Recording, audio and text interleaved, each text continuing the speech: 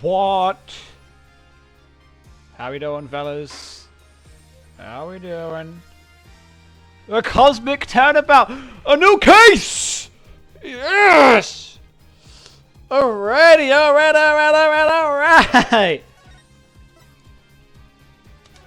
Let's fucking start.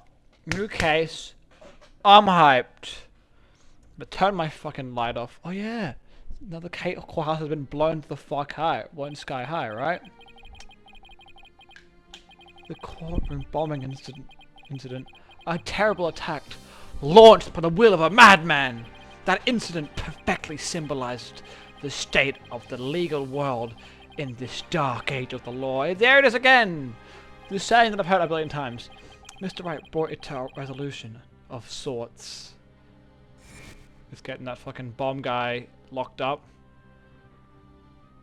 Yeah, getting this guy locked up. Ted Tennant. Do you know Detonate? Haha. Was discovered to be the one responsible for the bombing. But why? If only it were that simple. Somehow I can't help but think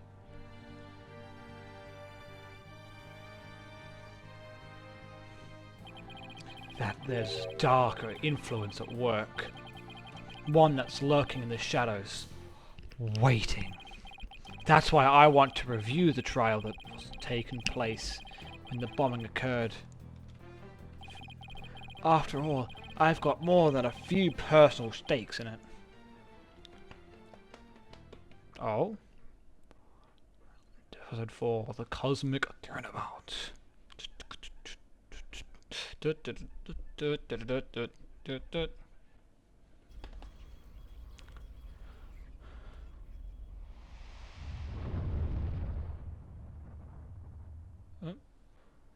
Ogawara Space Center. 1 hour remaining until launch. Please begin your final equipment check. Check complete. Everything's A-okay. We're ready here whenever you are. Uh-oh. I don't think we're A-okay anymore. Just FYI. Come in. Do you copy?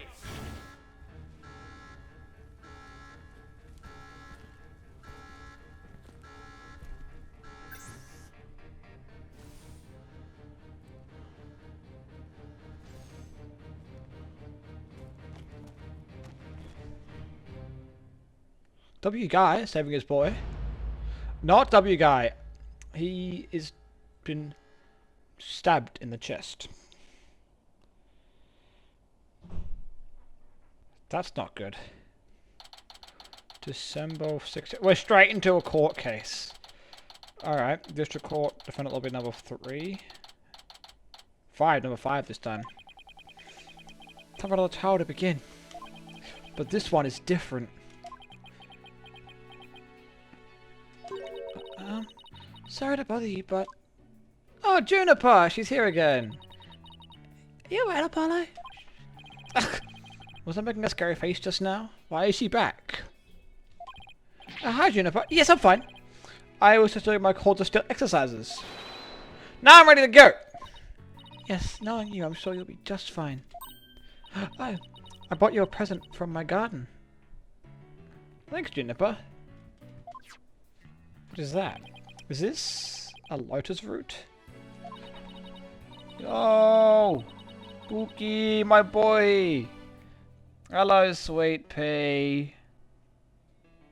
How we doing, love?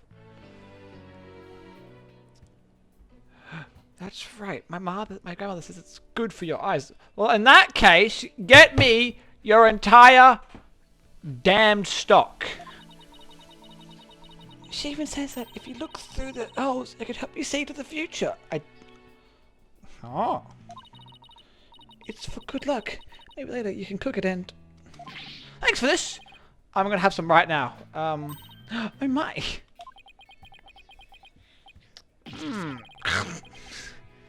Kinda tough though. Can't eat it raw, but... Thank you for the enthusiastic try.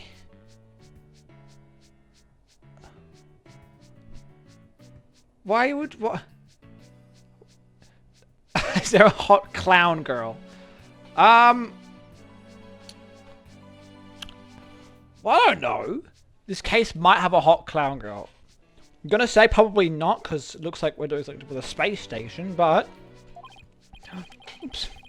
If you didn't think me weird before, she will now. Gotta calm down. Yeah, do some deep breaths. Do some breathing exercises. Athena's back! Apollo, I'm sorry I'm late. No, all good. Hi, Athena. Junie! I didn't know you were coming today. Did you come to cheer Apollo on? I get it. You sly little thing, you. I know there's a big fat clown in one of the games. I know that for sure. Athena, stop! Nuh-uh. Quickly around, Athena. The trial's about to start any second. Is everything all set? What do I have? Fucking nothing. I have the guy who died. I have Juniper. And that is it. That is great. What else can I see in the autopsy? Okay, I can just see how he was murdered. Let's see. A swift stabbing to the heart. Well, that'll do the job there, I think. Oh, Apollo! Apollo! Apollo! When will you ever figure it out? Never. Figure out what? That Juniper likes you, goober. Wow, that was the longest sigh I've ever heard. Who's this guy? This is it. It's all over for me. No, no, no! Acorn Man, don't you worry. They're gonna find me guilty. No, they will not! We are the #1 attorneys of all time. I'm gonna ace this attorney. Mr. Solomon's... Stop, Mr. Solomon. Sol Starbuck. Okay. Sol for sun. So Mr. Starbucks. Okay. He's a very famous astronaut who happens to be an acquaintance of mine. Okay, Apollo, I didn't know you were friggin' #1 popular. You would not right now. But he's usually a very upbeat and driven person. Well, I wouldn't assume he'd be upbeat or driven when he's being accused of murder. The scene of the crime this time happens to be at the Cosmos Space Center. Back in high school, my best friend and I were almost there. Well, they're almost a little too much. I see. And there he is. But that's where we met Mr. Starbuck. Well, his name's Starbucks, but that's a tough name. We'd ask about space travel, and he'd launch into story after story with so much passion. Back in those days, the man was 100% my hero. Now look at him. Are you sure okay with being my lawyer, Apollo? Yes, of course I'm sure. I know you, Mr. Starbuck. I know you're not the type to commit murder. Thanks, but I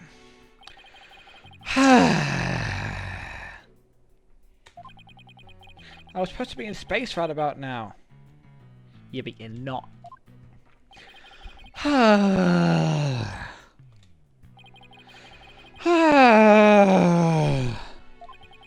He's so depressed, it almost seems like an act. What if it is an act, and he is the murderer? Bam, bam, bam. Got him. Oh, my game froze again. Fucking just the most average of average experiences. Of course. Fucking good start. I love that. I love when it does that. It's one of my favorite things, to be honest. And it only happens to me.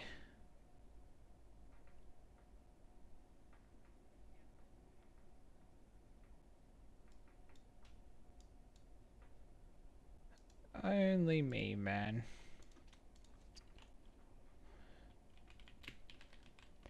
Okay.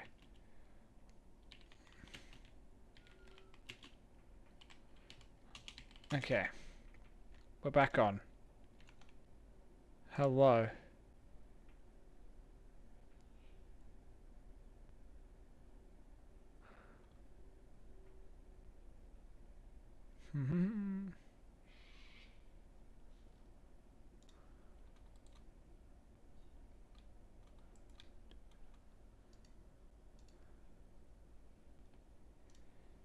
Okay.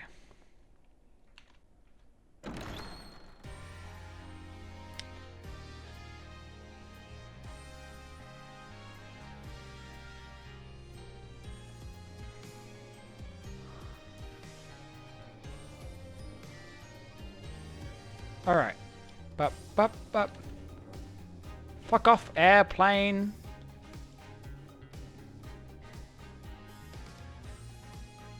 Alright. Load.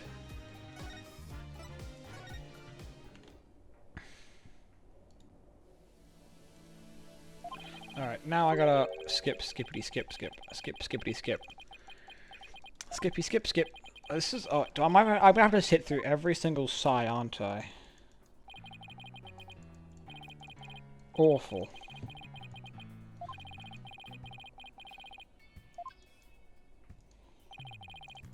God damn.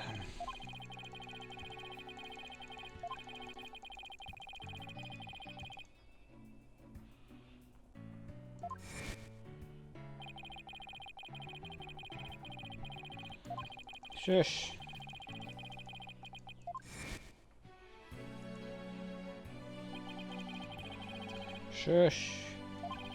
Shush.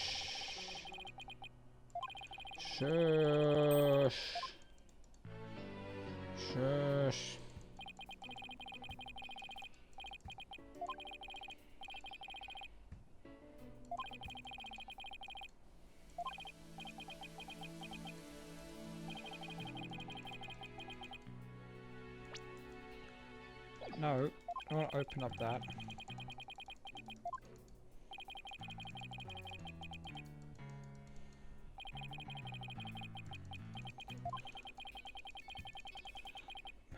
Man, shut up! Okay, here, I think I'm here. The launch getting called off must have been a huge shock. I'll probably never get the chance to go into space again. Don't say that!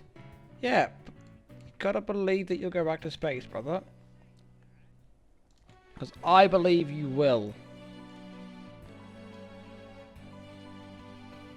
Don't you worry. Besides, you just gotta go. You just have to go into space again. Yeah. I don't think I could face Clay in the afterlife if I just rotted away in the cell. Clay Terran. I can't believe he was murdered. I mean, he was such a promising astronaut under your command. Yeah, he was such a good guy. Always there to pick me up when I was down. No one loved life as much as him. That's for sure. Big loss for the astronaut community. He was always so full of energy, telling me, "You're fine, Mr. Star. You're fine." That's my catchphrase. That is copyrighted. How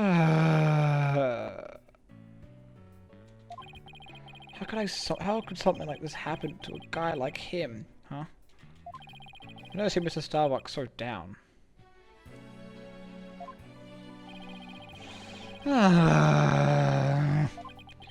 Clay's gone. I'm going to prison.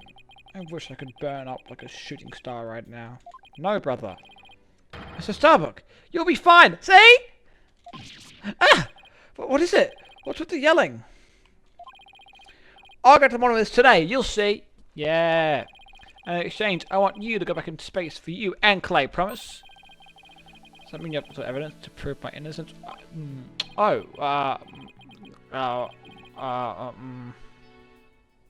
Currently, all I have is a fucking autopsy report. So...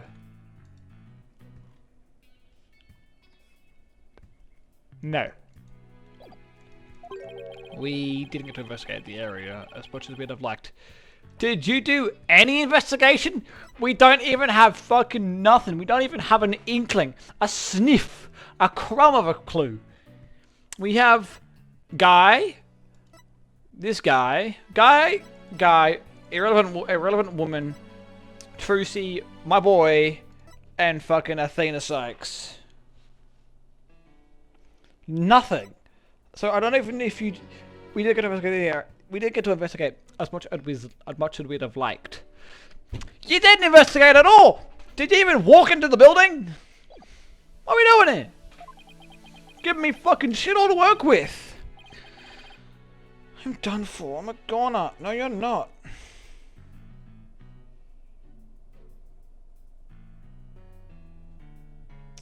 Far out. Everybody thinks I did it. You didn't do it. But look me in the eyes right now.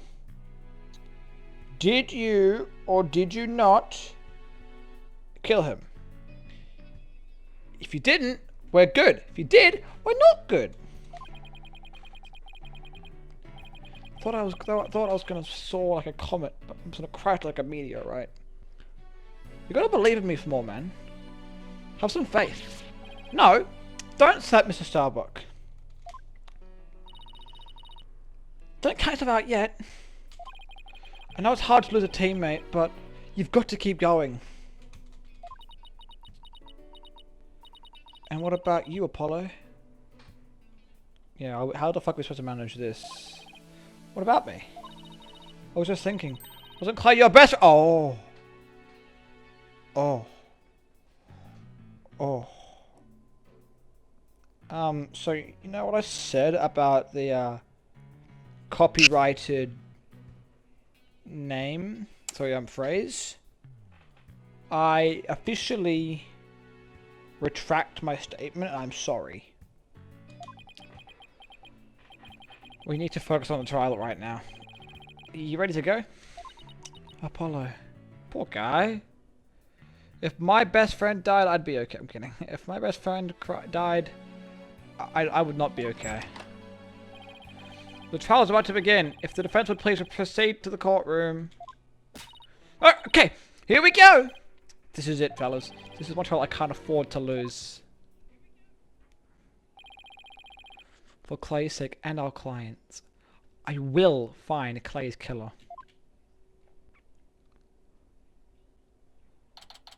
But we don't know. We haven't met anyone who could have done it. Which is the only issue.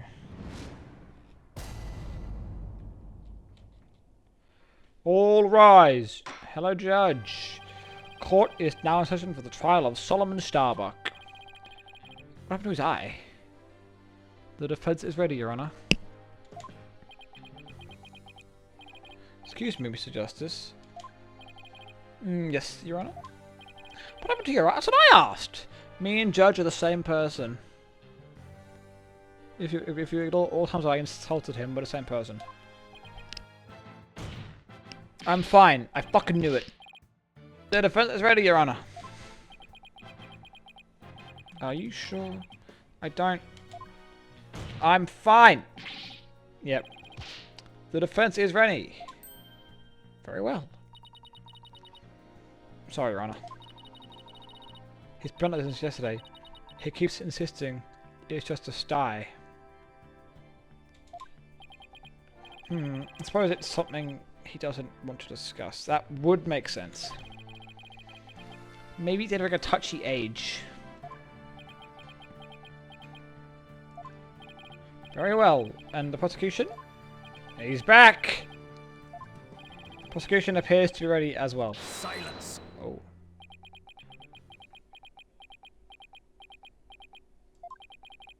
Not yet.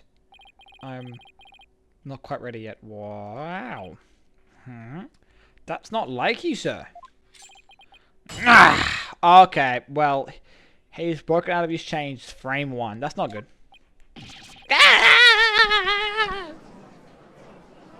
The bomb is back! The bomb is back! I repeat, the bomb is back.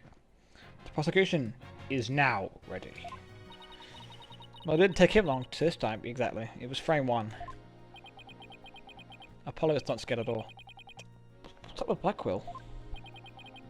Now then, I shall give the opening statement. Silence. Okay, never mind. No, you will not. I'll do it. Hello? Blackwell, are you feeling okay?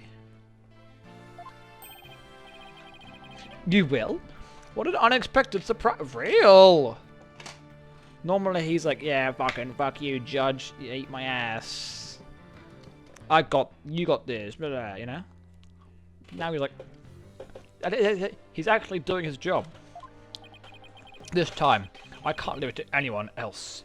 You can hear what he needs to describe it with complete, perfect detail. I see.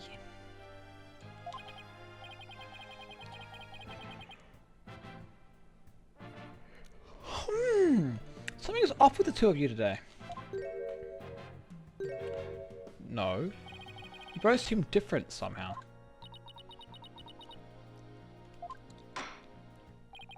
Very well, Prosecutor Blackwell. Your opening statement, if you would. It was just yesterday. It was. The crimes in question occurred at the Cosmos Space Center. Ah, is that famous federal research facility? Of also related to astrology, right? Astronomy. It's astronomy. Anyway, a rocket was to launch from there. But at 9:23 AM, before they could even move the rocket to the launch site. Explosion! The two explosive devices were detonated, and the launch was cancelled. I fucking hope so. My word, 2 bombs? How dreadful! The defendant in today's trial is charged with both the bombing and the murder. One Mr. Solomon Starbuck. For whatever inane reason he detonated a bomb on the rocket, he himself would be in. Solomon Starbuck? I recognize that name. Isn't he that famous astronaut? Correct, your boldness. Mr. Starbuck was the pilot of the Hat 1 rocket 7 years ago. As you may recall, despite some interstellar trouble, his mission was a success. Some say it was a miracle he returned to alive. I suppose you could say he's a living legend. I remember now. He's become something of an international celebrity, right? They even turned that incident into a movie and everything. We've got a real space pioneer in court today. But even heroes tumble from their lofty heights. Returning to the subject at hand. Yes, the victim was one Mr. Clay Terran, a supporter of the defendant. Indeed. A loyal disciple brutally stabbed to death by his mentor. Stabbed to death, you say? You mean his death was a result of the bombing? Correct. Despite his lofty dreams, the victim was seen as an interloper by the defendant. And so, he was sent not into space, but to the universe which we mortals cannot see. Clay. Sad face.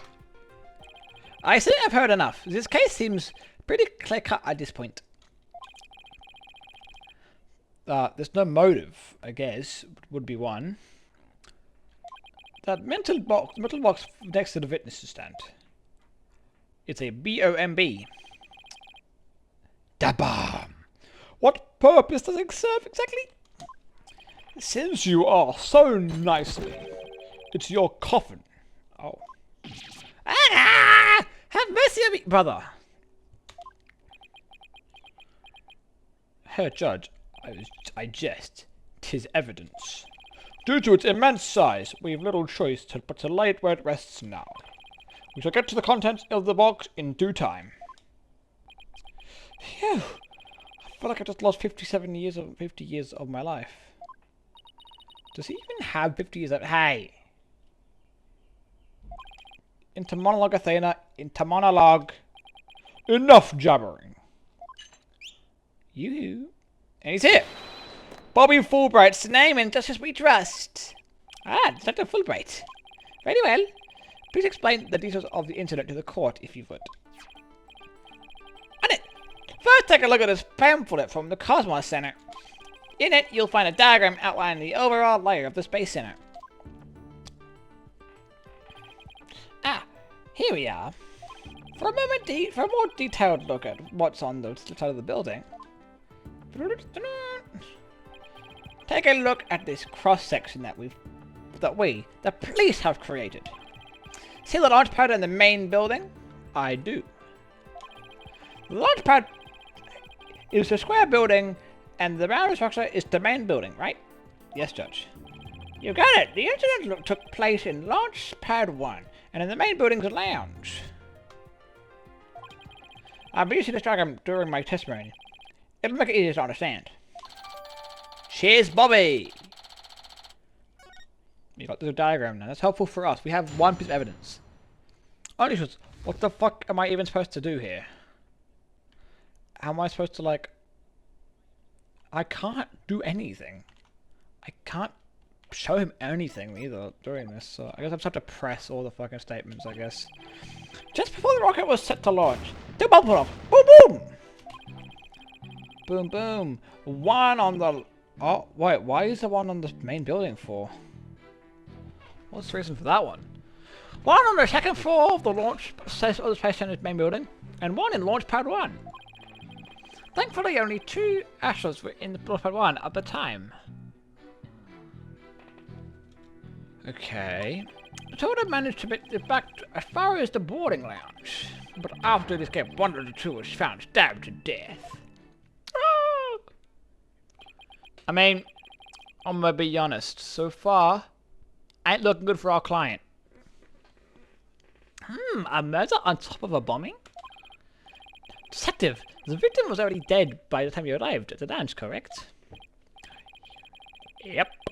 Thinking that he sabotaged the bombing, the defendant killed him right here in the rocket. Just look at a tragic photo.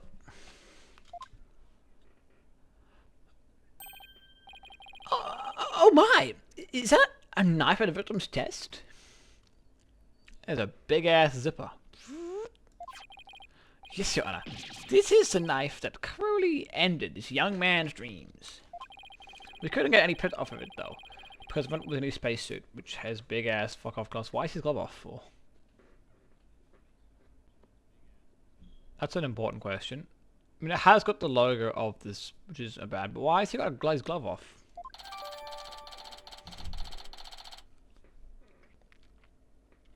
Okay. Utility knife added to the court record. Huge. By the way, Detective Philbait. That's what I just said. Well, not the helmet, but the glove, I mean. Why are the victim's helmet and right glove absent in this photo? We had to remove them to identify him, Your Honor. I guess for prints and also for the helmet. I guess that makes sense. For the Face ID. I personally removed the glove during the investigation. I see. We had to get his fingerprints to confirm his identity after all. Yes, it would be very difficult to identify him without a face or fingerprints. Now there's just one more thing I'd like to inquire about. What is this rounded thing next to the victim? Yeah, it looks like a trash bin. Next to the victim in this photo. Something so important to the victim he took it with him as he escaped the launch pad. A capsule that apparently contains asteroid samples. While obviously valuable for research purposes, it has no relation to this case. I see. So, we know that the bomb in the main building was on the second floor. Where was the bomb that was in the launch pad 1 located? Heh! That was the rocket itself. Situated around the central part of the rocket. But where do you normally sit on a rocket? I would assume it would be up in this bit. Maybe. But then wouldn't it be maybe down here? I don't know. I'm not a rocket expert. Apparently the area of the launch pad's elevator was a sea of flames. I would like to submit this diagram to report to the record. Boom boom. This house was out and we're already in a bind. You'll get used to this. Besides, that's what the cross-examination is for, right? What the two astronauts were doing, what we're doing during the bombing, that'll be the key. Indeed it will be. Cross-examination.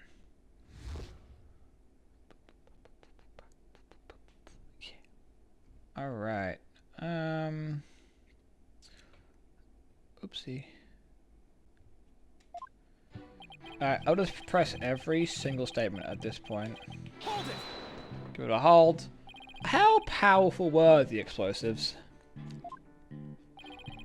Well, the ones on the main building weren't strong enough to bring the entire place down.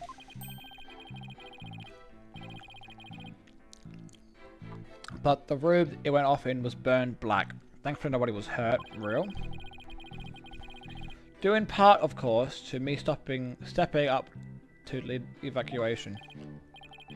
Wait, what were you doing there in the first place, Sector Fulbright?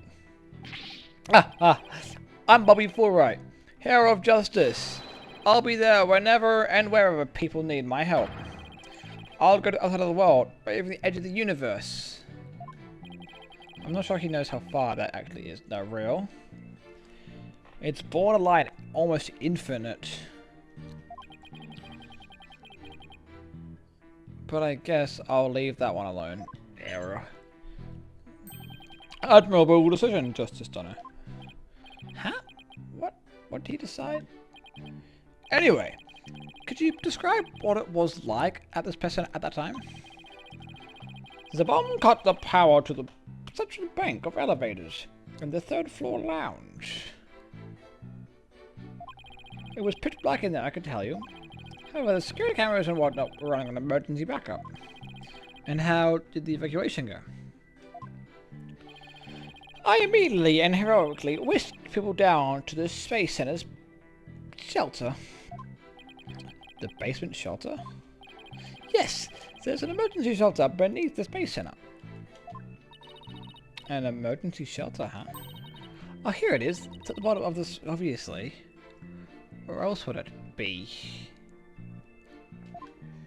The basement's not going to be in the top floor. The Space Center is pretty impressive to have its own shelter. Alright. That's helpful. The power outage and evacuation seem unrelated to the murder.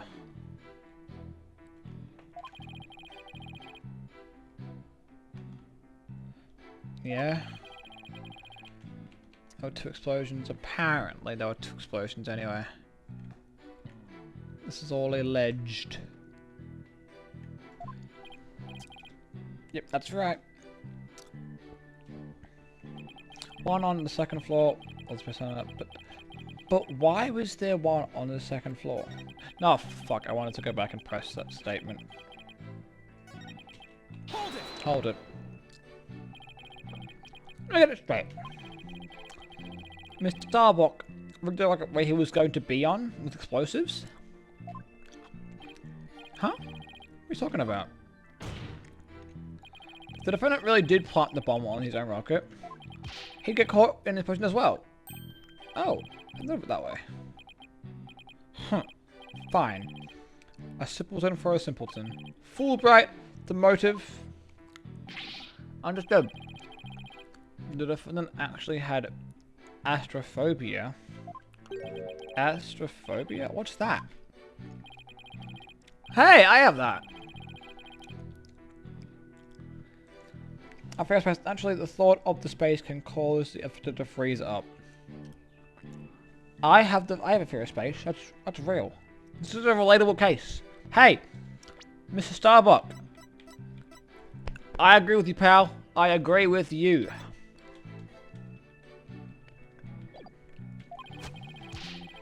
And so, in his terror, the defendant found a way to stop the launch at the last minute. That's absurd. Yep. Unfortunately, we have evidence. Take a look at these. Pop some pillies. What are they? These are anti-anxiety. Hey! I use these when I go on planes. Oh my god! This guy is just like me for real! These anti-anxiety tablets were found among the defendant's possessions. Apparently he was taking them in secret to quell his fears. There are a multitude of problems with the rocket Mr. Starbuck rode 7 years ago. Rumor has it, it threatened to crash a number of times as well. That was, of course, very traumatic for Mr. Starbuck. Yeah, I can see how that would be traumatic. Objection! Okay. But that doesn't mean he'd go so far as to blow up his own ship. Silence. Okay, my bad. Sorry, brother. I'll never speak again. The defendant couldn't bear to mar his good name now, could he? So instead, so he doesn't damage his name, you are accusing him of murder. So you think that he would go so far as to bomb his good name and also murder someone just for his reputation? That's absurd. No, not after the media had branded him Sol Starbuck, space pioneer extraordinaire.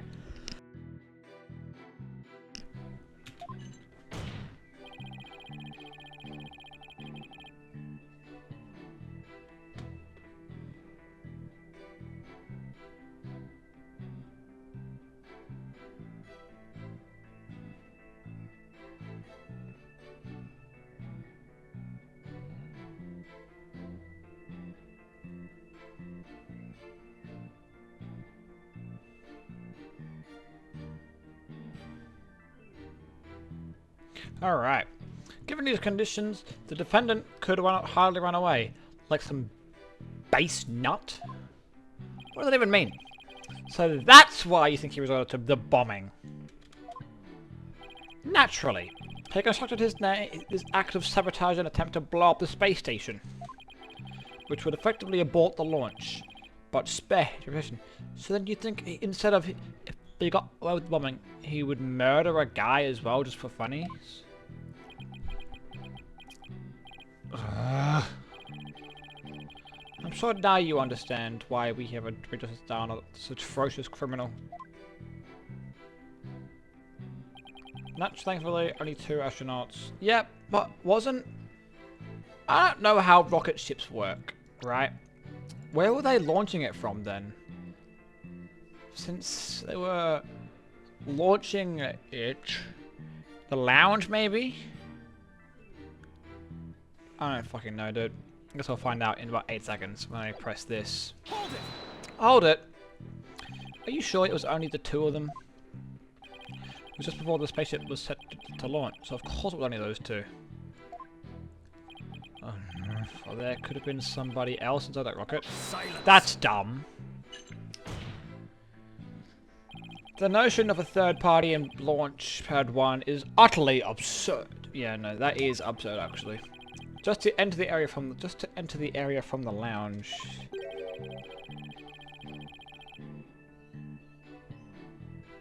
I need to buy a new cord for my headset. Just seeing it's like fraying at the in the middle. One must pass through a door guarded by a fingerprint recognition device, and that didn't go off, I'm assuming. Allow me to say up front that there are a precious few with the clearance to do so. And it's going to be Clay, Starbuck, and probably like the top honchos of a face recognition device. It sounds as futuristic as the Space Center. Wow. Actually, it's not amazing. It's not as basic as you think. Take a look at this photo. This is the door in the lounge with the fingerprint lock. I don't see what's wrong with it. Maybe this suspiciously red button.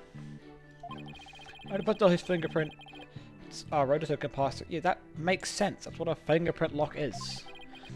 I see. What did you have in mind, Judge? And there is a record of the number of people that passed, of course there is going to be. Yes, there were only 3, the defendant, the victim, and... Why have we not brought him into question? He could have planted the bombs. The bomb. The director of the Space Center, Yuri Cosmos. And that doesn't make it possible that the director is what he did it. Not a chance. He was in the main building when the bombs exploded at 9:28. Okay. Doing your job directing the launch. Then after that, when he got stabbed. Besides having an ally, he has no motive for committing this senseless act. Neither does our client. These two are boys, bro. Look, he was a mentor to the victim. Gee, he has a point. I guess the director can't be considered. He can! Are we dumb? Are we dumb? Are we dumb? We must be. Like, we must be brain dead.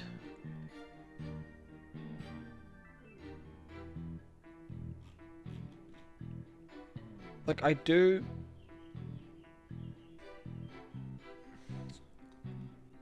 At least believe. Yeah, I do, but I think it is him. It's definitely Yuri. It would make sense. I don't know. Those two of them managed to make it back on the board, make as far as the boarding lounge where he got shanked in the heart. So it would appear that the pair barely escaped with their lives. In actuality, one of them had already been murdered inside the rocket.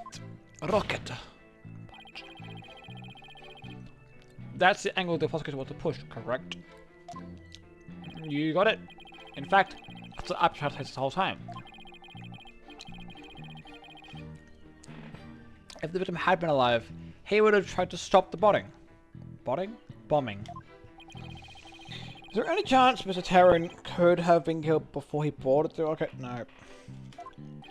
They were both alive at the boarding time, and embarked under their own power. Their hearts full of hopes and dreams of space. Then both of their hopes and dreams were dashed, and one's life.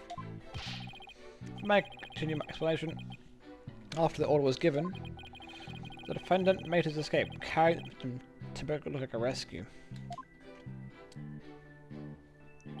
But after the escape, one of the two was found stabbed to death. And who was the first to find the victims, may I ask? Actually, there were two of them. The Space Center Director, Yuri Cosmos, and Detective Candace Arm. Hey, she's dead. Because she was killed in the bombing of the, this building. One of them was a detective? Yep, Detective Arm specializes in bombings, you see.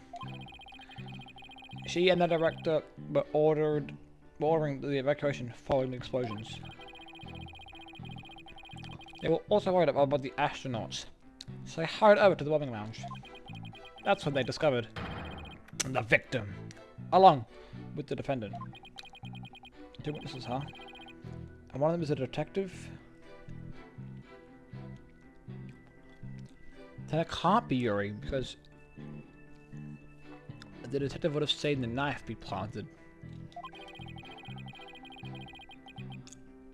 I doubt either one would have anything to say that would help me.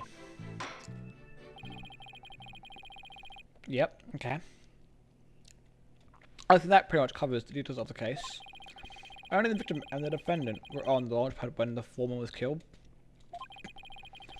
If this is the truth, then only Mr. Starbuck could have carried it out.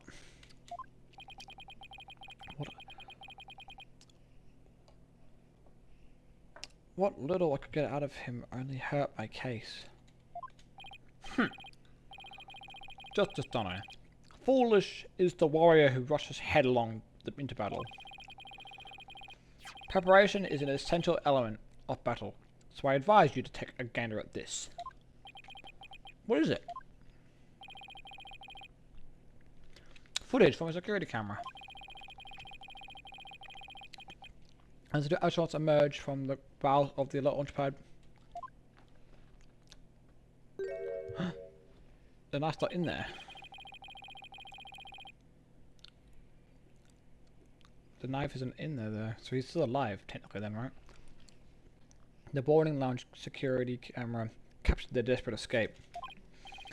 Now, I'll draw attention to what the defendant is shouldering.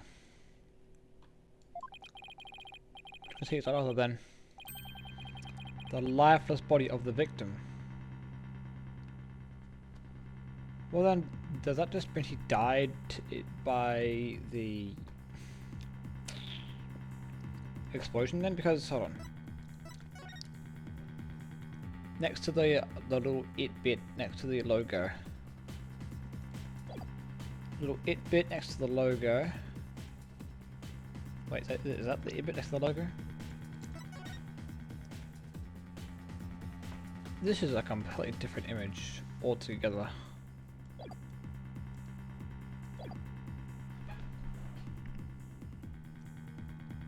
Like, that is not the same as this. But anyway, regardless, there's no knife here, but there should be. So, what? What? He could just be knocked out. That's my suspicion, anyway.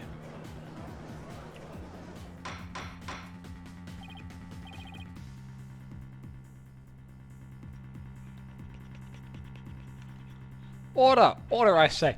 This lines up exactly with what the prosecution has been asserting. Yes, correct. I should have known Blackwell would have something this ready. Yeah, of course. A video showing the defendant and the victim's escape. Not helpful for us. Apollo? How did they determine that Clay was already gone in this footage? Ah! I see what you mean. Whether Clay was still alive at this point is pretty crucial. Your Honor, please take another look at this footage. Isn't it possible that Mr. Tarrant was still alive here and that Mr. Starbuck was helping him? Why, I believe you're right. One man carried the other to safety. What a beautiful expression of friendship. Exactly! Silence. Okay. Perhaps that's what it looked to everyone. What? Perhaps that's what it looks like to a one-eyed hothead and a dotard. But it only makes sense if the victim's dead body... If it is a dead body. What do you mean? Fool, right? Explain it to Justice Dono. You got it. Ready, kid? If the murder had occurred in the lounge, someone could have spotted it. Anyone can get to into the lounge after all.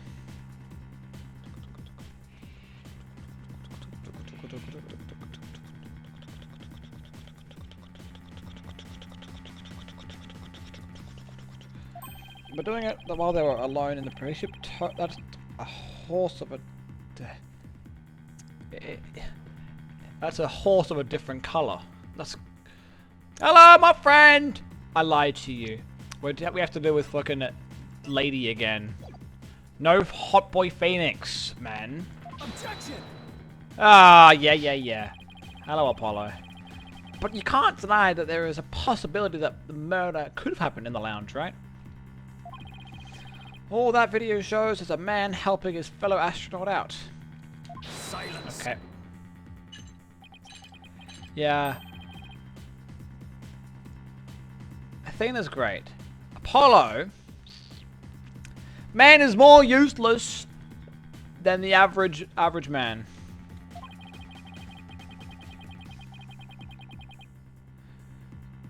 It's based in your belief that Mr. Starbucks would surely help his own disciple. Hey, oh my god, wow! What a fitting metaphor for the case that we have at hand. Look. A spacesuit. Wow. What a fitting metaphor. But you have no logical explanation as to why the victim could still be alive. That's not good for us here. Unfortunately, Mr. Justice, the prosecution is right. Your argument is lacking sound logic. Well, no, hold on. I've got logic. There's no knife. See how there's a knife right here, right? There's a knife right there, my friend Judge. And then we go to... Oh, the image is gone now. Oh, no, hold on. No. No! No, the video. The video, this one. There's no knife here! No knife! No knife! No, it won't be. Guaranteed. I'm gonna speedrun this game. It'll be done in a minute. But it sounded perfectly logical to me. Well, Mr. Justice, if you have further objections, I believe it's time to bring this conversation to a close. Objections? Objection! Hold it! Ah, Athena's got him. Your Honor, the defense requests a little time to think and regroup. Given the facts, I'm not sure I see the need. What is that, Athena? It's just something that's been bothering me. For instance, the defense is stalling for time, as always. Hey! No. Very well. I'm feeling generous. That's nice. He's being nice today. You may have a small measure of time. Thanks, bro. Yes! You have 5 seconds. 5! Stop fucking carrying on! After that, I declare this conversation to be closed and the verdict to be rendered. No! Your boldness, racial level high. It is time for a countdown. Hold on. Objection. Oh! Ready? One more time. Spit it out, Athena. Anything more seconds? I think the prosecution is supposed to be very complete. Meaning there's something missing. Like they conveniently left it unexplained. The knife not being in the body would be one. So they didn't explain. And why he moved the body in the first place? Because why would he go through all that trouble moving the body from the spaceship, right, when he could have just left it in there? And then the guy could have burnt to death and it looked like, you know, oh, you got knocked out in the accident and died. Oh no, I'm sorry.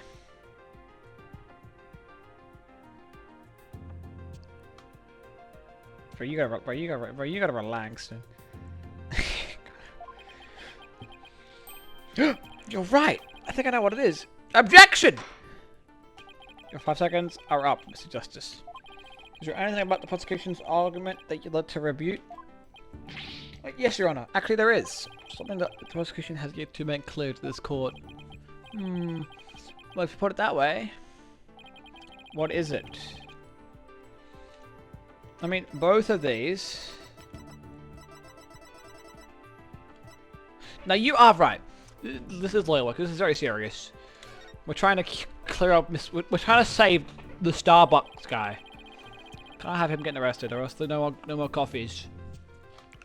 They have failed to explain why Mr. Starbucks would bother bringing the boy back at all. Exactly.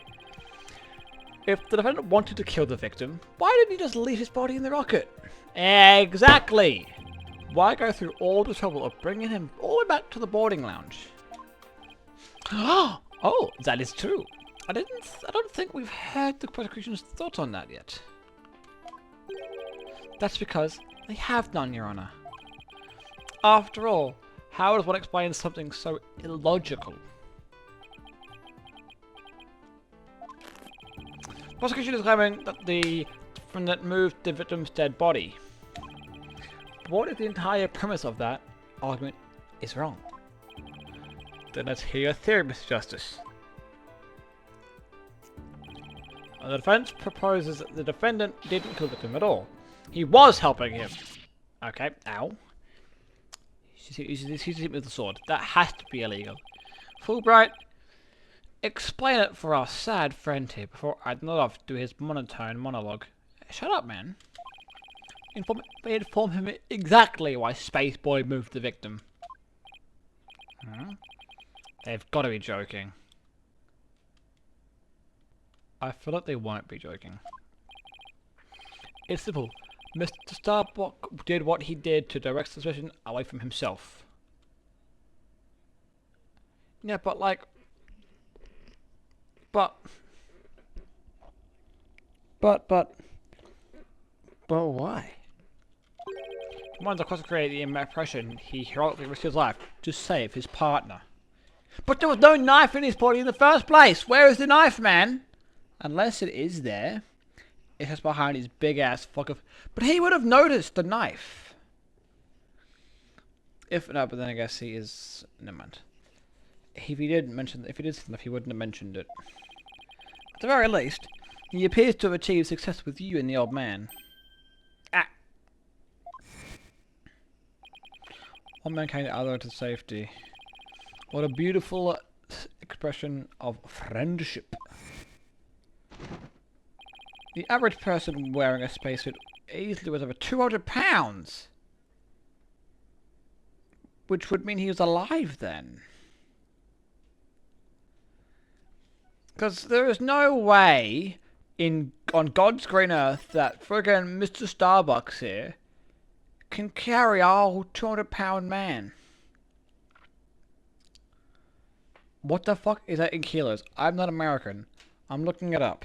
200 pounds to kg. Oh, actually,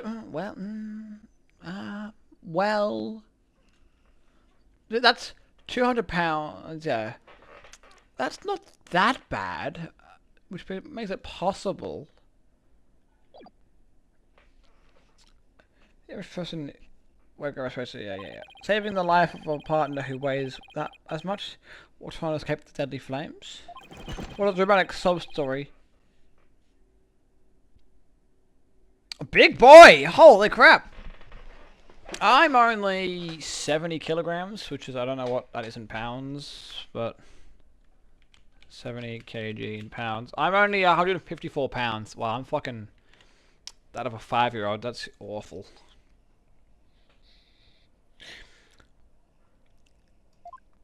Indeed. I was completely taken in by the humanity of the story. You see? Yet the true ending is all that traces all sorts of his hammy act were meant to be blown up. Yes, and now we arrive at the thrilling conclusion of the third... Why did we not mention this at the fucking beginning? I hate this guy. Objection! You only said 2 explosions. What are you talking about? There was no 3rd explosion. I mean, we weren't there, but Fulbright only said 2.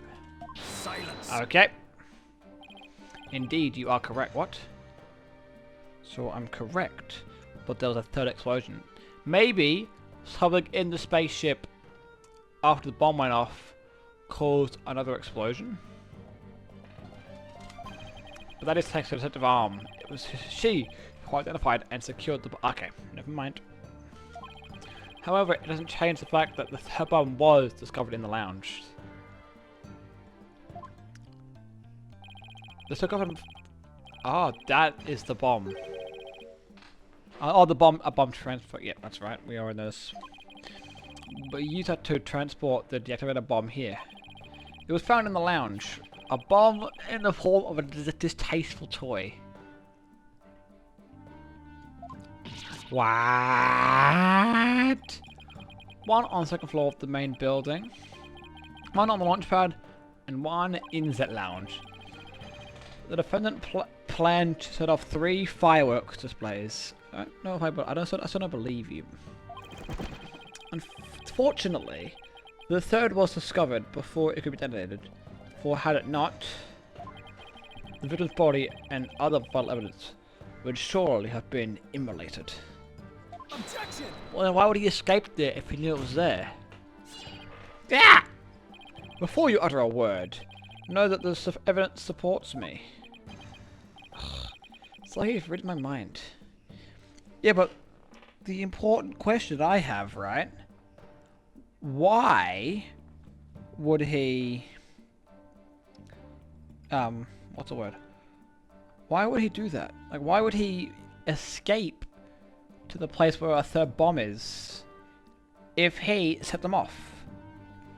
'Cause I'm sure if he killed the guy, unless he felt guilty about it, wanted to kill himself, I get that.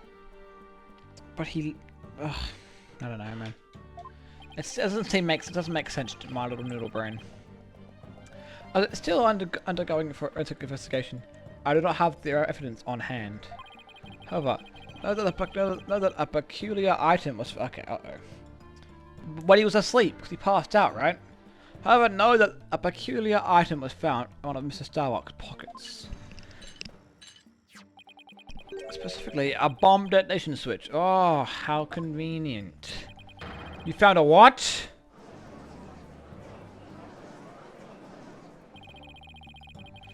I suspect the defendant had no time to destroy such a damning evidence. But when the Space Center director and Detective Arms stumbled across the murder, so he thought to hide it in his pocket. Feeble brain that he is. No! Starbuck would never do anything like that. Exactly. Okay. Oh, ow. Ah!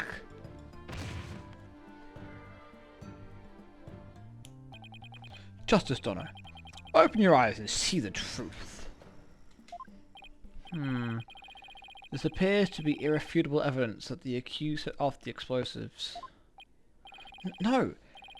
There has to be some kind of mistake. This can't be the truth. Oh. However, it is the truth. Unfortunately. Still can't accept it. You'll believe in your client, come what may. Then why don't you across the summer and the defendant himself? This has got to be a trap. And guess what? We're gonna go straight in for it anyway. You say it's a trap, guess what? Does Ace Attorney apologize, just give a fucking rat's ass it's a trap? No. We're gonna charge head first straight into it. And we're gonna Ace Attorney. Yeah. It seems like it's waiting for me to bring up the body moving issue. Probably because here's a shocking detail. Probably was. Everything that he does is premeditated. For better or for worse.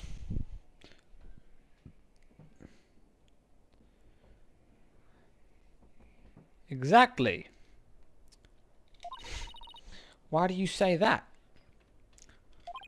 Because he had just the right argument when I pointed it out. Of course he was saving it. And to rub it in, he had just had his evidence up his sleeve too. That he hid until after the dog. Fucking piece of shit ass. Okay.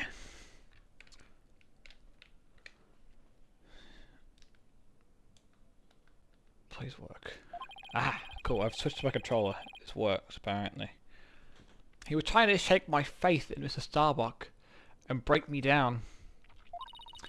Then making his own Mr. Starbuck at this point was part of his plan too. Totally underhanded. But I wouldn't expect anything less from him. Of course not, he's a gosh damn criminal. He's literally in prison as we fucking speak. So of course he's doing underhanded tactics. Now, let us hear from the arch-villain, the fiendish murderer himself. Famed astronaut Solomon Starbuck.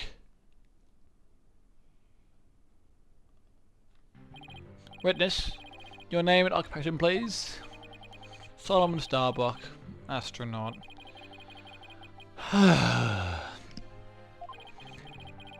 This guy is so unconfident in my abilities as an ace attorney. How did this happen? Mr. Starbuck, you're not looking very well. Will you be able to give testimony?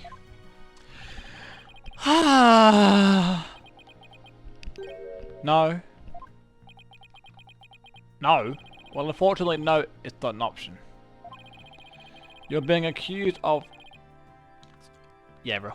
You're being accused of the Space Center bombing and the murder of Claire Terran. So, this guy, our boy, he has self-esteem issues, and the fear of space.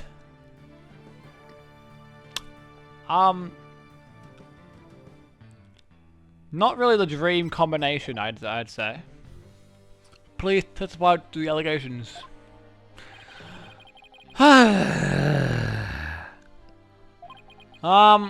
Mind if I take the suit off? It's getting pretty heavy. Silence. No. It's not the weight of the suit that you feel. It is your sins. Prepare to carry that weight for the rest of your life. Banish me to the moon. I don't care anymore. Wow. That was like super negative. Is it gonna be alright up there? He'll be fine. I think. As long as he doesn't totally give up and say he did it, that is. Frame 1. I did it! Oh, there we go. All I did was support Clay off my shoulder and get us out of the rocket. Like always, I took the fate.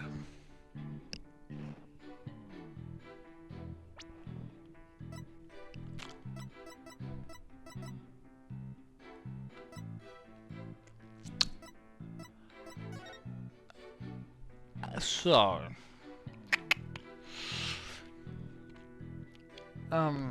so you know how he said, I'll be honest, I cannot fucking remember what happened to Apollo's eye. He didn't mention it, so I forget. Okay, so our boy is testifying that he took the elevator down. How is one supposed to elevator when the powers are off? The only things that worked was the security cameras.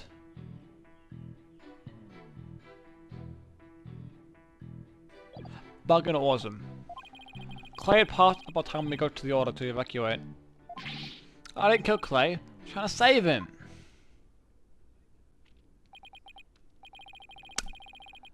Buddy. I bet you think I'm lying, right? I reserve all judgment until after I've heard your full testimony. I'm sure you don't believe me. I bet you don't even believe I'm an astronaut. An astronaut? I don't think the judge doubts that. Who'd wear a suit like that except an astronaut? Me? I will say that when I saw you in that movie, you appeared quite courageous. Though, I suppose reality never really quite lived up to fantasy. Do cosplayers cosplay as astronauts? I guess technically they do. Bud, I guess I'm just a big disappointment. No, don't say that, King. I really don't care what happens to me anymore. Ha ha ha. No, you are correct. They would cosplay as this astronaut. No, my bad. Oh no, he's completely given up. Yeah, well, he has us, so he should fucking stop giving up.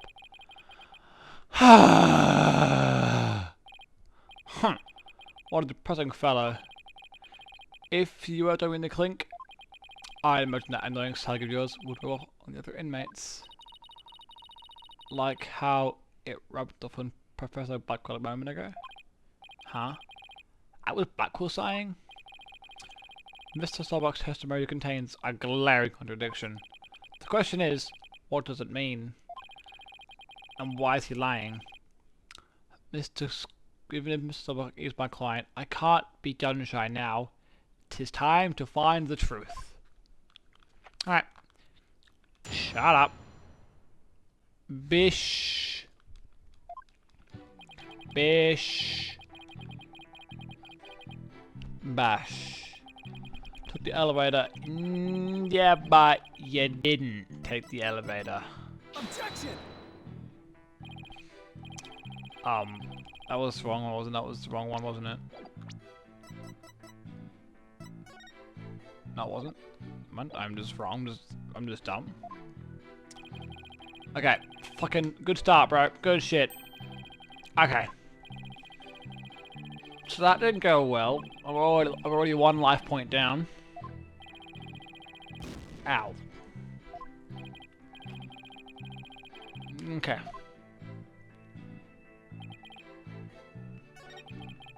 Clear post up by the time we got to the other.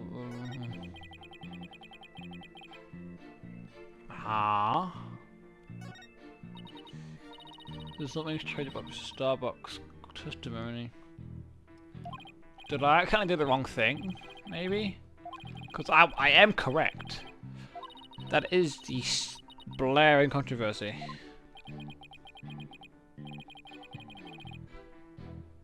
Thank you.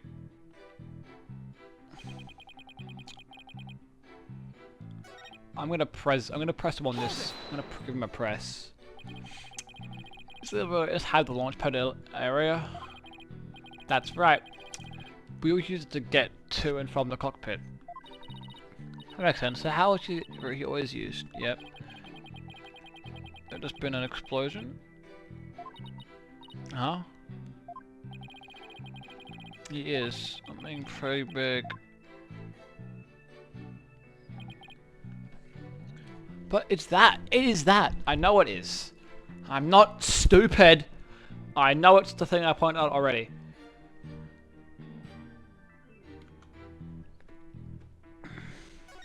Okay. Oh wait, maybe I present this one instead of this one. And also, if we look at this, it looks like the explosion goes through the launch pads. Maybe it is. Hold up. So maybe it's that instead of the. Maybe it's that. Okay, it's that one. For fuck's sake. Of course, I lost the 50-50 as fucking usual, dude. Mr. Starbuck, I need your testimony to be as accurate as possible.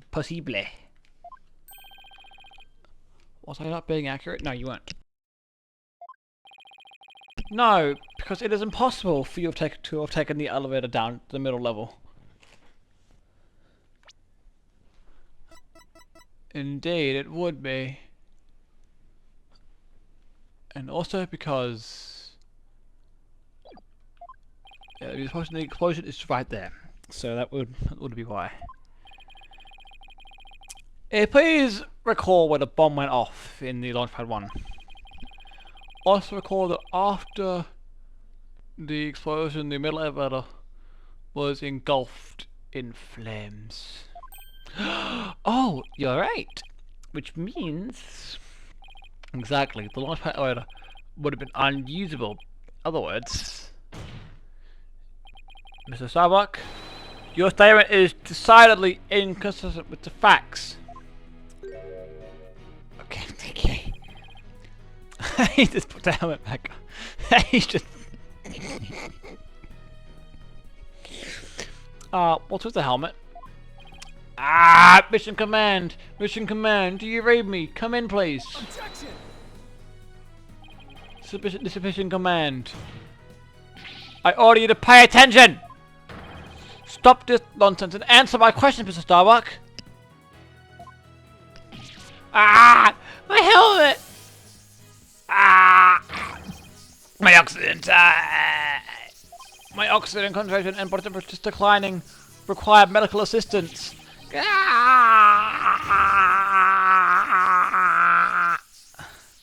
I don't fucking know, man. They're always batshit loco. Order, Mr. Starbuck. Are you alive? You okay, pal? Buddy, old pal.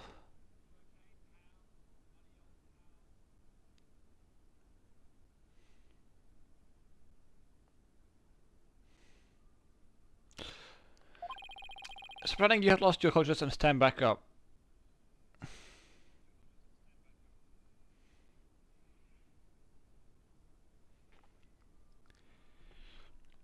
This guy's lost the fucking plot, respectively. I apologize, Runner. I forgot I was still on Earth.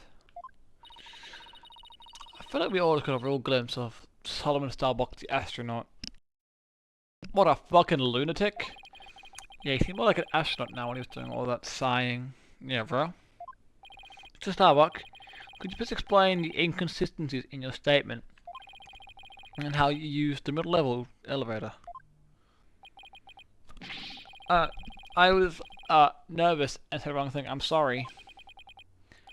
I wish we was an astronaut. I don't fucking. I mean, I would assume so, because he did that whole movie thing. But man, he's losing his mind. I actually took a different route. I think saying you think super helpful. Thank you very much. You're doing a lot to help me out here. A different route. I hope you're able to deliver a straight story this time. I'll get right to it. I'll get right this time. Maybe.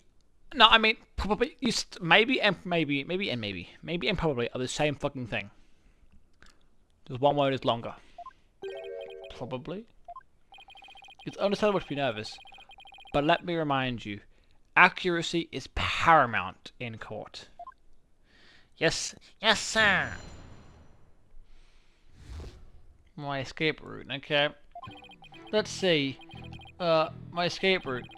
I said before was a mistake. I remember now. I took a different route. Maybe. Probably. With the capsule and clay in my arms, I made my way up from the upper level. So saying you escape without using the elevator. That's right. There's a ladder that spans the upper and middle levels. I use that ladder, but how are you supposed to carry... No. Well, hold on. No. Wait. This. How is he supposed to use a ladder like that? If one arm is carrying a whole ass 300-pound man, so what? No, 200-pound man, and the other's got that thing. He's definitely. How would he have got down the ladder? Luckily, the fire hadn't reached the ladder, so we could make our escape that way. And the capsule you mentioned. Suppose that you mean that thing that's Mr. Terran here. Was the capsule that important that you'd risk your own life to take it with you? Almost goes without saying, but yeah. The capsule contains asteroid samples. Therefore, it's invaluable as resource material. With your spacesuit on, clay weighed a ton. But securing the capsule was also important. I need you to answer to the best of your ability. Mr. Starbuck, please remember that your verdict is riding on your testimony.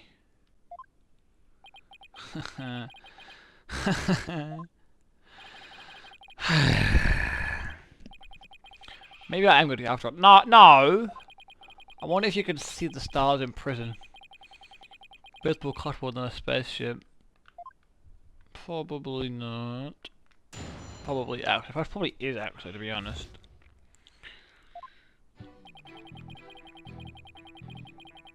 Alright.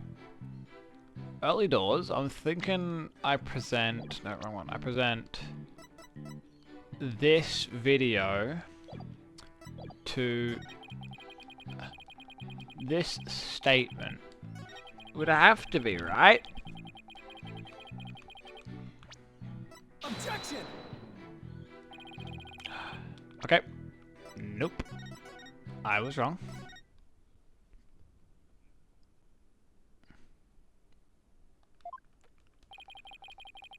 Ugh. So dumb. I don't know. I don't. What else do I have? What else do I have?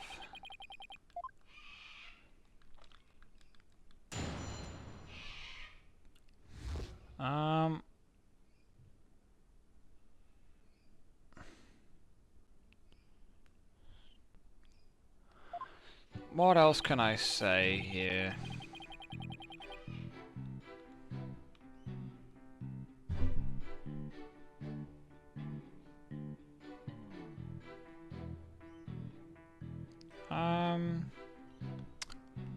So it's definitely this last statement here.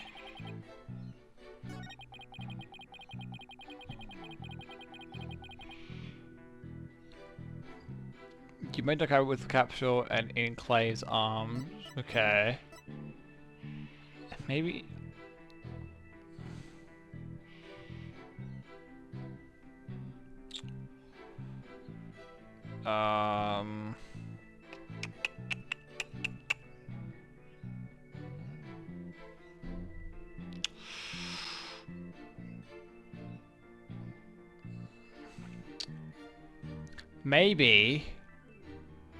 Maybe I present the diagram and then be like, look here, the ladder, you can't use that. Hurrah! Mr. Starbuck, why don't you just tell the truth, please? The truth? Let's see. The Earth is blue? No, that's not right. So, I guess the Earth isn't blue? Yeah, that's it. No, dumbass, the truth, Mr. Starbuck. My oxygen concentration is super low in this area. Prepare the emergency tanks. Okay. Mr. Justice, the witness appears confused. Please help draw out the truth from him. Mr. Starbuck, under the circumstances at this time, you couldn't possibly have reached the boarding lounge via the upper route.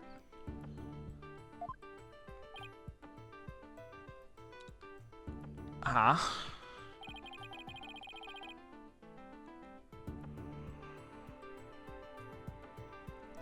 Not as long as this was the only escape route possible. The ladder, right? Has to be.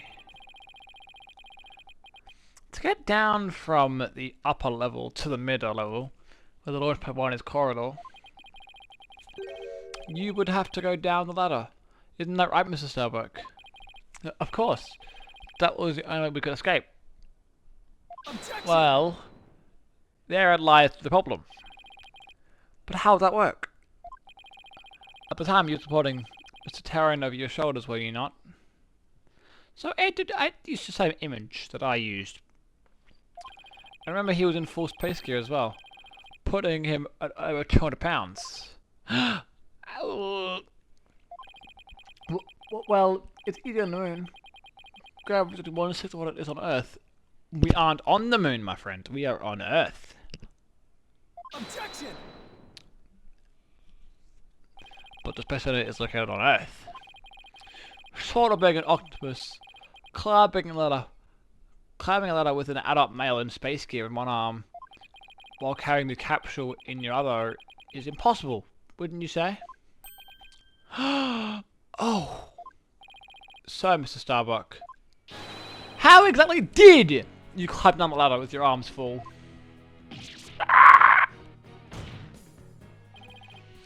Mr. Starbuck, come clean and tell the truth. Now.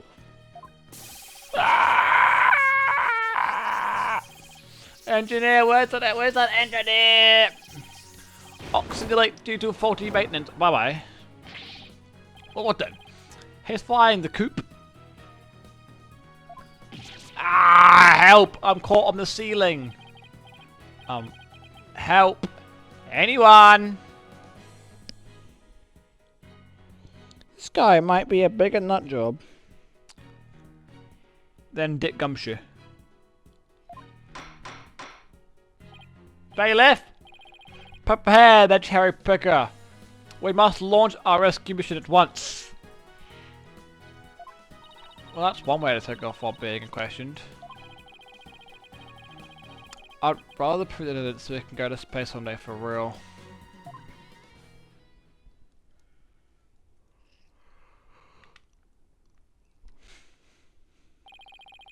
Now then, Starbuck, do you think you can keep your feet planted on the ground?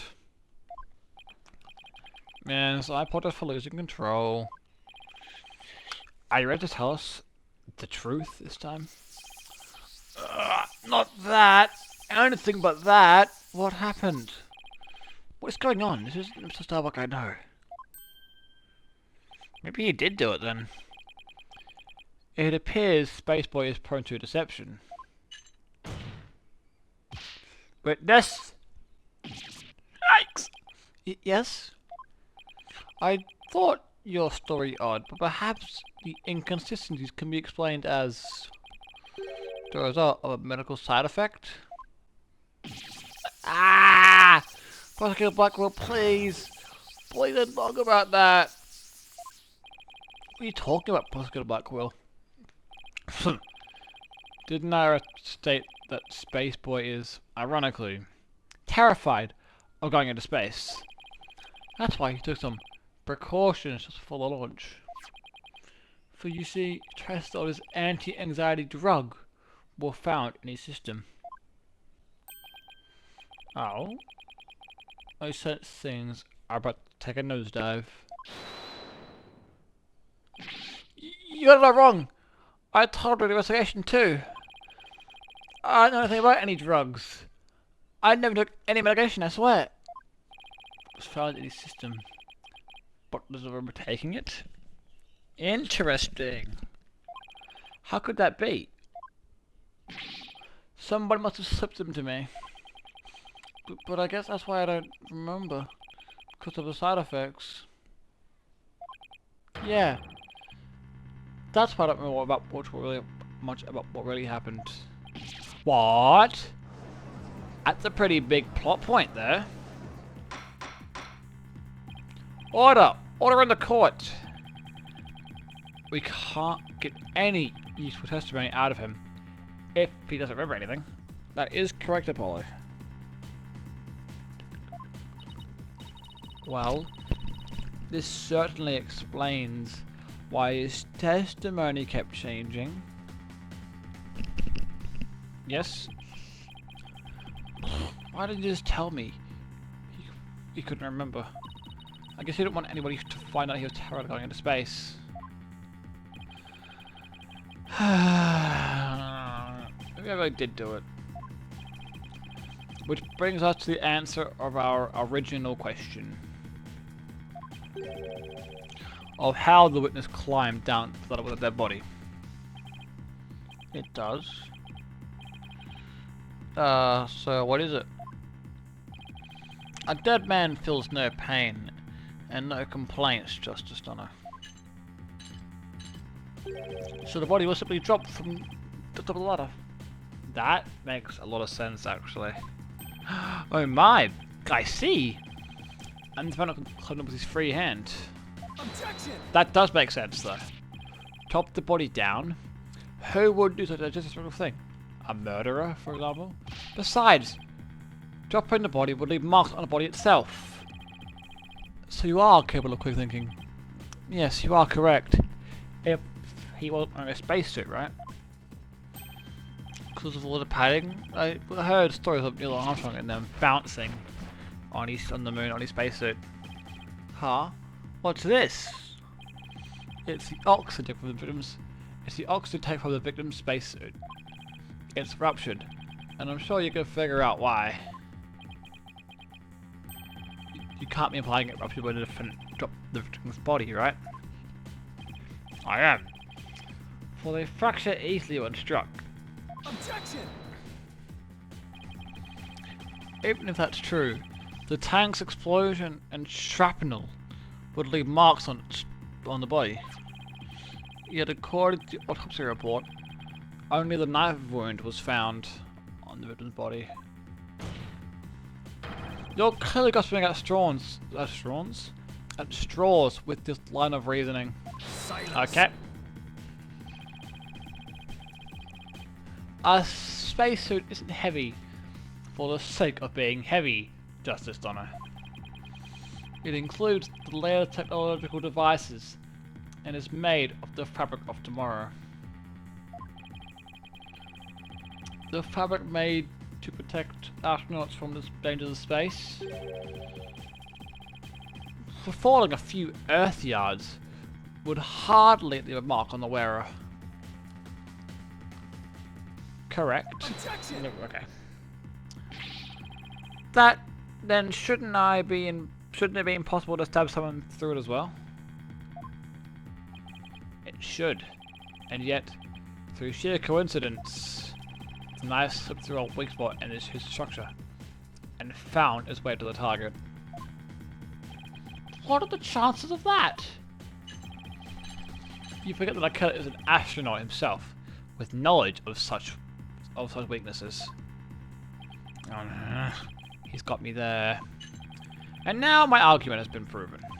Space Boy killed the victim in the rockets, then dropped his body from the upper level. After which, after climbing down, he shouldered the body and made sure the camera recorded him. There's never been a debate about these facts. It is clear that Solomon Starbuck is the only one who could have killed Clay Terran. Here, the report regarding the astronaut's oxygen tanks. Consider it my send-off gift. Thanks, man. Feel free to use it as payment to cross the river Styx. River Styx. Ack! Oxygen tank added to the court record. Hey, this report's pretty detailed. Is it?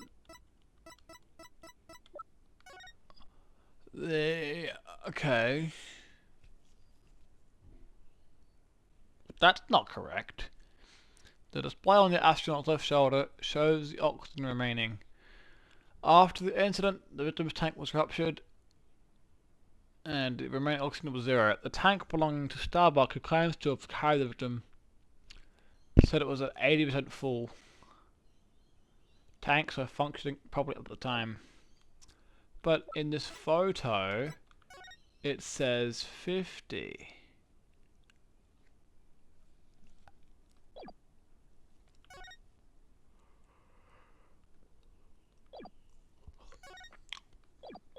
Yes. Oh. Okay, well, I could have just waited. I'm sure if oxygen remaining. Guess that means these glowing sign digits represent the amount of oxygen in the tank.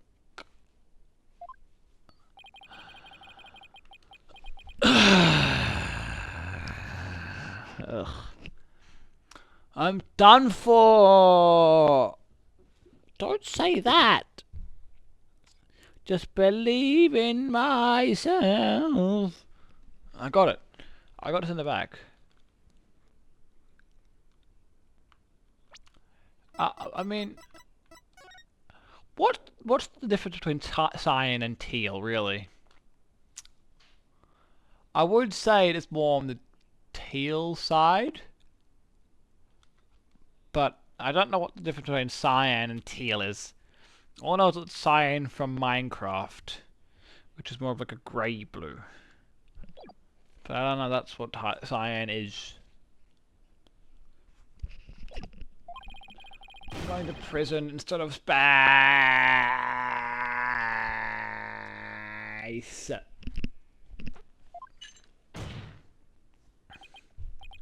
Space Boy. Yes? Take heart.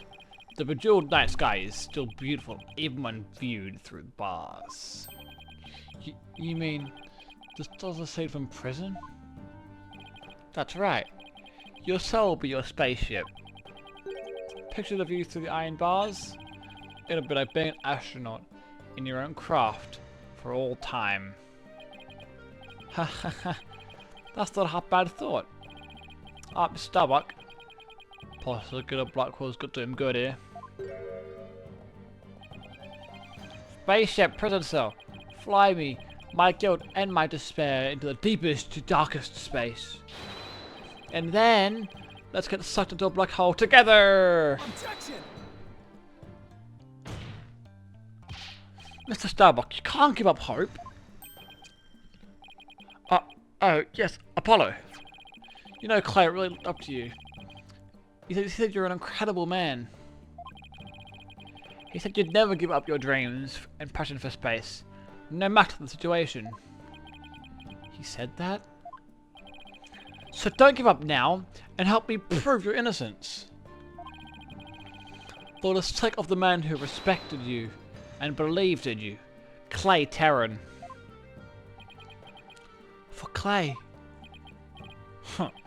You're wasting your breath. Rah! Rah! Grah! Okay. What am I growling for? Apollo, thank you. I see things clearly now. Mr. Starbuck, I'm fine now. Thanks for reminding me of my last mission. Right. Would be fine. And I'll prove your innocence.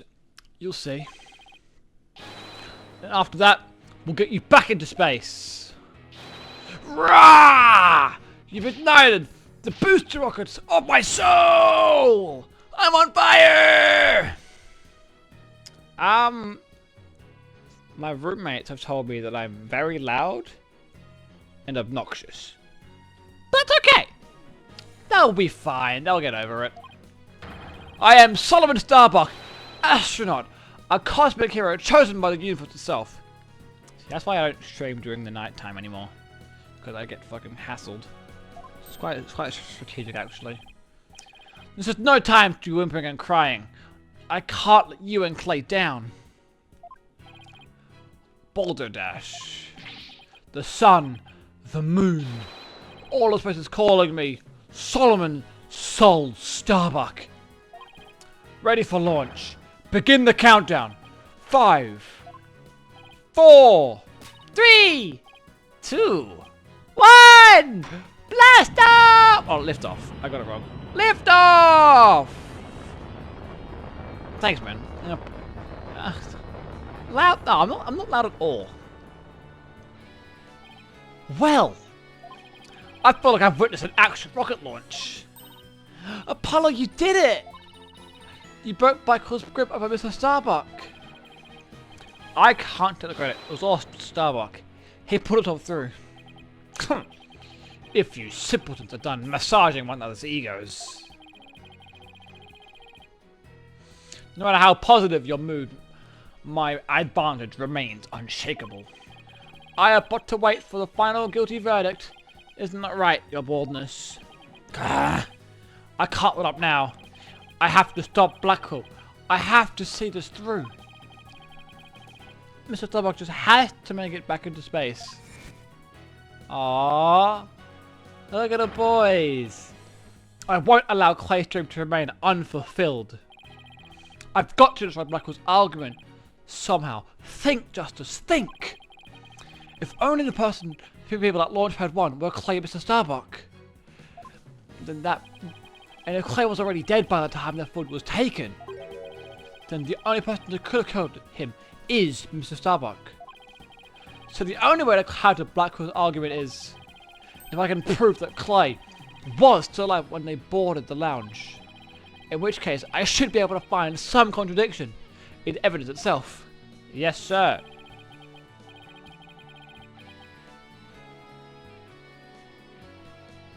Now, let's see about this data that we just received. It supposedly proves that Mr. Starbuck dropped Clay's body in Launchpad 1. But if I'm going to prove that false, then there must be something I can use here. Well, but now enough of this farce. Your baldness. Let's have your verdict. Hold on. Prosecutor Blackwell, you seem to be in quite a hurry to finish the verdict. But about this oxygen tank data you just submitted, it says that Mr. Starbuck's tank had 80%, while Mr. Terran's had 0. Do you stand by the accuracy of this report? Of course. Then I guess it simply means that it's faulty, as evidence goes. You will explain what you mean, Justice Donner. It's simple. The evidence contradicts the facts of this case. Take a look here at the detailed description, and you'll see what I mean.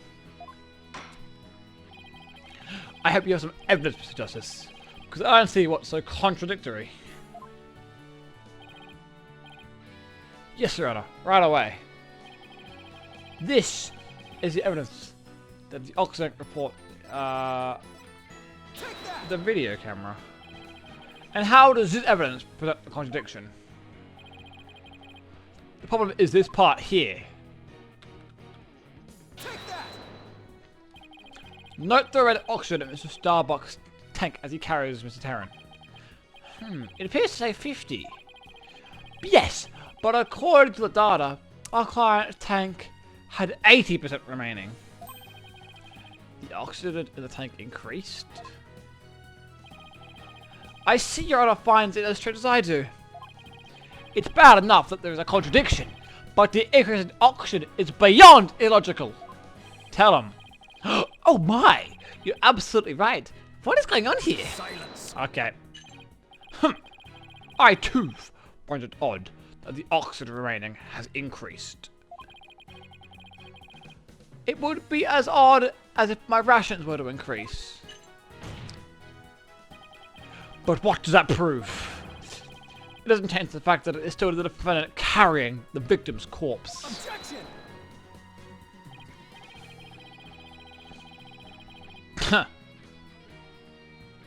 I'm going to bet you don't get more rations because you don't abide by the rules.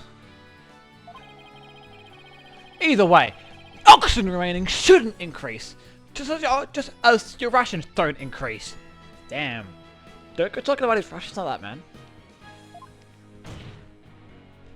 Therefore, this information is critical and we cannot overlook it. Silence. Okay. In that case, do you have an answer to this riddle of the mysteriously increasing oxygen? You better not disappoint, or I'll declare the inconsistency as mere equipment malfunction. Eek! Prosecutor Blackwood has a point. I suppose it could be a simple malfunction. No. Mr. Justice, if you cannot provide an adequate counter-argument to this point, I'm afraid I must bring this trial to an end. Uh-oh.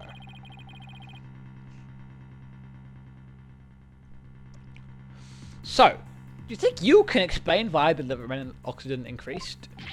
Of course I can. The thing to do all the time like this is to turn my thinking around. Mr. Stomach has the memory of it, but he claims to have carried clay. So this man with on this tank ought to be Mr. Starbuck. But if the display on his oxygen tank should show an 80, this is a clear contradiction between the report and the security footage. So what I should be asking is, not why the oxygen level increased, but how. But what had to happen to make it look like it increased? I'm making some kind of mistake in my basic assumption here. Okay. Well, Mr. Justice, we're waiting. Yes, Your Honor. I am ready to answer. This is why the oxygen appears to have increased.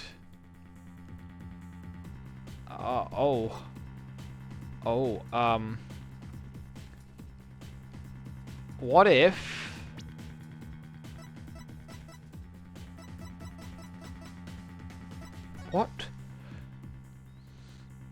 What if the reason there was no knife is because... what are the options we got here? They're going the other way. No. Tanks were damaged. Would prove... The victim was carrying the defendant seems to be the only logical explanation here. But logical does not quite mean exact. I guess this will have to be the only... What if it was the other way around? The other way around? Would you care to explain, Mr. Justice? As you can see, both men had their helmets on in this footage. But it turns out This is where our basic assumption went astray. We assumed it was Mr. Starbuck helping Mr. Tarrant, but it was the other way around. It wasn't Mr. Starbuck helping Mr. Tarrant at all. It was Mr. Tarrant who was helping Mr. Starbuck to the boarding lounge. It was what? Order! Order! Mr. Justice! You mean to tell me that the person in the victim is the victim, Clay? Ah! I pressed my PlayStation button accidentally. Oh shit, no. Ah! Sorry. We're back. It is the only way the riddle of the increasing oxygen level can be solved, Your Honor. At this point in time, the oxygen in the tank was 50%. And when the victim was found in the boarding lounge, his tank was at 0%. That's right. There's nothing contradictory about the oxygen level decreasing. This Mr. Tank was alive as the victim escaped to the lounge. Silence. Okay. Huh. How short your memory is. Have you forgot what you yourself proposed? Even if it was alive at this point in time, how did he descend the ladder with his arms full? I don't know. Objection. They both climbed down the ladder themselves. Possibly about cool. You can't hurt me with a broken blade. Excuse me? It's true that we don't know how they got down the ladder. I suppose that matter needs further investigating. But we have proven Mr. Tarrant was alive when he reached the boarding lounge. This fact alone shatters your claims, and opens up the possibility that the victim could have been killed by a third party. Yeah! There were two people who claimed to be on the first on scene. But can we truly trust their statements? Let's see. The detective and the Yuri. Yes, sir, who I think did it still. Mr. Yuri done it. He did it. You think one of them might have given a false statement to the police? Yes, it's certainly possible. We might have a little more digging to do. It seems we have order here. We'll have to hear the testimony of those two people on the scene. Score. God damn, we got a break. Come to think of it, Detective Arm should be here in court right now. Bailiff, could you please show Detective Arm to the stand? Hold it.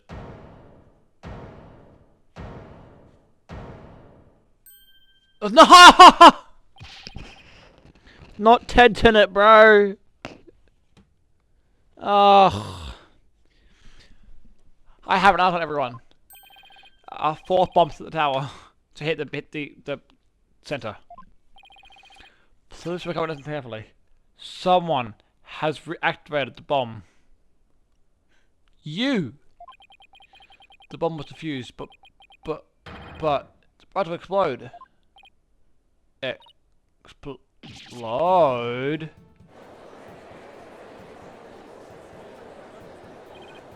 A bomb? Now? Ah! Everybody run! Eek! I wanna die! Oh no. Everybody's panicking.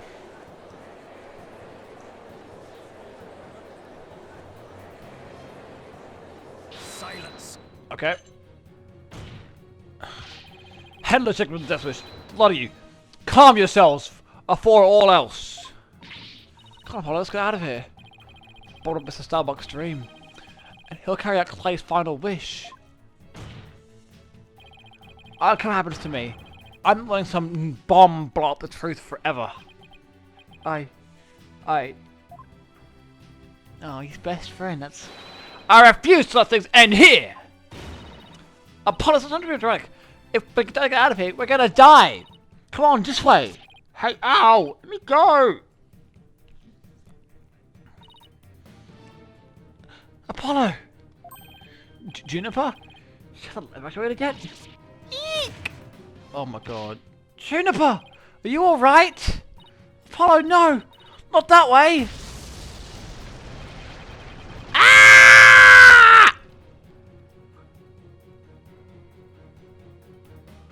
Holy fucking shit.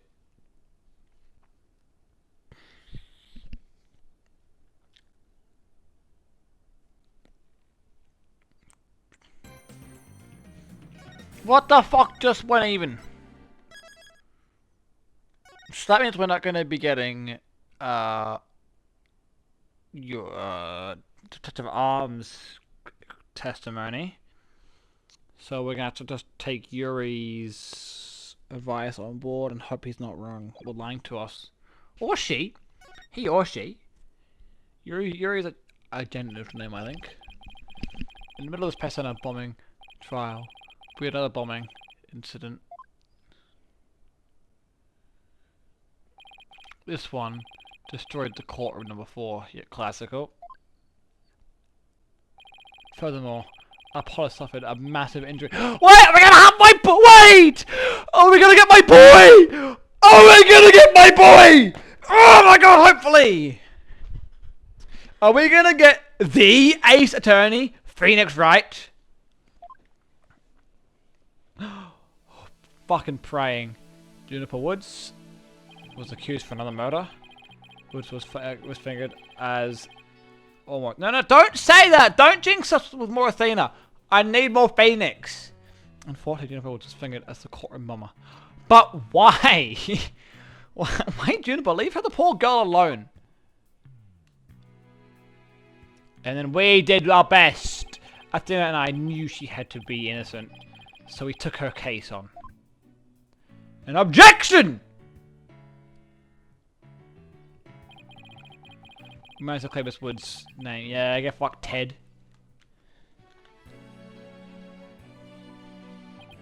But Apollo sustained further injuries when he was attacked by Ted Tenet. Ted Tetonate, you know. Yes, it was, my friend. You're here now. Welcome. Yes, this was the first case of the case for the first. This was the first case of this game. The very, very first one.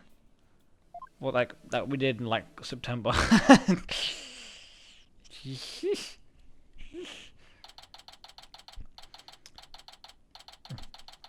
Right, anything agency. Hello, and then Apollo's gone, but it's taking its toll on him. Yeah, poor guy. We're our boy! We're our fucking boy!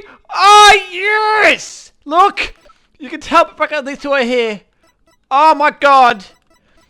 We're our boy! Yes! Okay, no, it's not the first game, the first case of the first game. It's not that many firsts.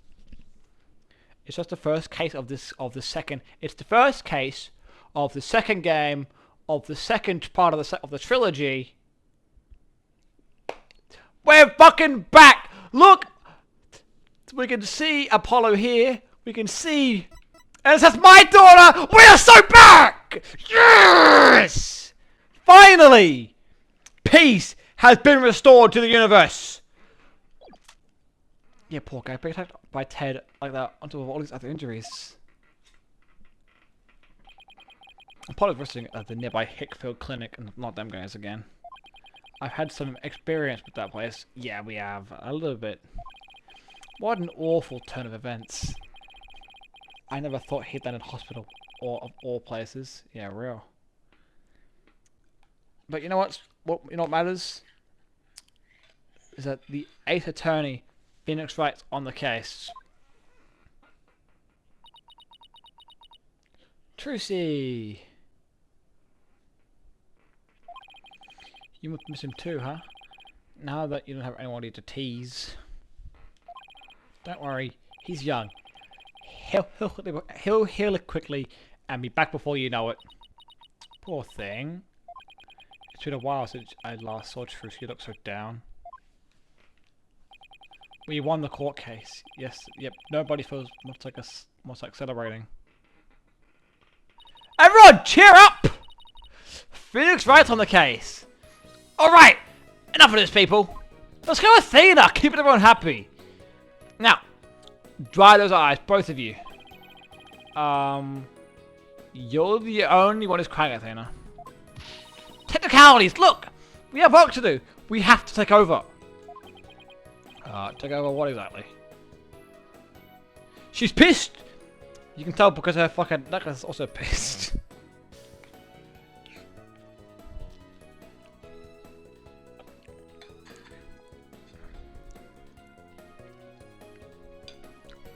The case, duh. The Apollo space station case, of course. As no verdict has been reached, there's still chance. I agree with Athena.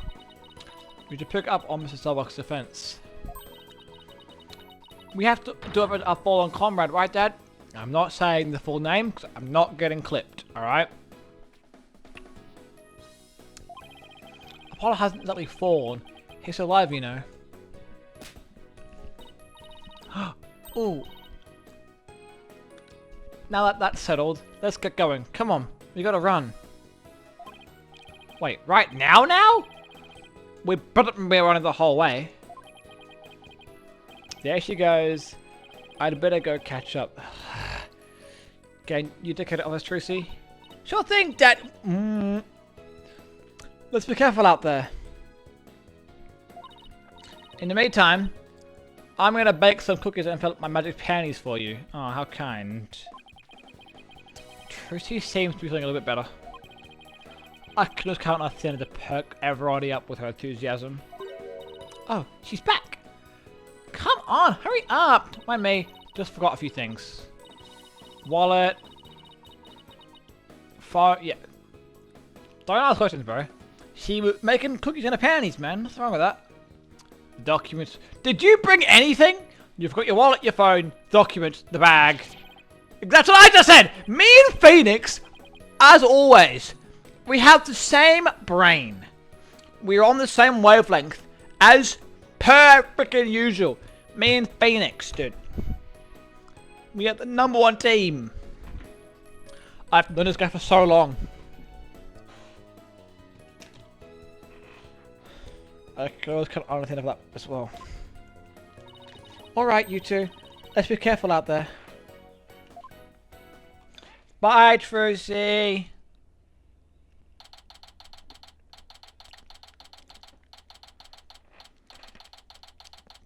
Nintendo Center. December 19th, visitors room. So our client is one Solomon Starbuck. He's so famous, even I've heard of him. If he's still in his freaking stupid suit, I'm gonna crash out. She's dead, so can't ask her for things.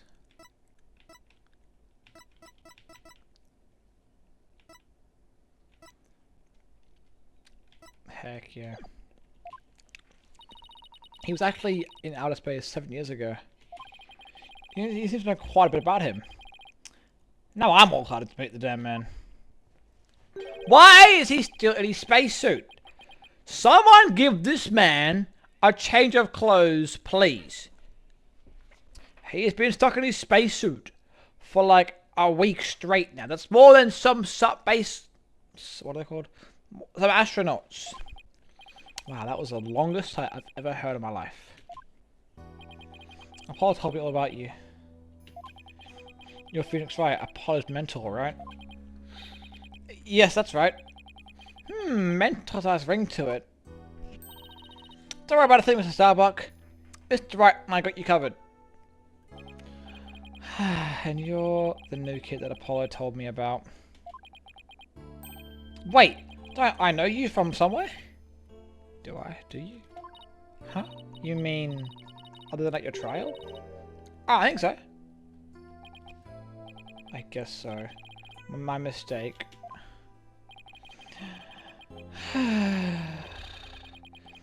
My memory's what it used to be. My mind and body are kaput. Same goes for my life. I mean, I'm so astronomically unlucky that I had a bomb go off in the middle of my trial. Trying to defend me would be like trying to enter the stratosphere without a spacecraft. Yikes, he's seriously gotta stop depressing himself. Check, Mr. Starbuck. Besides, that little thing you said about entering the stratosphere, that just means we just try like shooting stars, right? Like, shooting stars, huh? You know, You're right! Why did I think of that? After all, that's what we're all put on this earth to do, right? Just shine like stars. I guess I should mention the fact that shooting stars burn out in a flash. No. Phoenix, that would not be good for this guy's mental health. Oh, hell yeah! Here we go! 3, 2, 1! To the stratosphere and beyond! Yeah, level up now. You go ahead and ask me anything you want. Is that really all it takes? Yes.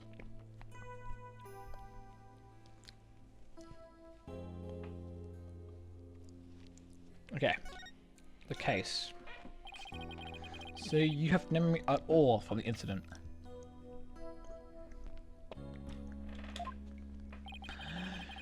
I'm so ashamed. My memory of the time is as black and clouded as a dark nebula. Still, it's strange. You don't remember a thing. Are you sure you didn't take one of those anti-anxiety pills like they said at the trial?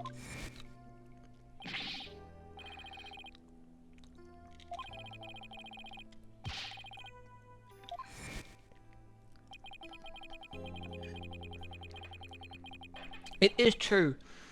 I don't want to fear space because what happened 7 years ago. And I was taking medication secretly every now and then when my anxiety got bad.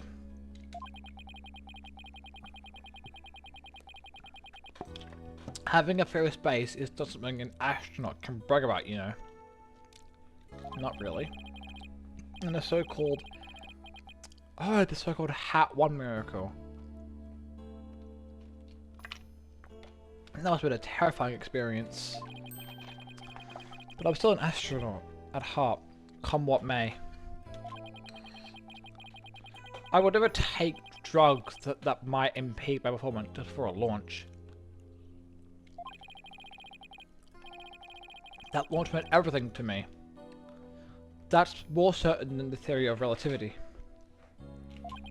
Which is pretty, you know,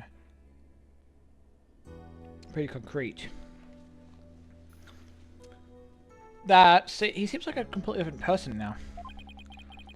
This is the first of an astronaut I know. Yes, sir. But the tranquilizers were found in your system. Yeah, see, that's the thing. But I don't know why. I'm done for. If you didn't take them, then maybe someone slipped them to you. Exactly. That's what I thought. It must have been the real culprit. That would make a lot of sense. My medication was on my locker. Anybody could have gotten their hands on it. Someone who had it out for you, who maybe he was jealous? Maybe the culprit is also... Maybe the real culprit also planted the detonator switch in your pocket. Do you know how convenient it is that fucking, the one time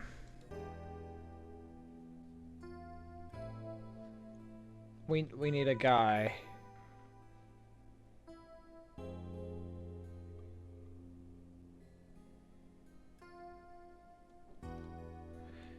What was that? I was saying something.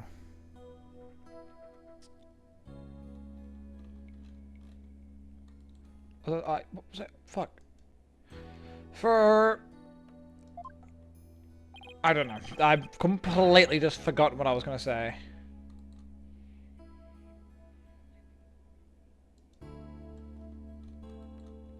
Great. Yeah, that's gonna be it. I've been framed.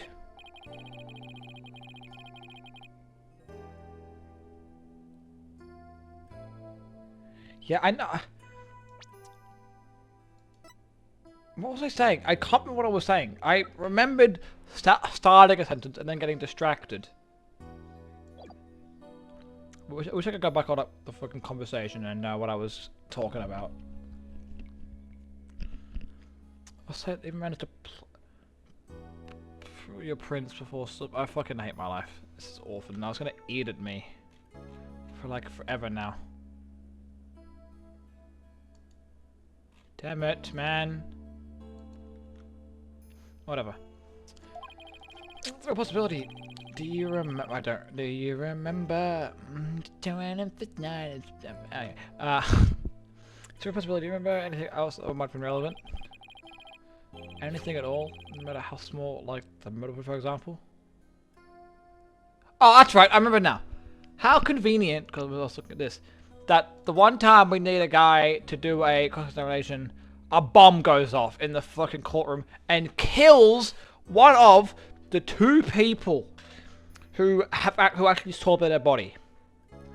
This guy and this girl and the Cosmos fella saw their body. Which means this Cosmos guy could make up some complete bullshit and we'd have no way to tell if he's lying or not because the person who was with him is now dead. What are the odds of that? What are the chances? How convenient for friggin' gobbledygook fucker that now we're just cooked. That's what I was gonna say. I remembered. Okay. That knife. I think it came from one of the Space Center's utility kits. Utility kits? Yeah. Staff who work on the machinery a lot are given those special toolkits to use. Maybe, yeah! Good comms! Maybe Ted Tennant is a part of the big scheme with the other guy, and that's why he bombed the bitch.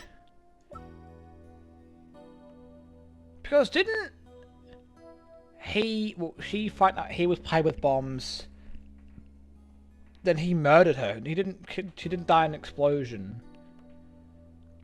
She got murked by the bro and then made it look like it was an explosion.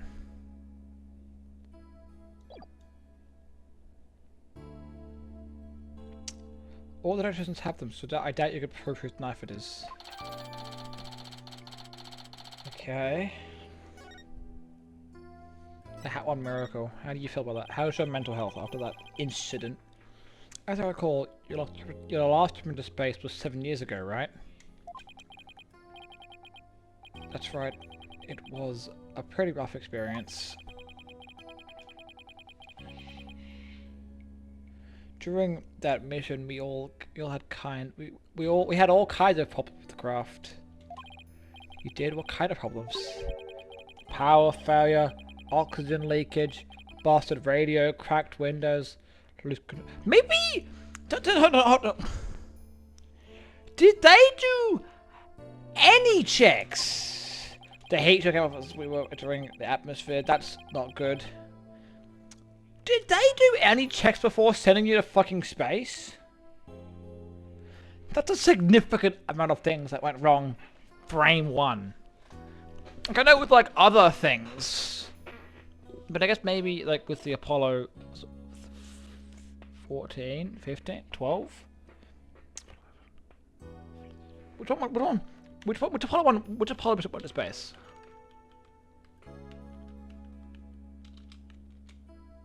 Okay, Apollo 13 was one that blew up, right? No. Yes. Was it Apollo 11 that was one that made it safely?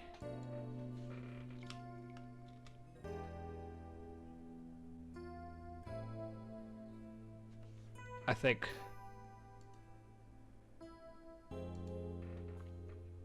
Okay, well, yeah, but I meant like, because didn't Apollo 13 blow up on like into space? It just blew up and it was broadcasted live and the whole thing.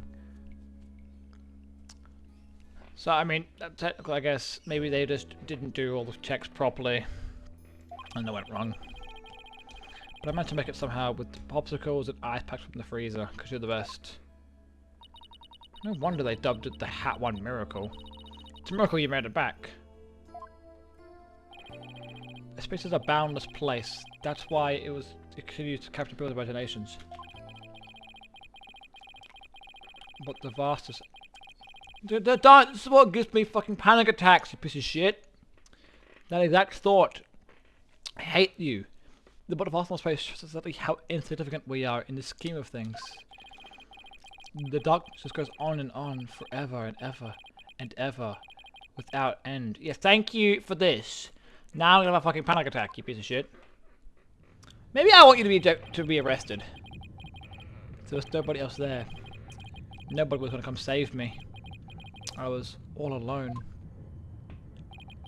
All alone. No, I have not. Nope.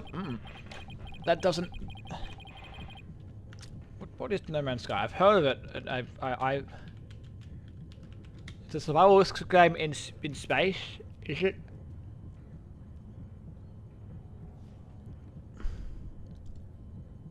Yeah, I'm good, man. I'm all sorts of good.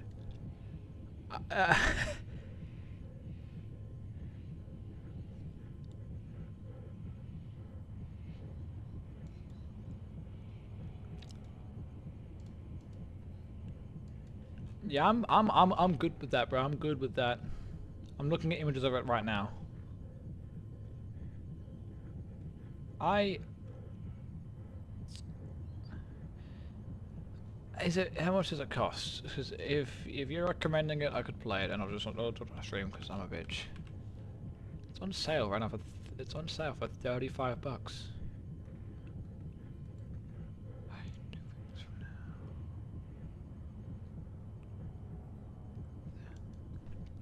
Okay, anyway. All I have to listen to but the sound of my own breathing and heartbeat. I kept scrambling to make repairs, but I couldn't keep my hands from shaking. Okay, good, because I was a little bit cheating myself a little bit. Unexpected that would make anybody afraid to go up into space. Fucking understandable. As a kid, I wanted to be an astronaut, but then I realized I was too stupid. Okay, well, you're an asshole, I get it. Okay, it's fucking bitch. Kidding. Alright, outer space. No, fuck, can we stop talking about outer space, please? I beg of you. With the experience you had... Fine. I called you an asshole out of love, okay? Don't worry about it. With the experience you had, you weren't dreading this. Weren't you dreading this mission? What? No way. Of course not. I don't believe you. Again, you've said another game that has the word space in it.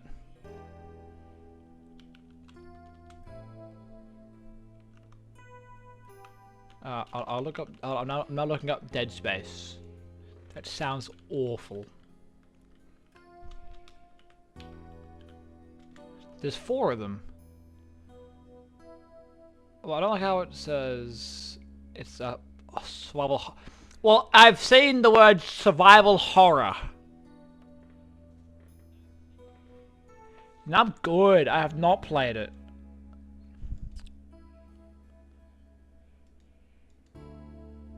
I am a bitch. I don't play horror games because I am a fucking coward. Even now, I want to go up to space so bad I could barely say I don't believe you. I want to check off the Earth's gravity at escape velocity and spin around weightless. That sounds like fun though.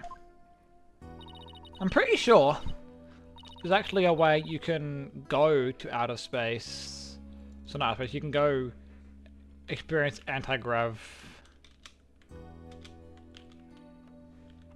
I know there's a place in Russia that does it. There's like a machine that spins you, that they do, and there's like also like a plane trip as well that like goes up vertical basically, and then dives down, and then you're just weightless for a minute, and then does the whole thing.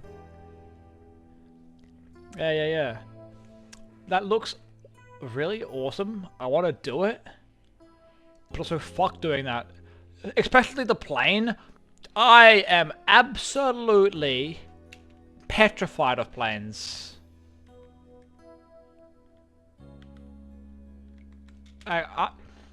Planes might be like the one actually like in the air that does it sounds awful, but I know there is just a machine that does it normally. That would be okay. But fuck, like they have anti-gravity rooms. No, don't look up playing games. Microsoft Flight Simulator. Yeah, fucking shush. But you have to admit, it was pretty harrowing, weren't you even a tiny bit afraid? I was afraid. Of course I was. Still am. But space is man's final frontier. An unknown world. And a place we will never truly be able to understand. The cosmic truth is out there, waiting for us somewhere. The cosmic truth, huh? I guess there are people looking for the truth in every walk of life. Yeah, not me. No matter how afraid I am, I'm sure I can manage. If I give in to my fear, I'll never find the truth. Rah! As long as I don't give up, I can keep up the fight. One thing's for sure, Mr. Starbuck's passion for space is undeniably the real deal. Yeah, I can't relate to that passion. The only thing I'm passionate about like that is nothing and nothing. The victim Clyde Terran. He was kind of like your protege, wasn't he? Well, it wasn't a big extra exaggerated deal like Master and Apprentice or anything like that. But Clay did think of me as his mentor. Oh, that's cute. Like Apollo does for me.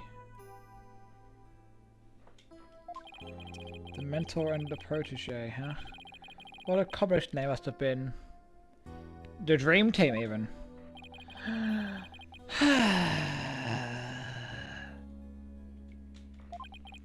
With his encouragement, I knew I could get over my fear and go back into space. But now... Clay must have been very encouraging, huh? Yeah, it's funny, really. Whenever I'd hear him shout, "You're fine," I always got the feeling everything really was gonna be just fine. You're fine, huh? Apollo says I'm fine, and you're fine all the time too. And I always feel encouraged too whenever I hear him shout it. Yeah, Clay and Apollo were best buds. They used to come visit us a lot, ever since they were high school kids. One day, out of the blue, Clay even told me he wanted to be my protege. Those two hung around the space center so much, they're like part of the staff. One time, there it is, the zero-G training I was talking about. I started to panic a little bit, and two of them took turns shouting, "You're fine," over the radio. It was a simple thing, but it was exactly what I needed to hear. So I'm fine and you're fine were like Apollo and Clay's secret phrases, huh? I wish I could ask Apollo more about Clay and their relationship now. Like us and Edgy. Speaking of Clay, how do you suppose he climbed down the ladder with you over his shoulder?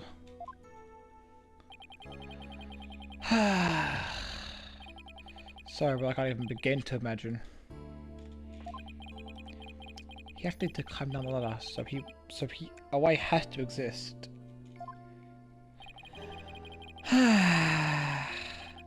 From the freedom of space to the walls of a cell. But that prosecutor said the dark night sky isn't half bad through barred windows.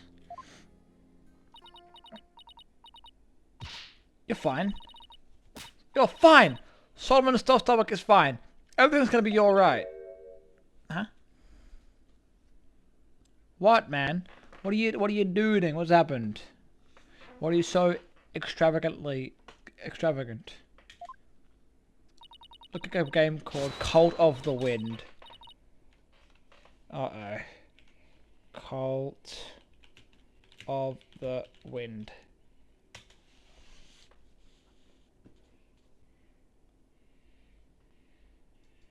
This looks so fucking special. This looks so very special.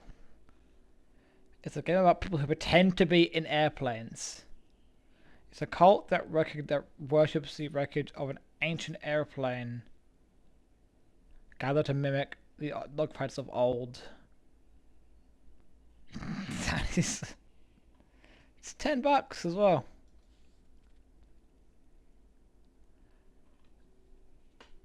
Okay, I've seen a horror film. Great, thank you. That's good. Perfect. Cult of the Wind looks so special. There's like no photos of it though.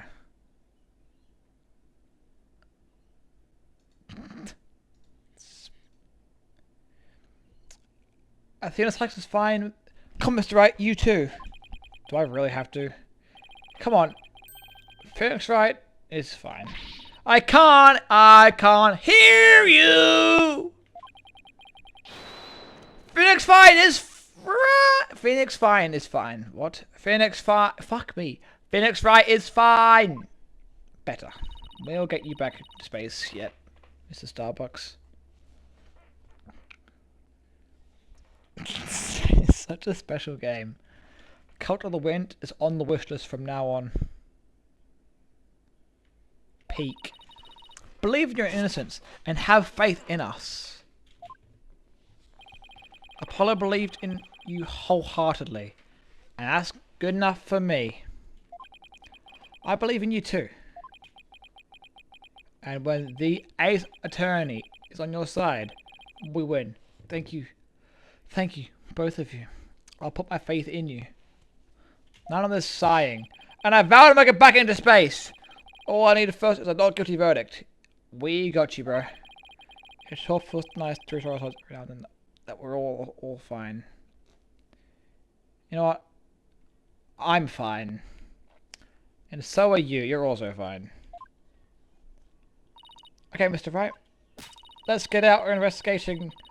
Let's get our investigation of the Space Center started. Pronto. Good idea. Let's go. Oh, you know how good this feels? Me and the Phoenix Wright back on it together, doing some investigation for old time's sake. Summer 19, Cosmos Space Center entrance. Wow. I was wondering what kind of place this Space Center would be. Wow. It looks like a space center. It almost looks like a bitmug of the future.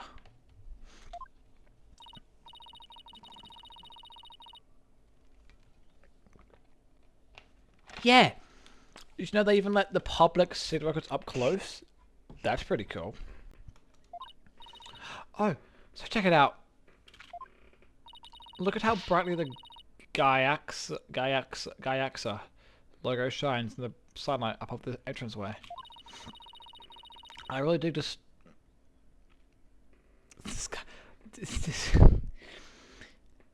Now look at him. Look at him. He's a real guy. They made a movie about his exploits. He could just be an actor. I really think the stars and rockets motive is it's got going. I really dig it. Gaiaxa, huh? Isn't that the name of the new federal space R&D program? Yeah, but why is a strange acronym? I mean, what is Gaia supposed to stand for? Galaxy? If that were it, then the whole thing would be something like the Galaxy Exploration Agency or something. Which, if you ask me, I'd abbreviate to Gaxa, or even Gaia. Gaia goes kind of hard. I guess so. Oh, I know. Maybe the person who came up with the name really likes the name Y. Like Y for Yuri. This looks... Oh, damn, bro. Well, I feel like I've had a similar conversation about acronyms before. Was it with Maya? Probably. This exchange is beginning to feel like deja vu. Anyway, this place is more than just a fitness facility. It's also a tourist attraction. Tourist attraction? Don't make me laugh. It's a monument to the human race. Galactic scooter, full speed ahead. Oh shit. He got a mean ass whip. Okay.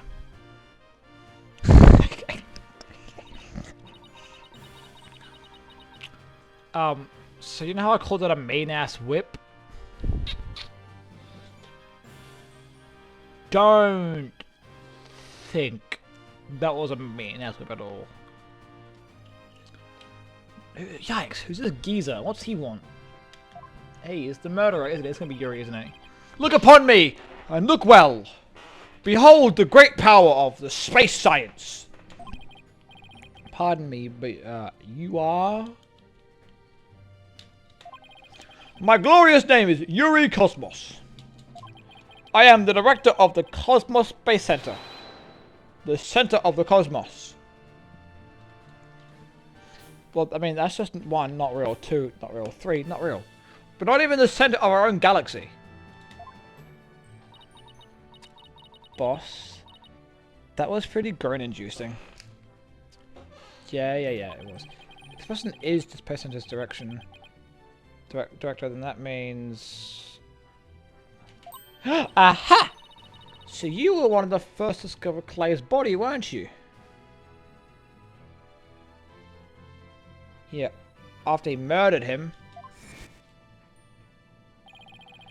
And here's the first person. Yeah, we've already got over this.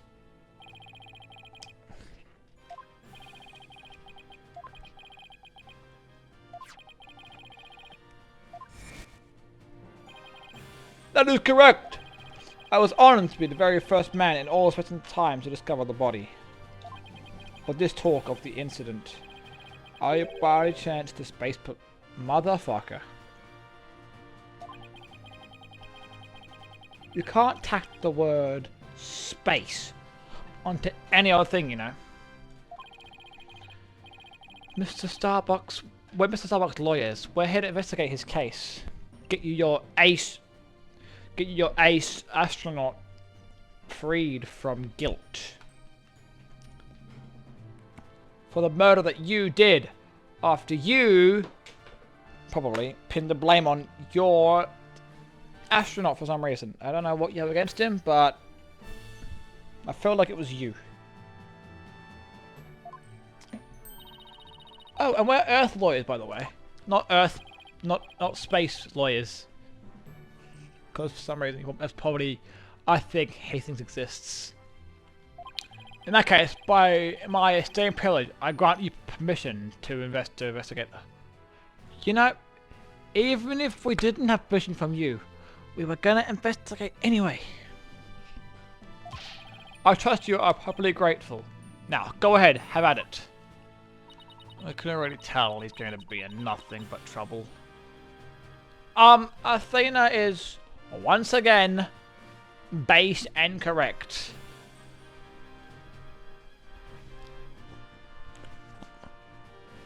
Ugh. Don't hear you say that, or you'll see what trouble really is. Let's just be professional and ask him about what he found. So about when he found the body, okay? We have a chat with Mr. Yuri Cosmos. So, as director, what do you do here at the Space Center? Specifically. That word I can't say properly.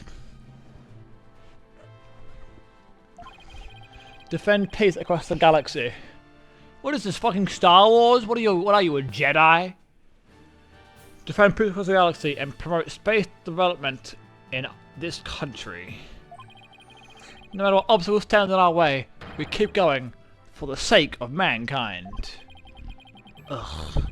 I believe I used the word specifically in my question. Attention all personnel! To your break stations, prepare for break. I get it. You just want around and tell me what to do in a self-important manner. That is exactly right. Because I am important, man. My manner is important.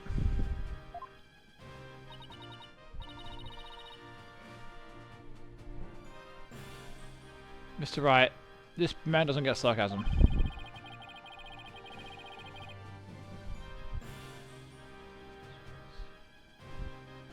Thank you for telling me how it's supposed specifically. You're very kind and helpful.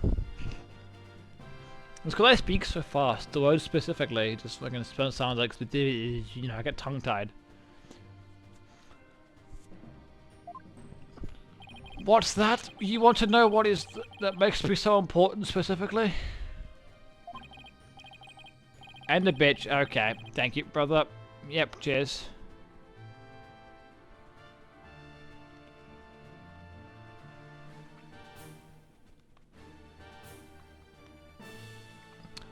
Bro, I will tell you that I was the central figure of the Hat 1 project. I wouldn't be bragging about that. You have to be appropriately impressed. Now, go ahead and have at it.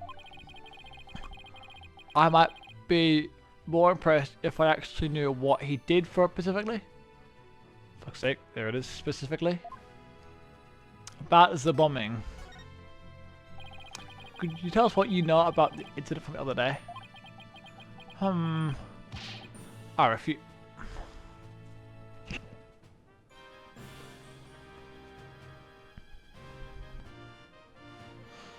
This fucking guy, man.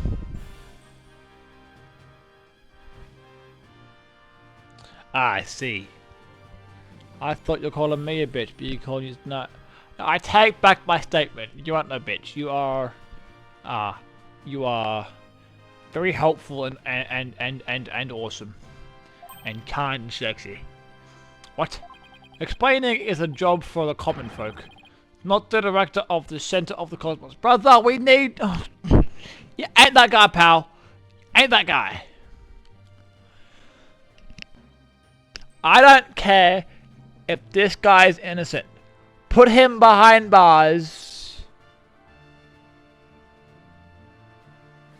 Yeah, no, fine. I'll call you a sexy bitch from now on. Explaining is a job for common folk. Not the director of the center of the cosmos. Bye-bye.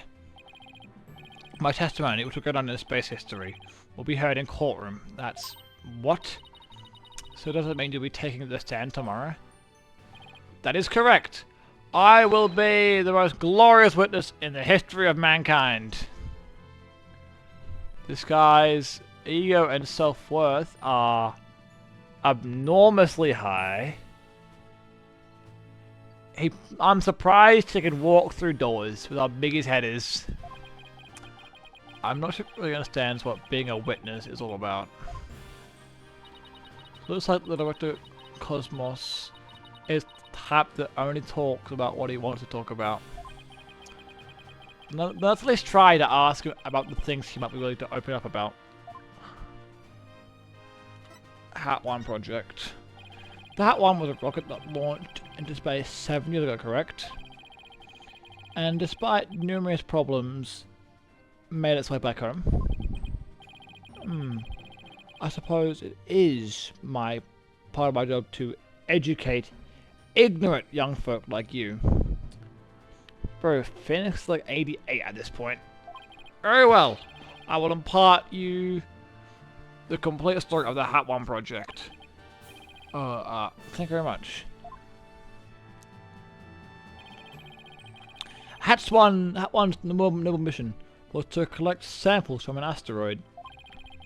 And Mr. Starbuck was the pilot for that flight. Eventually, Hat 1 reached its planned orbit. From where it launched the Hope probe towards the asteroid belt. From there, the Hope probe began its long, lonely journey. Yes, he's on a segue. Don't ask questions. It's part of his fashion and his coolness, I guess. So basically, and after a terrifying struggle, the Hat 1 returned safely to Earth. That struggle was on the internet known as the Hat 1 miracle occurred, right? Correct! It was truly a miracle. And of course, they just had to turn the ordeal into a movie. As for the Hope probe, it eventually did arrive at its destination. It obtained a few samples from the asteroid and returned to Earth, but a few days ago. And that is what Starbuck was carrying, allegedly. So what kind of samples are they? What's in them? The samples are scheduled for analysis in the near future. We haven't had time since they just came back the day before Terran's murder. Regrettably, we've had no time to inspect the samples due to everything that's occurred. But this puts our space development system program ahead of other countries by several years. That's quite impressive. I guess this guy isn't a loudmouthed braggart after all. In the golden age of the space development, in the golden age of space development, our predecessors were successful in bringing a moon rock back. That is the greatest achievement in the history of this space center. The public fell in love with space and all of its glorious potential. A moon rock, huh? I remember that being big.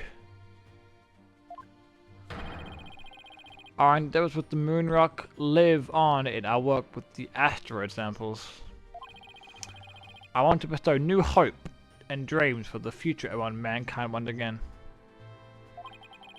That is my mission, as the man who stands at the center of the cosmos.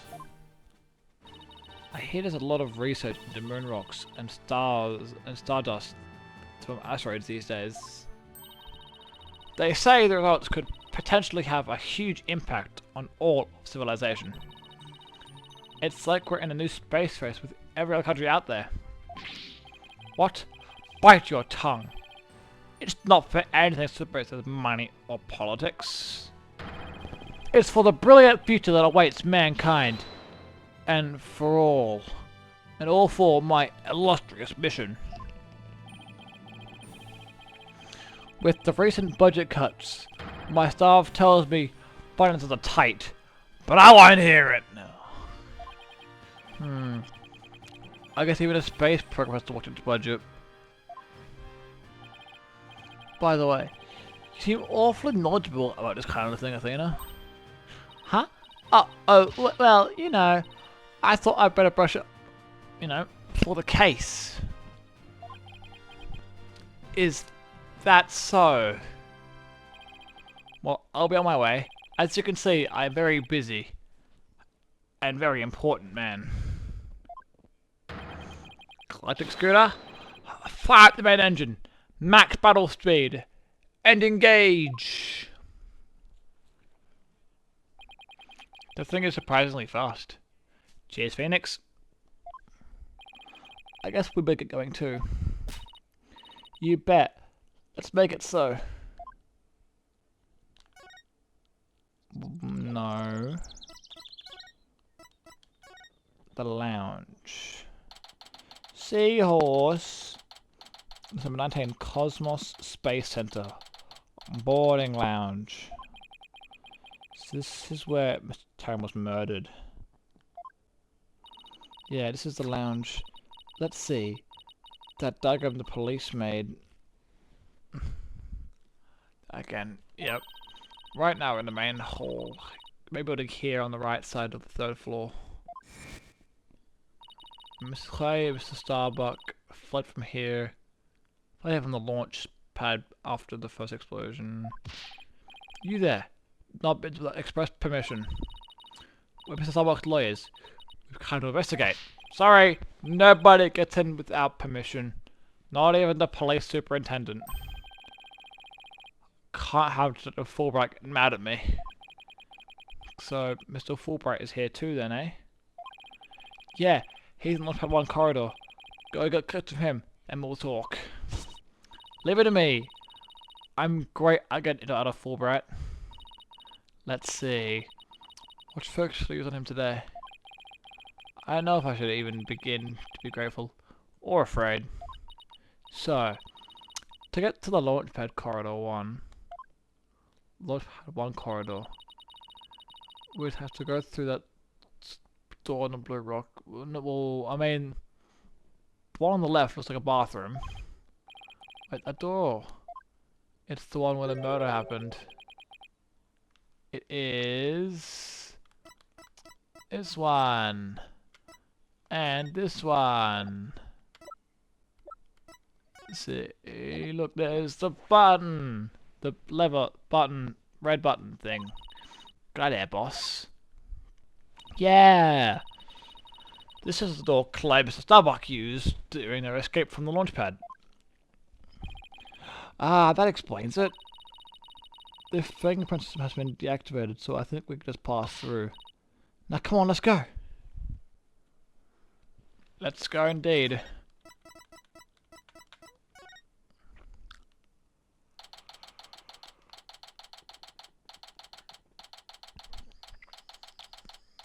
Even in space, safety first. Good message. So this is it, huh? This is the corridor the two of them used in their escape. Yep. This is the only thing connecting the main building with Launchpad 1. I see police tape down at the other end. Guess we won't be like a launch pad. After the explosion, this whole corridor must have been filled with smoke. And the launch pad itself was probably a sea of flames. Must have been pretty scary for them, eh? Now, where could Detective Fulbright be? Hey, I think that's him over there. What should I do? Which path is the path of justice? He seems to be lost. That's funny. This corridor's a straight shot. Huh? Ah, it's you lawyer people. Welcome to this persona. Cheers, brother. Enjoying a relaxing day off, are you? Here for a little rocket sightseeing? We're here to investigate the scene. Same as you. Do you have any info to share? Boss, if you act so reluctant to give us information, we're here with the whatever shall we do act, and I'm so full for it. Got it? We're trying to catch the unruly family dog here or something? Yes. Info on the case, huh? Alright. I'll gladly. Oh, thank you, brother. Huh? What just happened? Detective and lawyers seeking truth and justice side by side. I like it. Just take whatever you want from me, you info bandits. I'm in a generous mood today. I don't know. There's something weird about Mr. Fulbright today. Well, we need information. So let's run with it. If you say so. Crime scene. Detective Fulbright, could you give us permission to investigate the crime scene? There's an officer on guard, and we can't get in. Oh, whatever shall we do? That's an easy one. I'll let them know over there to let you in. Investigate to your heart's content. Take a week if you need. A month even. Shall I have some snacks delivered? One of my men gives a mean neck rub. What's happening? He's in a great mood. No. Hey, I'll take the snacks. Definitely not Fulbright, I know. Detective Fulbright, I think sickeningly sweet. It's kind of gross, actually. Do you think he's hit his head or something? Who knows? Whatever the case, it's making our lives easier. Way easier. What happened exactly? You were here. At the Space Center, at the time of the incident, were you not, Detective? That's right. I was here on security assignment. The police are required to secure rocket launchers now. I didn't know that. Yes, well, you know us. Serve to protect. The explosion occurred while I was here on duty. So I started leading the evacuation. Fuck me! So I started leading the evacuation. He's leaving up a lot of details, but okay. Could you tell us more about what happened? Of course. Our bomb went off on the second floor of the main building. Right after the one over in Launchpad 1, also blue sky high. Dude, I'm fine. I can't speak English right now. I'm like suffering. So I immediately instructed the visitors and the employees to evacuate the shelter. The shelter? That's right. It's an evacuation. Words aren't my strong suit, okay? That's right. There's an evacuation shelter in the basement on the Space Center. It's there for accidents and emergencies and the like. So, where were you when the bomb first went off? I was on duty on the 4th floor. It was quite the madhouse, I tell you. The elevator wasn't working on account of the explosion, shockingly enough. And the stairs on the 2nd floor were destroyed, so we couldn't go that way. Then, wasn't it impossible to get down to the basement shelter? No. We lowered an emergency ladder from the 4th floor window and escaped that way. It was a forwarding ladder, so it wasn't very stable, but it at least reached the ground. After I secured the ladder, I left to take far out. I left to take another look around for any other survivors. Once everyone else got out safely, I made my way down too, and headed for the shelter. Wow, what an ordeal. But climbing down an emergency ladder sounds kind of fun. Thank you for your answers, Detective. They were quite helpful. Just a moment! I have some more info to share with you. Wow. But don't tell us good work, okay? Whoa. Secret scoop, a secret scoop! Wow. And Blackwell usually has you on a short leash too. Oh, never mind that. Haha. I thought you should know that there was a witness. There's a witness? Could you tell us more about the witness, please? Sure thing. The witness was a Space Center employee who was on the 4th floor. While she was climbing down, she looked through a window into the 3rd floor lounge. So she was looking straight into the crime scene from the outside. That's right! It was just a matter of chance that she saw something important. Not that I know what you saw yet, exactly though. You don't? But that's the most important thing of all. Don't you worry, I'll get around to interviewing her soon enough. She should still be here somewhere in the Space Center. You might even run into her. A 4th floor employee, huh? Alright. Thanks for the info, Mr. Fulbright. Gee, you sure are being cooperative, Detective. A little too cooperative, even. Yes, well... Actually, something you can't talk about?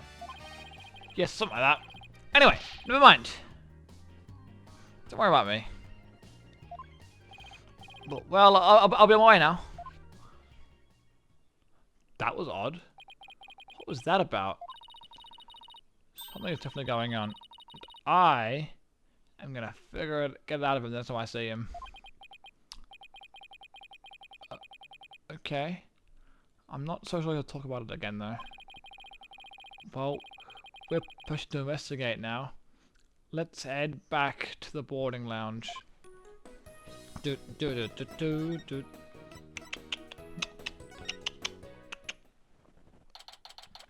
December 19, Cosmos Space Center. Boarding room, boarding lounge. Hold up, Mr.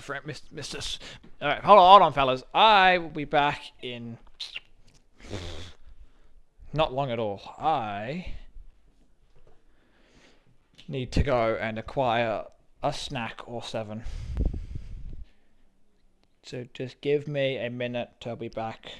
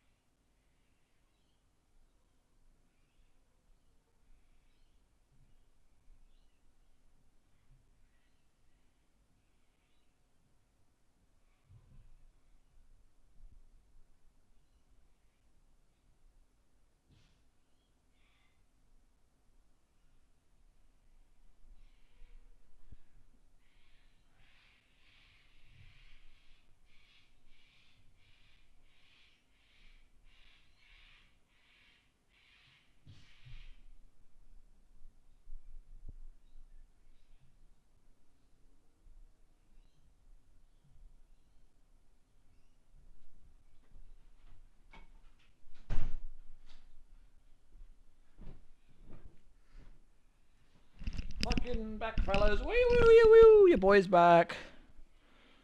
Sorry, I fucking went out to my kitchen, and my roommate was there, like, look how to do this, and I'm like, leave me alone. Ah, you two. Detective Fulbright has granted you permission to investigate. W. Fulbright. He also said I should bring you some snacks, or give you a neck rub. Oh, that's alright. No, say yes to the snacks, goddammit. Well, time to ask and start investigating. Now let's see. Where's that damn diagram again? He doesn't even know what my channel name is. He doesn't care enough about me to ask. So we're fine. And according to Apollo, this is where he believes a third party killed his friend.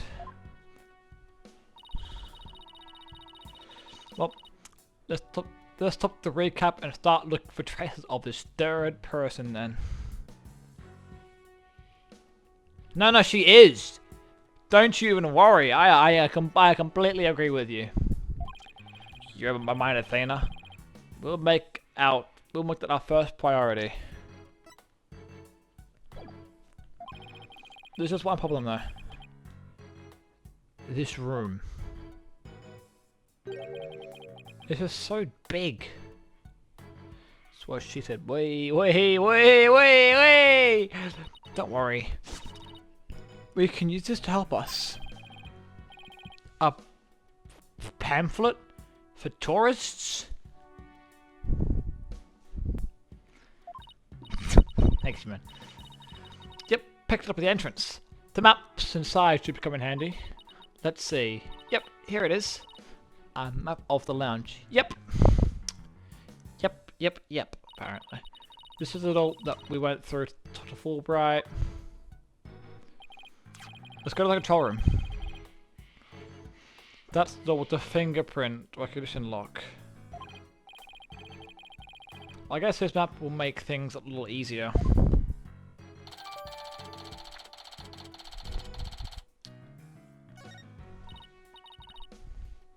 Yep, no more excuses. Let's track down this third person. Wait, there's just one more thing. What's that? Strange Cuba. Yeah, I've been saying that. Also, that looks like the fucking Dragon Ball universe. That looks like friggin' King Kai's planet or something in the background there. No, Lord Beerus' planet. That's what it is. Oh my gosh, no way. Oh boy, it's just a holographic image. Yeah, I knew that. Phew, that's a relief. There should be a button somewhere in this room to turn the image on and off. That's what it says in a pamphlet anyway. The only reason you're so eager to start is so you can push that button, isn't it? And what's wrong with that? So let's just look for the button while we're looking for clues.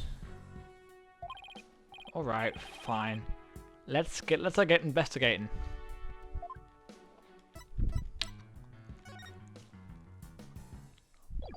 Can I like move? Can I move?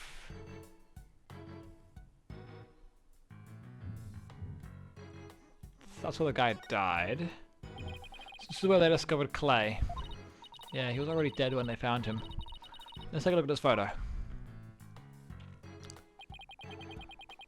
A handsome fella, I think so, would be a safe thing to say. So he was stretched out like this and... what's that thing that looks like a thermos? That's the capsule of the space stuff. Yes. It said that it contains an asteroid sample.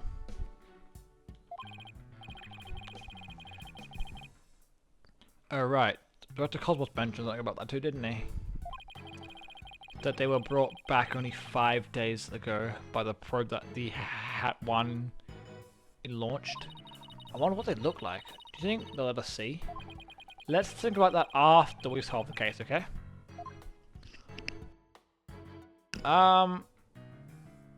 What is this? Okay, I can't investigate that. What's this? It looks like there's like 3 doors that lead in and out of this room. Well, let's check. Drum roll, please. Ta-da! Da da da da da. Like the Zelda thing. The Space Center pamphlet. We're here at this place that says Boarding Lounge 1. Here there are 3 doors. Let's call them Lefty, Righty, and Down. Those are very creative names.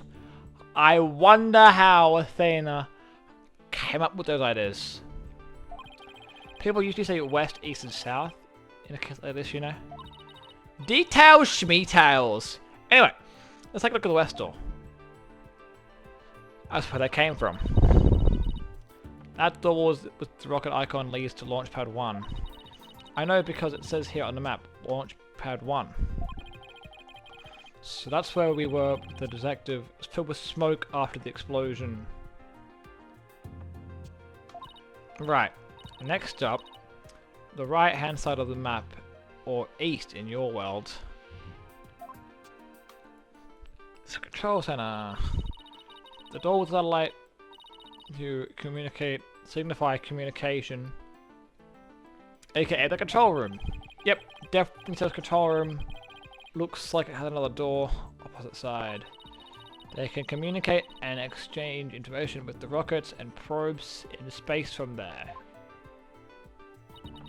And it's the center of the space center. The space center, if you will. I will not call it that. Does everything start?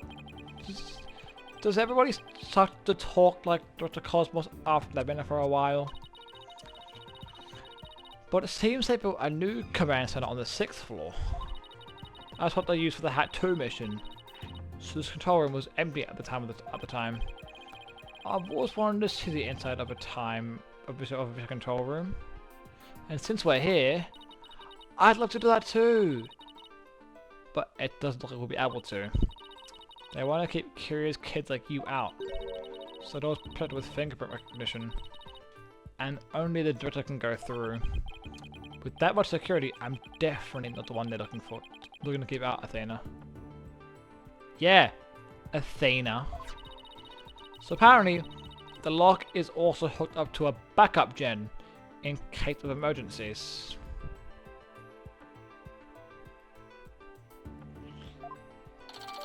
Control room door lock added to the court record. That'll be crucial, because it says that only the director can operate it. That's big news for us. Okay, what about the last door? It leaves the room. The lower door? Oh, excuse me. I mean, south door.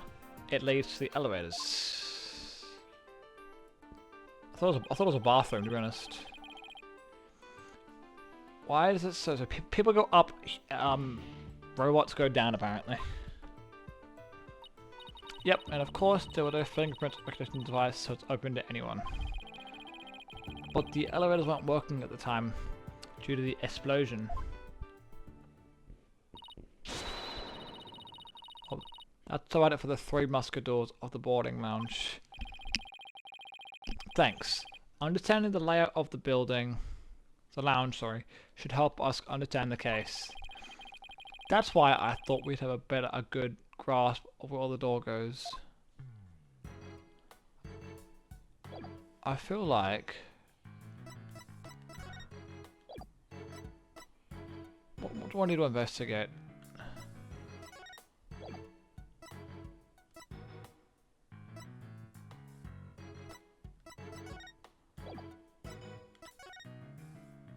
No.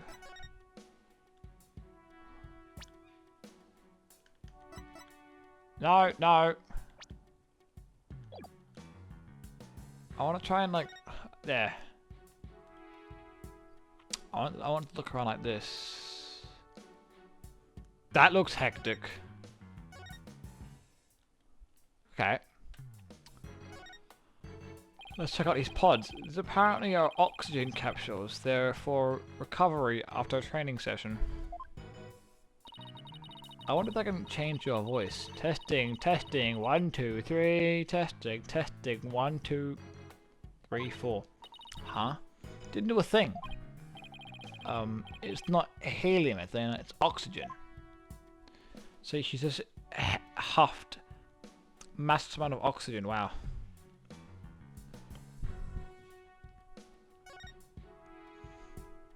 I guess we're gonna examine the seagull thing for the funsies. I forgot, it looks like a peaceful landscape, but then there's that creature. Didn't the Hope probe go to some planet? Maybe just... You know, if that were in fact the case, that would be fucking massive for the human race, because we've discovered shit all in terms of fucking alternate life. I don't think we've seen any alternate life in like the entirety of ever. So that's good. Okay. Sorry, I had to go get my fucking thing. Have you ever huffed hexafluoride? No, I have not ever huffed anything. I've huffed helium before. And sniffed Sharpies. What does fluoride do?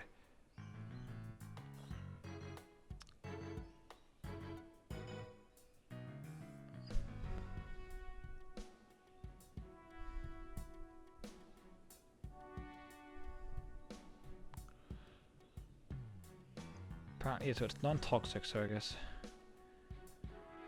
It causes a lower pitched voice. Oh, I can become a man. Oh, in that case, I need to fucking get like a lifetime supply of that. Because I sound like I'm on helium at all times. So I need to look into how much total. I'm doing it right now. How to buy hexafluoride.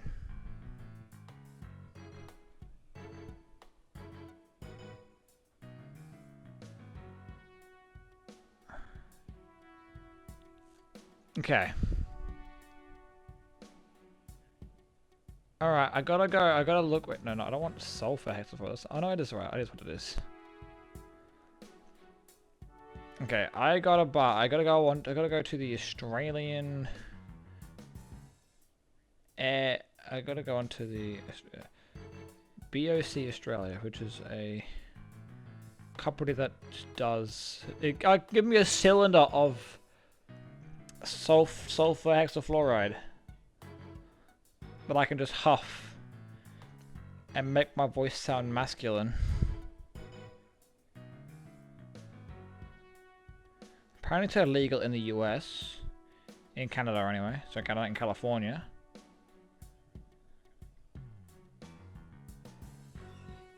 Okay. Gotta look at it getting some hexafluoride gas.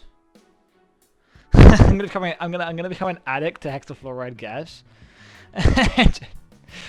Then I'm gonna permanently speak like this. That'd be good. Maybe this is what the surface looked like. I sound like a British person. Maybe this is what the surface looked like. Bomber clat man. You know, that sounded more like Jamaica actually. So that was highly racist. I do apologize to any Brits out there or any Jamaicans. That was shocking. And I apologize. It's fine, I'm half British, so I'm allowed to make fun of them. That's how it works.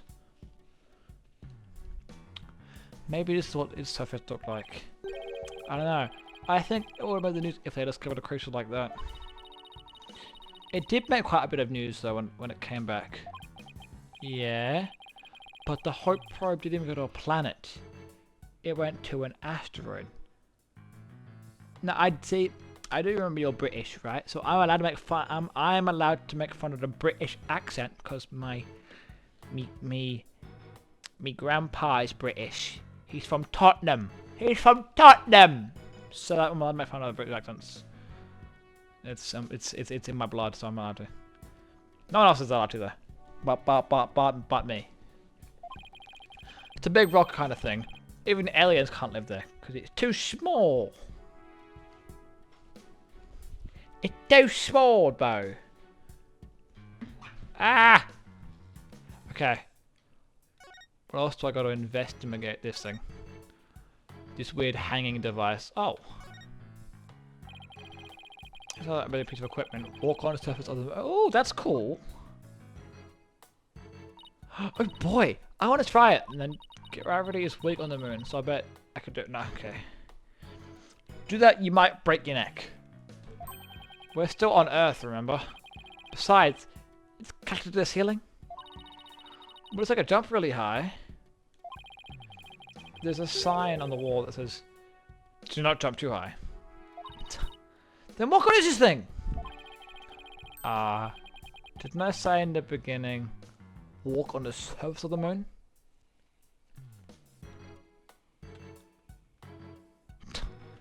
Warning, helmet use required. Please use the moonwalk apparatus responsibly. What am I investigating here? Wait, there's a shiny thing in here. That was a complete accident. So let's cover off then.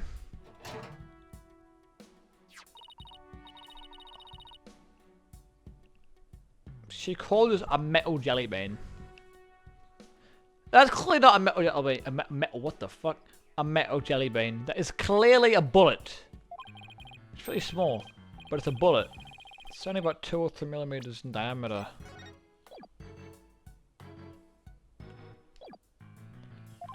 Let's see. That would make the caliber 10? Caliber refers to the diameter of a guess. USA. It's funny how the US people, the Brits, the Americans use the imperial system, but then they use the metric system for like gun sizes. They use a 10mm instead of like a, you know, a 2-inch or something. Or like, what's smaller than an inch?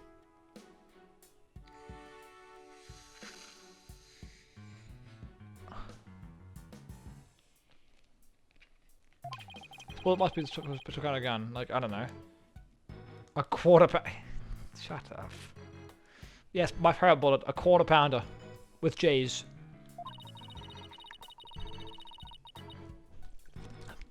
I bet if you tried firing a bullet this small with a regular sized gun, it would just fall right out. Probably wouldn't fit. Right?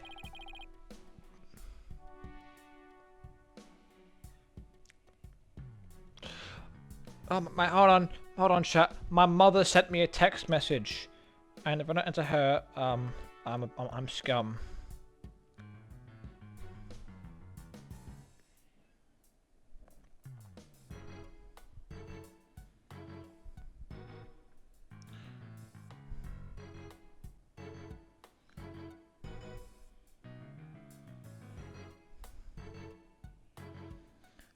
All right.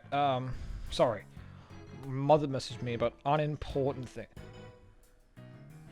No, well, she wouldn't ask that because 1, it was yesterday, and 2, she knew it would be the same as always.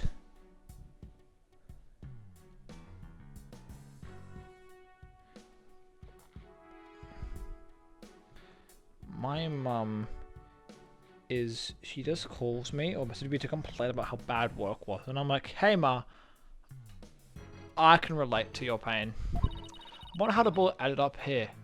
What if he just threw it? Just, yeah! I mean, we're in the bottom left of this, on the south side of the fuck. On this. Yes, I'm getting that regular action. Boom, sugar out. No. It's the same. I sit on my fucking ass and watch YouTube.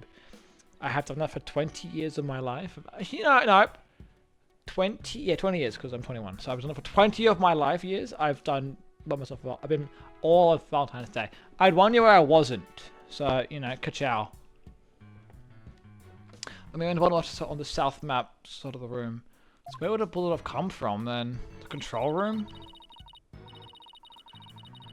But maybe he didn't get shot, right? He got stabbed to death. God, I'm so fucking distracted from this case. God damn it. It's fine. I keep getting sidetracked, but that's fine. I'm a fucking religious yapper. Just good. Okay. So, he got stabbed. Maybe. No, but then the bullet. That bullet is not big enough. They've never to Fulbright to actually hand us a car with it. Fulbright is a guy of all time. But that bullet, he would have missed, right? Because that bullet is not big enough to pierce through a whole body. What? Hold on. What's the smallest bullet size? Bullet size that, this is gonna look really bad, can pierce through a human body. That looks like I'm gonna get fucking assaulted. Looks like I'm gonna get arrested or something.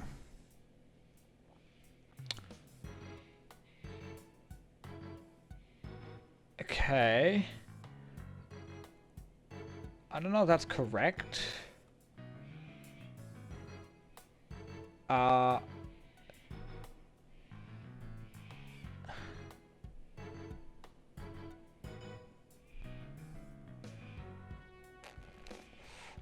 It looks like the smallest that can penetrate a human body is a .22 caliber rifle. So something like an AR.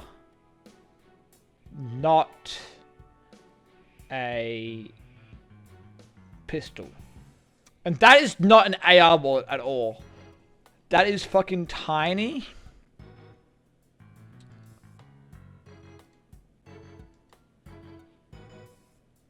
That will not piss anyone.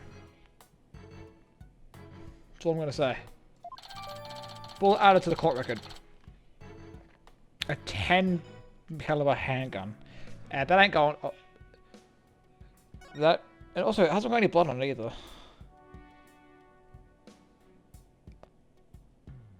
What are you? Ew! That is a grim. Ew! That made me feel queasy.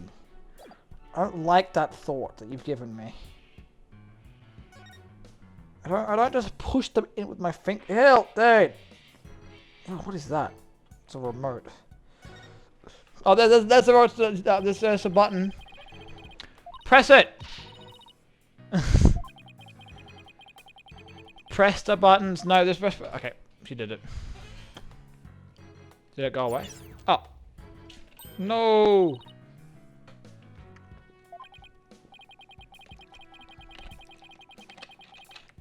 Correct. Which is probably why it's on. So let's see if we can get. Let's see if we can't find anything new with the image off. Oh! Ah! Ah! Ah! Ah! Ah! Ah! Ah! Ah! Bad news, bears! I have something. A spider web. Hey, Mr. Wright, take a look at this. It looks like a bullet hole. Grab behind it, Athena. It's pretty big. Don't think so. Whoever fired this must have been using a pretty large gun. Think so? Based on my experience, I'd say this was shot from a regular pistol. But whatever size it was, someone fired a gun in here, right? Apparently.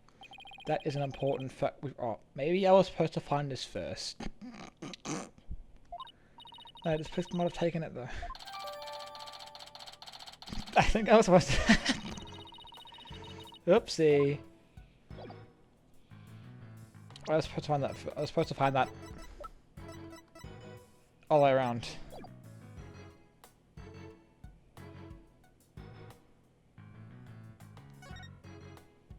That's some pretty futuristic looking furniture over there. I'm looking at some unimportant things. Using a cup of tea, right?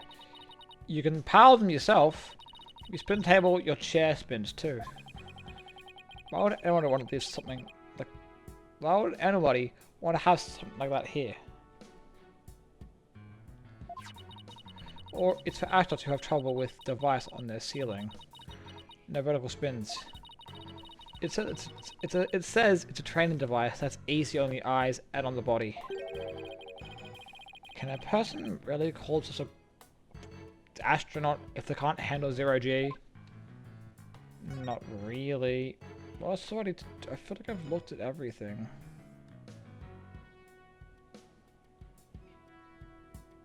What that?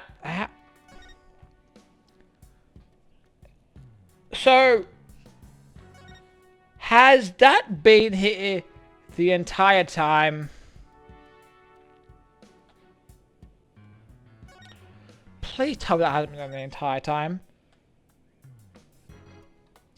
This is like the most obvious fucking thing I've ever. That is awful from me.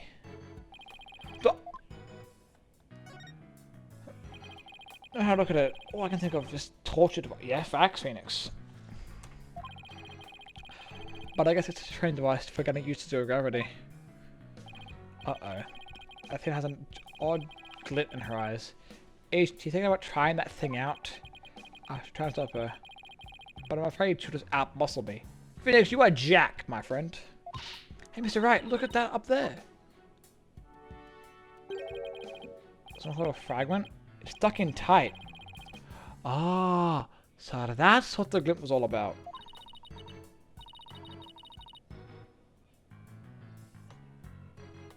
That color looks familiar. I think it's part of an oxygen tank.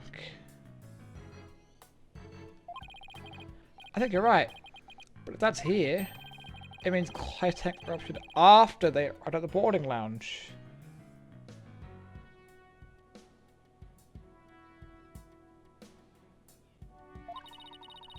Yeah, I think from what I know, her necklace changed with her emotions, which was quite cute, which means she was angry or something for some reason. So Proskobac's theory that Mr. Starbuck dropped Clay down is completely false. We've got him. Now we just have to figure out how the fuck they got from up here to down here via ladder, not elevator. This proves that both the astronauts were alive. This proves that both of the astronauts were alive when they reached here. So Apollo was right. The elevator wasn't the launch pad.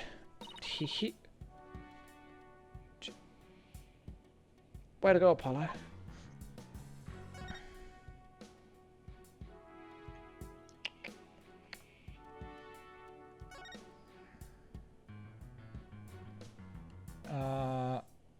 Trash chute. What's this red button here? I wonder what this big knob... Ka-chow. I wonder what this big knob is for. It looks like the knob on a stove. Well, it's the same shape, but I think that's where the similarities end. I mean, it's behind a glass pane. What kind of stove would require... what kind of stove would require knob security like this? Listen! Sometimes the knob just gotta get protected, you know what I'm saying? Can't knock a brother for putting his knob behind glass panes. Well, the knob is straight up and down. See? I love knob security. I love when my knob is nice and secure. Pause. Athena, this isn't a stove. Right. If it were for a stove. Exactly.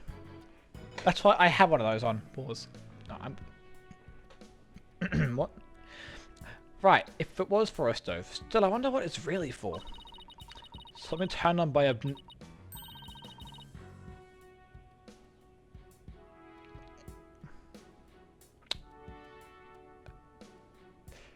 I'm 21 years old. I cannot be giggling at something turned on by a knob. I can't be giggling at that sentence.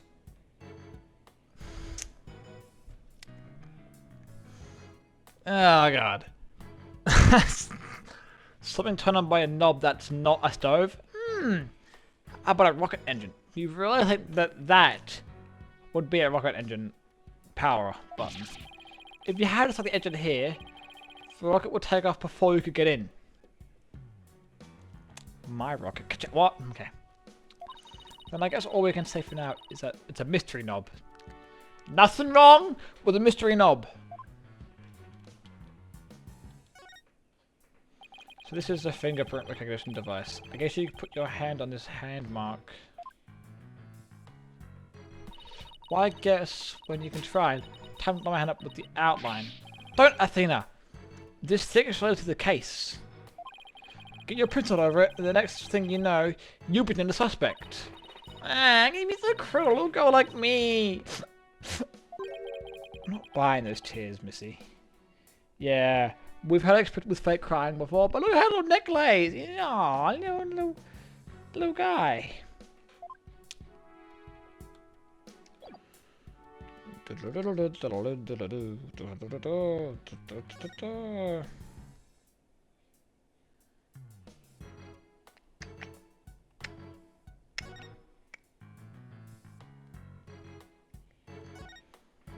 What's this window? And it's right next to the holographic image too. I bet it's here to help people see the stark contrast between reality and the virtual reality.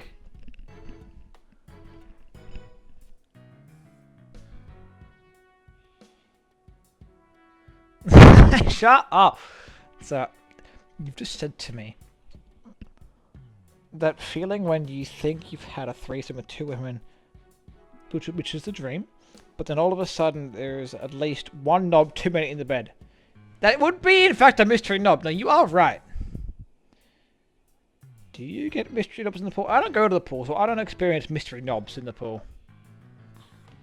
I pray I never experienced a mystery knob in the pool in the first place. Way off. It says about ventilation, you know, to clear smoke from a fire. See, to put out the virtual insanity of reality. She's losing it. She's lost me here, I think. Sorry to say, Athena has officially, I think, lost the plot. Would be the correct statement. Just a bit of a loop, a bit of a loon. I don't know what else I need to examine now.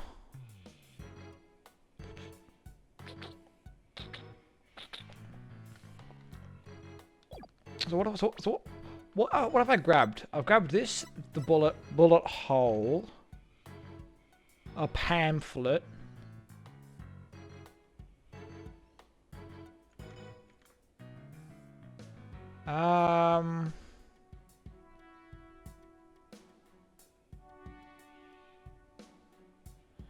no, my sister's harassing me.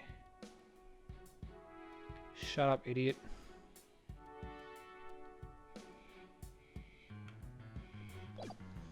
I don't know what else I haven't examined yet. Movie. I didn't do the door, didn't I? I did everything else. I did these two things, but not the door. Whoops. Let's see. This door is... Where's that pamphlet again? Launchpad, which we already know this. We literally went through this door to speak to Fulbright. I don't know why I need to look at it again. We went through it earlier when we went to Fulbright. So I guess the security lock must be disengaged now. I would assume so. They say the corridor was filled with smoke at the time of the bombing. This thing beside the door. Must be the fingerprint recognition device. So on and so forth. Which reminds me, I prosecutor Blackwood talked about it at the trial. He did. Smack. The notion of a third party is utterly absurd. Just to enter the area from the lounge, one must pass through a door guided by a fingerprint recognition device. And allow me to state up front that there are precious few with the clearance to do so. Then does that mean the bomber's prints were verified by the system? Yeah, but we only had... There was only 3 people's prints who went to the room. What's his name? Starbuck, Clay, and Yuri. I do believe... God, I thought her mole in her face was a scratch on my screen, so I went to scratch it off. But I realized it was also a mole. Okay, never mind. But the number of authorized personnel was supposed to be really small. Yes, 3. Voila! Fingerprint powder I brought just in case. Why? I forgot the office. I've been itching to try to use it. Wow. Why did I think ahead? Now, let's test the fingerprints. Hey, I haven't done this in fucking years. You got it. Now I forgot somewhere here and a little over there and nothing.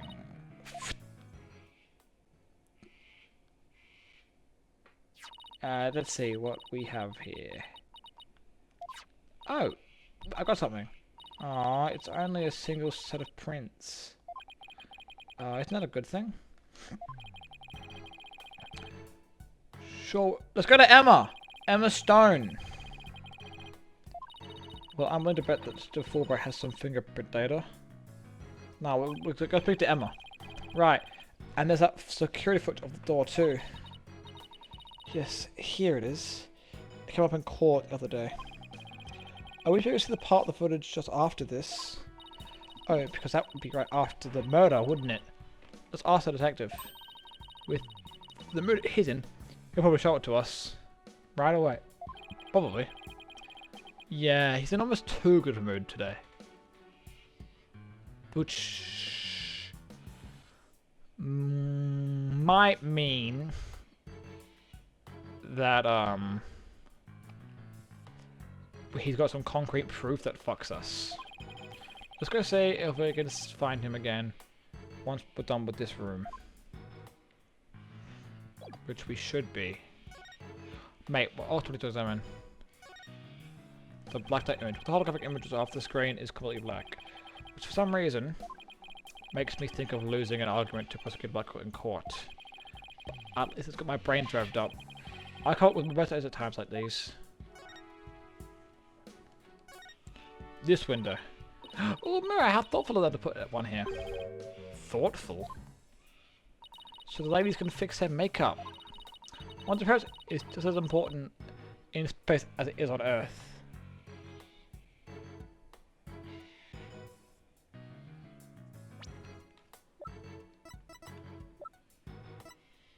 Real.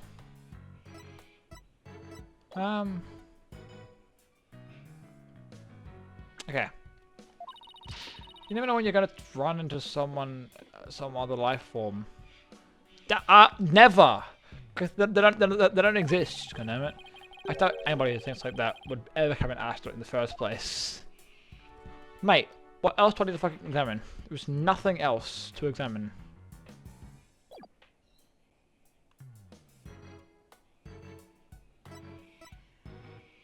Examine. This way. Come over here. The trash chute. What's this? A trapdoor? I'm fucking intelligent. Now, you are so actual real for that. Especially where I live. There are a lot of people who don't look like humans. Maybe because they're on crack cocaine and they're like...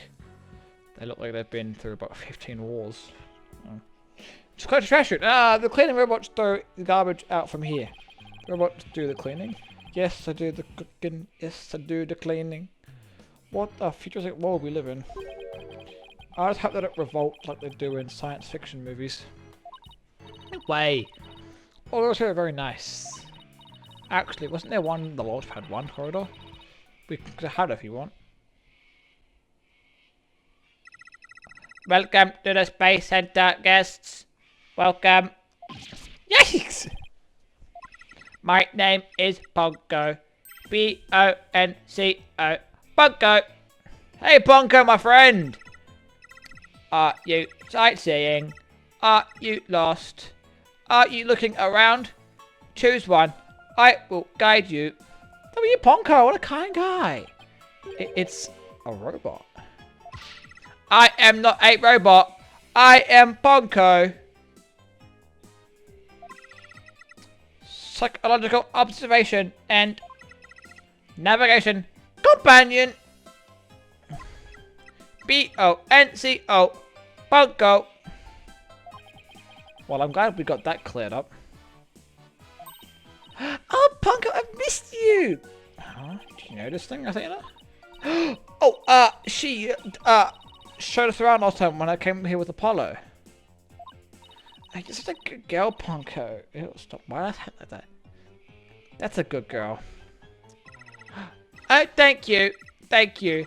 I'm so happy. So very happy. Wow, a guy robot. That's pretty cool. My name's Phoenix Wright. Nice to meet you. I don't know you. I don't know you. Huh? Ow, that hurt. Oh, she has to register people she meets for the first time. Please register him, Ponko. Certainly. Commencing guest registration. Please tell me your name. Our nickname is fine too. Nick. Name is Phoenix. A bit overly familiar, but I'll allow it. Phoenix, please let me get a good look at your face. Sure. Registering. Facial recognition. Sequence. Complete. We are now officially friends. Nice to meet you, Phoenix.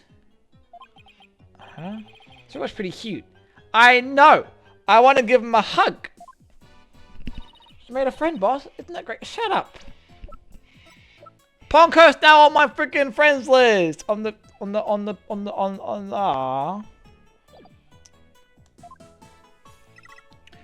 Phoenix, Athena, allow me to guide you. Right this way.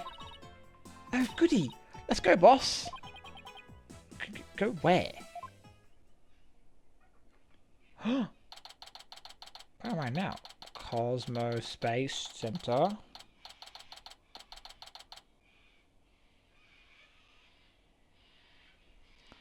I've never heard of the Katamari Damacy. I'm looking them up right now. Katamari Damacy. What kind of niche game is this? This might be the nichest reference I've ever seen in my life. 2004, I wasn't even alive. I can see the similarity though. It is a puzzle game published by Namco for the PS2. I didn't even have one of those. My cousin did. But, oh my goodness. Wow, this is such a niche reference. I do see the face though. I do see the head shape. I am picking up what you're putting down.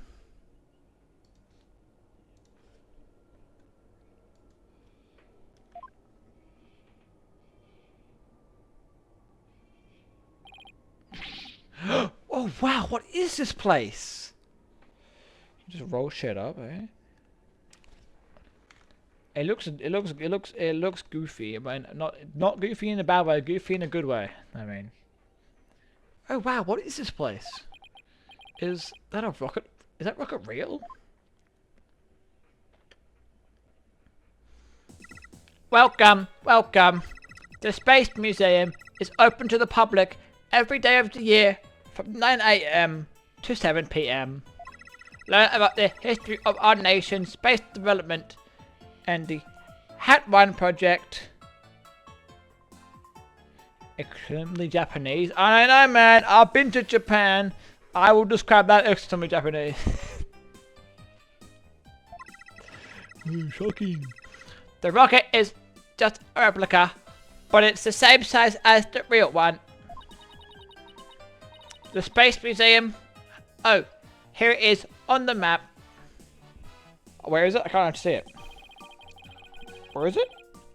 Okay, so it's on the exact opposite side of the main building from Launchpad 1. I mean, I can see what you're talking about with that. It's such a niche game, though. Katamari Damacy. Like, it just looks so goofy. When did the remaster come? I'll look up the remaster. Is it called Reroll? Because that looks like... Aha! It's a remake. Okay, 2018.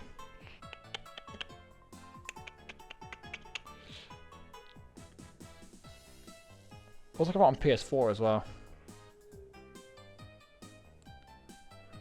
They're so cute, little guys. The little munchkins are so adorable. Wonderful. Space Center pamphlet updated. Let's go. Ask me anything. Anything. I will explain. Hat 1. This is quite the place. I can't believe we got to see Rocket this close up. This is a replica of the Hat 1 that was launched 7 years ago. It's exactly like the real Hat 1, inside and out.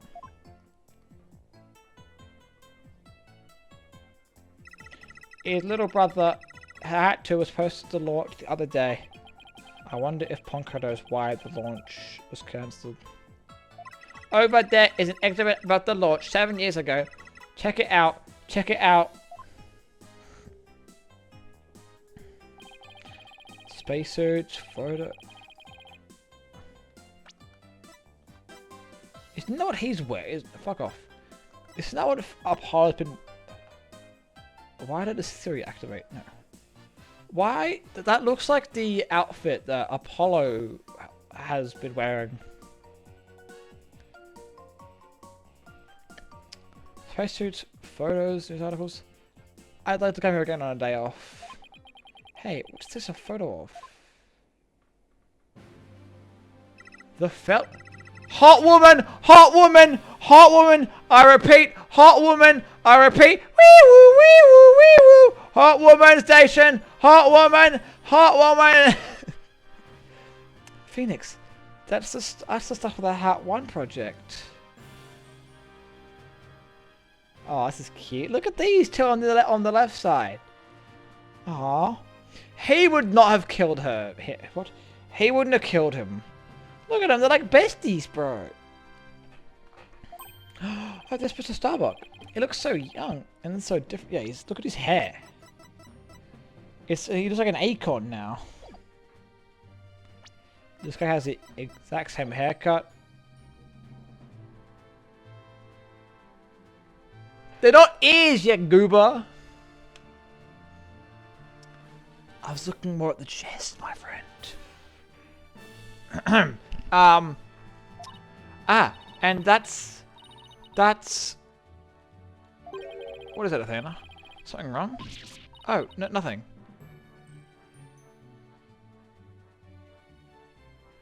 I think it's a hairstyle, I think. So Athena knows one of the women, I would assume. Well, I'm going to predict right now, early doors. This lady here is...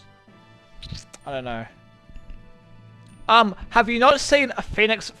Have you not seen Apollo Justice, bro? Look at his freaking hair spikes that he has. And a Phoenix has his, you know, back ones, you know what I'm saying? So, anyway, early doors. She's like, I don't know, mid to late 30s. She's mid 20s. And his guy is like... If this was 7 years ago... They said it was the Mat 1, right? Which means he would be... 7 years ago, so he would have been... Oh, he's older than Apollo. Oh, no, they're the same age. He would have been... So 7... 15? 16? That's pretty cool for a 16-year-old to be working on a rocket ship. Well, it was 7 years ago, after all. So the young guy standing next to Mr. Starbuck must have been Clay Terran, the victim. Starman and Protege even way back then. He's even got one of the staff jackets. He looks just like a regular staff member. No, Clay was still a student then. He just borrowed one of Solomon's old jacket. Okay. I should have finished the thing first. Oh, okay. That makes sense. Clay would have been in high school 7 years ago. Everybody looks so happy.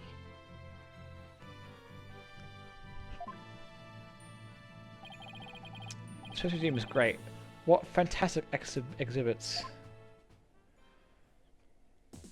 This area used to be Launchpad 2. Wait, Launchpad 2?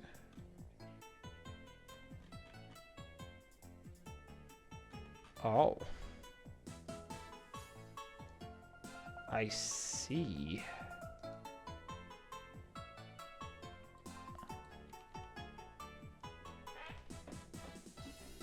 Yeah. That does seem to be the way, especially this game. The logic all makes logical sense. Like logic, physics and stuff. Law, cool stuff. And then the story is just like out the wazoo. Why not? This happened here. This it makes no sense, but you know what? That's what makes it good. That's why it's peak. So this is where 2 used to be, allegedly. I guess that also makes sense, hence why it looks the exact same on this side as it does on this side. Their motto is, let's go to Jupiter. Why? Hey! No, actually, you know what? Man, the music in this game, so good, but nowhere near as good as the one from Phoenix Wright's first game. That was just peak music. It was all like 8-bit and fucking sexy. But they just made a new ground floor entrance. Yeah, like where the ground is. Here. There was talk of it, but they had to scrap their plans because of the budget cuts. Oh, don't worry, I'm with you, man. I'm picking up what you're putting down. My mother loved Banjo-Kazooie growing up, so like she used to make us play the games from her era. Because like we're super old. Like, so the because she was a big because she's old, so she had like, you know, the N64 when it came out. So she got me on the N64 freaking games. Budget cuts, budget cuts. We need more money, money. Money, money, money. Who would record that kind of information into a guide robot?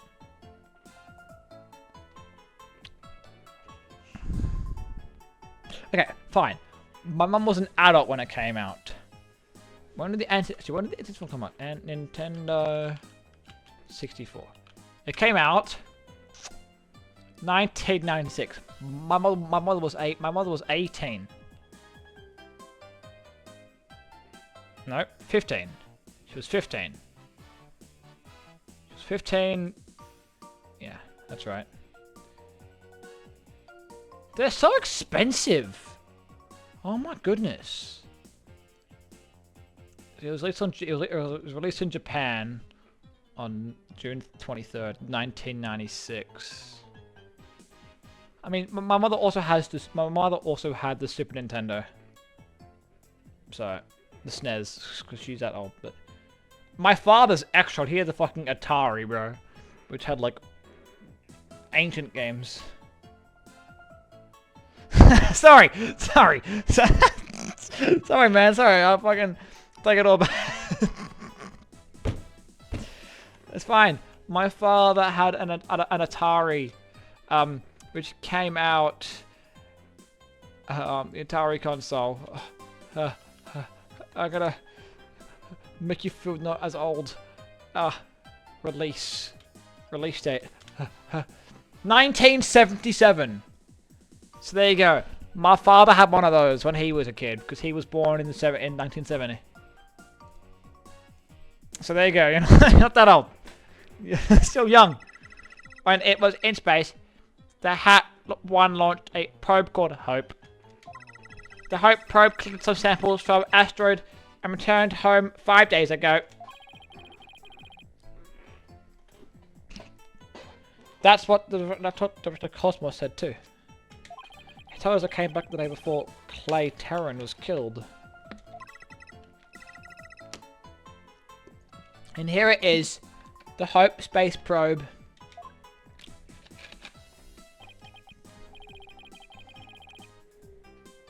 That's fucking nuts. I'm sorry, what?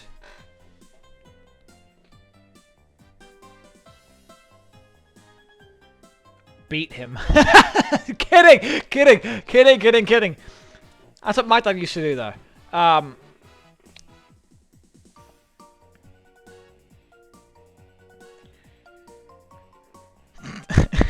Just give him a fucking... Just start whacking the shit out of him. My grandmother used to get rollers onto my ass when I was a shit.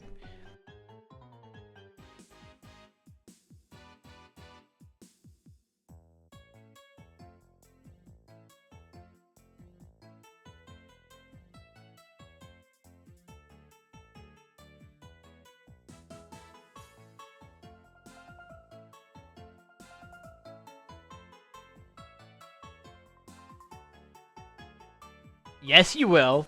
Good shit, bro. I've seen that logo somewhere before. Have we?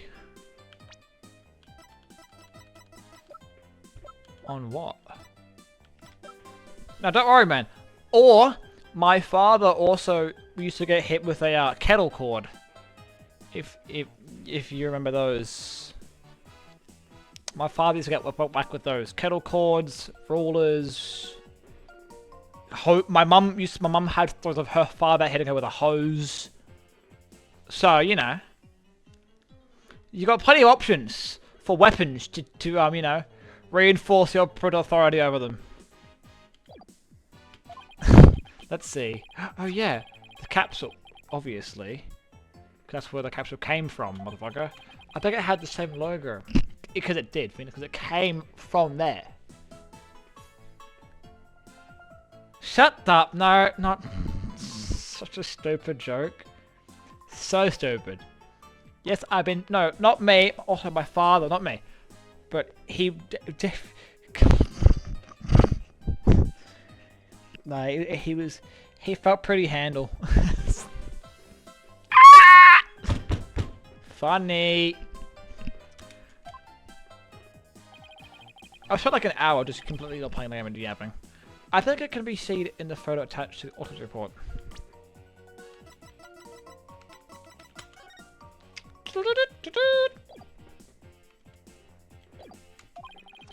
Maybe she'll give me some more info if I show it to her.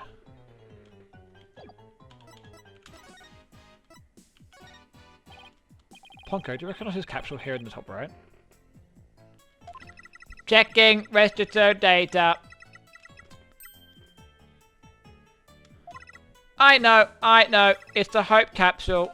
It was carried inside the Hope probe. It contained the asteroid samples. Right, wait, no, that's Phoenix. It contained the asteroid samples, right? Yes, it was designed to store the samples gathered by the Hope probe. It's been stored in the safe in the launch pad 1, able to return to Earth. It must not be removed! It must not be removed! Don't worry, Ponko. The people in charge already know what happened. They do. I must ask them later. So the capsule was being kept in the launch pad 1, huh? Maybe Clay was trying to carry it to safety after the explosion. Also... Why, I've just said this just then, did Clay have a hat on? 1, how? 2, why did Clay have a hat on inside of his spacesuit? I don't know, man. Doesn't seem like the smartest decision. Space Center staff must be really excited to finally get that capsule back.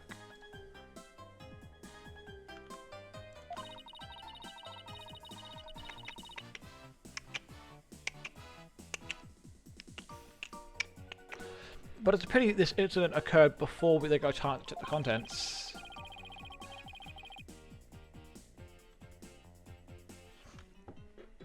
Well, the police will have to wait, took as evidence, have to wait a little longer. Hope capsule added to the court record. Alright. Let's talk about the layout. The way this pest center launch pad is set up is super cool. Would you like me to tell you about it? Would you? Set up with the launch pad? See, look, spiky hair. See? Good on my spiky mind. I want to know. I want to know. Phoenix wants to know too. Great.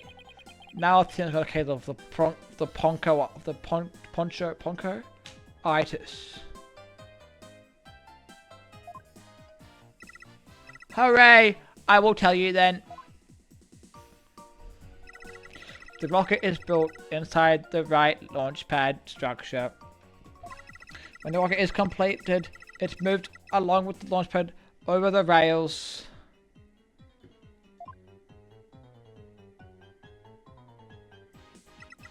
and brought into position at the launch site. Isn't it cool? Isn't it? We used to have a big budget, so that's how we could build it all. Used to.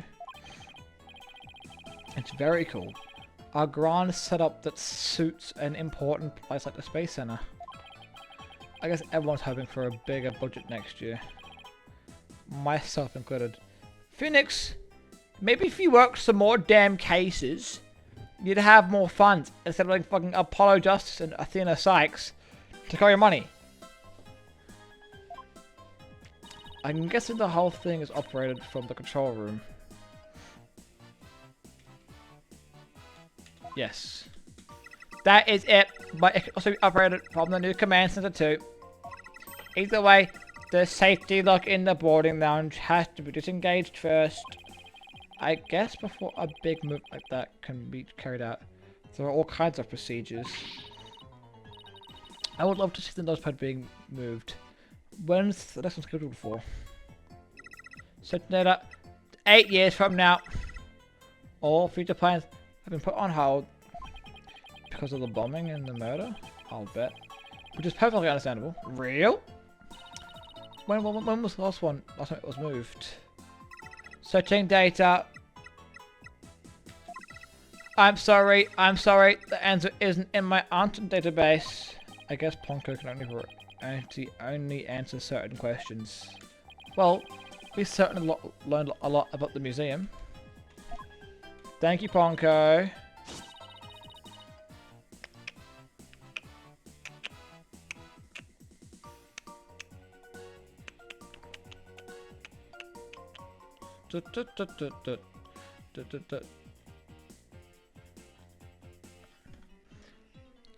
Yeah. I like Ponko. I love to explain. Thank you for listening. It's got boobies. Come on, man. It's a little robot. You two are like old friends. It's hard to believe you just met recently. Hehe. It's because Ponko is so friendly. Well, what should we investigate next? We gotta find that child, the other witness. Let's go find full. All that. We have things to ask him about. Let's see. Security footage, fingerprint data. And does he have fucking dirt on us so we can get... I reckon it does! No, actually. I don't want to answer that question in case it's like... You know what? Yes. Bye, Ponko. See you later. Come again. Come again. And don't forget to visit the gift shop. Dear poor Ponko. What a Dixian life we are all forced to lead. So real, Phoenix. Okay. Janet. Launch corridor. Look at this little guy. Look at his little head. He's so cute. What should I do? What should I do? Which path is the path? You've said this 4 times now. Are you okay? Fulbright, he still seems to be lost, even if it's a straight corridor. Let's hope he's still in a cooperative mood as well then, eh? If he doesn't cooperate, then I'll just have to use my powers on him. You mean that lady in distress bit? Yo, brother! Bullet hole at the scene. We found a bullet hole in the wall at the crime scene. You did? I can find that too. It was a set of arm who fired that bullet.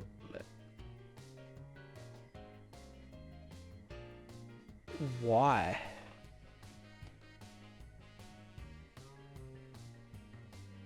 What is this niche ref? Nunu the Hoover. Who the fuck is that?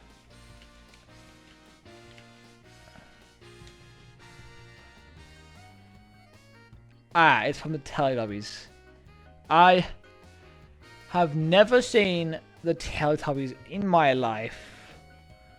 My mum didn't think the Teletubbies was educational enough, so I wasn't allowed to watch it. The same with SpongeBob and all of those other shows. You did? Yeah. Set of arm? Why'd she fire a bullet for? That's right, a warrant up for the defendant. But he was already knocked out though. Was it a high threat situation like that? That she needed to do all that? I'm afraid I don't know the details. What with her being dead, yep. But I thought those two people were discovered crime scene together. We hear a note he will testify tomorrow about what he knows. Hey, you're pretty smart. That's exactly what we're planning to serve as the main course. I hope it goes down easy. Like a soup. Soup's not a main course. Like a grand A5 Wagyu steak. I had one of those in Japan. Fingerprint data. Detective would like to run a comparison on some prints we found in the boarding lounge. Ah, yes. I'd happen to have compiled the printout of everyone related to this case. I can always pick out a couple from oh, WK! What the fuck? He's the best! This is quite a bit of data. Well, when I said everyone, I meant it. Prosecutor Blackwell said to dig deep, so that's what I did.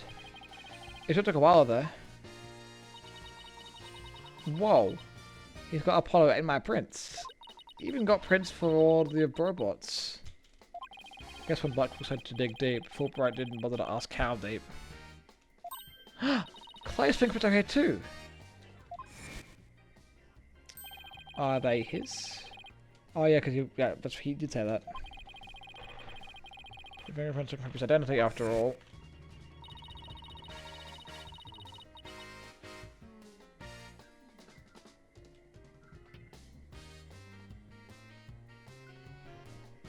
I still can't believe he just do fingerprints.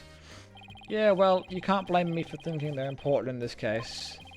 There are a lot of laws that require fingerprint verification in the lounge. He is right. So depending on whose prints we find, it can completely change the tide for both sides. Makes sense. After all, the culprit's prints did get them past the fingerprint lock somehow. Oh, and take this picture. It might come in handy. Are you on my team or Fulbright or Blackwell's? I can't tell. So this is a photo of the launchpad door. Yep, but Blackwell seemed really interested in it for some reason. Why? Huh? What's so important about this door? Beats me. But could you see the gears in his head go to overdrive? Sound is going to be a major point of contention tomorrow. Hey, don't forget about the print comparison, boss. Right, is it Fulbright? Do you think you could run the test for us right now? You just leave it to me. In justice we trust. Okay, here we go. Well, that's not good. Well, it looks like it was Mr. Starbuck who opened that door. That's bad.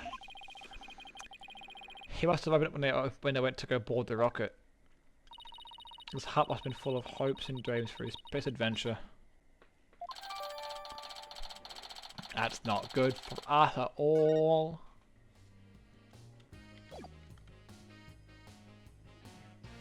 Now, we need to ask about security footage, right? This song sounds like a Mario Kart song, like Mario Kart 8 Deluxe song. It sounds like a like one of the city tracks in Mario Kart 8 Deluxe. I don't know why. Okay, so this. Just about the security footage that was taken by the boarding lounge. Ooh, that footage. Mario Kart 8 Deluxe is way less niche than fucking whatever freaking Katamari Damacy is, bro, alright? I'm not having it. I'm not having it. Is Mario Kart 8 niche now that friggin' Mario Kart World out on Switch 2? Ending myself. Go ahead and ask me if anything you like about it. Is there any way I could see a little bit more of the part just after this? Easy as pie. I'll be glad to show you. Here we go. Oh.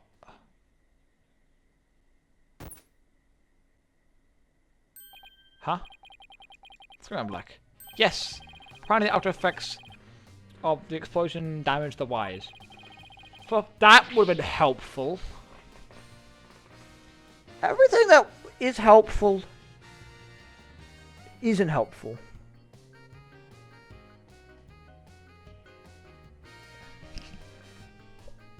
I've just realized that I'm sunburnt on my elbows from when I went on holidays, and it's taken me 2 weeks to start peeling.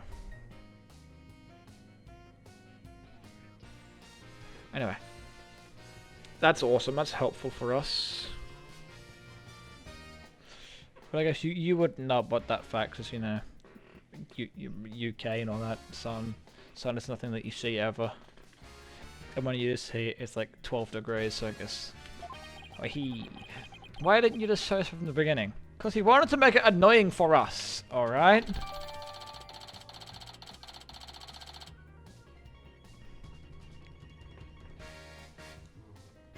Alright. Something definitely seems to be up with you, detective. You're unusually cooperative. That sounds fucking awful. Up until a few days ago, we had like 24 days of like 35 to 48 degrees Celsius weather. Actually, I'm pretty sure a place in Australia hit the hottest ever, highest recorded heat. Was... Okay, I'm lying. It was 5 days. It was 3 years ago, but... I'll look up this year. Because I know we had like really big... Okay, here we go. Yeah. On the 30th of January, it got to 50 degrees on the nose. And then 49.7 the day before. So we had a fucking heat wave. And the worst thing is my room has no heat, has no aircon. It's just a singular fucking, like, small pedestal fan that blows hot air into my face. There is a log, wait. Oh my fucking god, why did I forget there's a log? Yeah, real, like, I see people in, like, I watch, like, UK YouTubers when, like, there's, like, cloudy outside and it's like, oh yeah, nah, it's super hot. And I'm like, and they're saying it's like 12 degrees. So it's like 20 degrees. And they're like, wow, it's hot! I saw a guy with a freaking British man sitting in a bin with his shirt off. Which is very odd. Odd country up there. Odd people. He is in love with me. That's why I thought about being nice. Because he loves Phoenix Wright like I do. But it seems like something's really been bothering you. You don't have some ulterior motive, do you? What are you talking about? I would have done anything like that. He is justice. You know?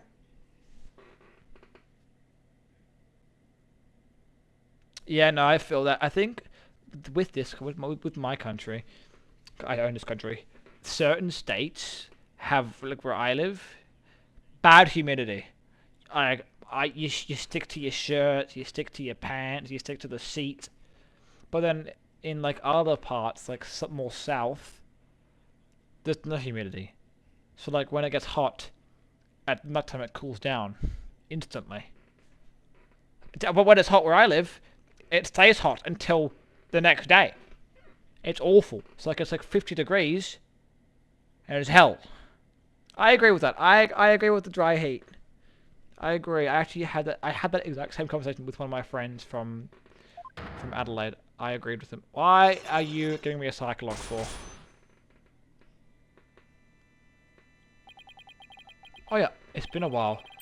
But there's definitely Cyclops. Oh, we're so back.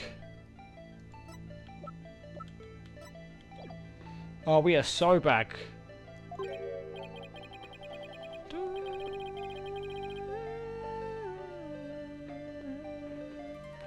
Man, this reminds me of my Ace Attorney days. Oh, peak video game. I should have streamed that game, bro. That game was so good. But I just didn't. Because I was too locked in. No, it's psych locked. It's some system that locks one of the secrets in a person's heart. I can tell you with my Magatama. Yes, sir. I can break those locks. I don't feel any secrets they're hiding. Mr. Wright, how much did they book you out for that piece of rock? It was actually a gift from one of my goats, from the one and only Maya Fey.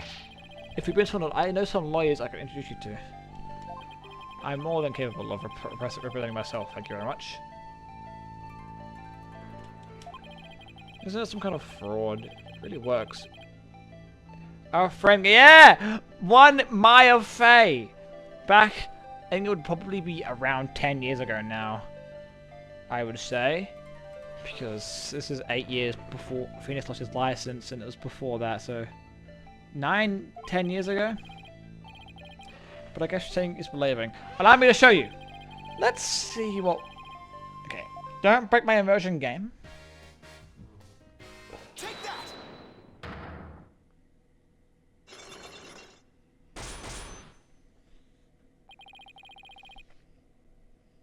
All right, why are you being cooperative? I think you're hard hit, detective. What? You tell us about it. What are you? What to do? Which path is the path of justice? I bet this is the issue she's been talking about. Oh, love. Love. Live, love, justice. I bet I know what's bothering you. You're told by love. What? How did you know? I put my pet carp love in with my goldfish, and the next thing I knew, all the little goldfish were gone. Love had eaten them all. My poor little goldfishies. Oh, I loved you so.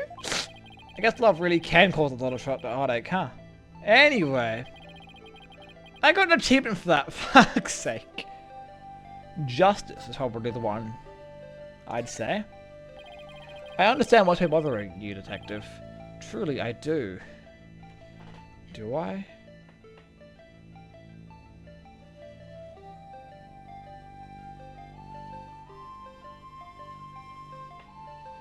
Alright. Okay, something happened that goes against your principles, isn't that right? No. What are you talking about? Nah. Bro has straight up just said nah to me. Fucking awesome. Good talk, bro.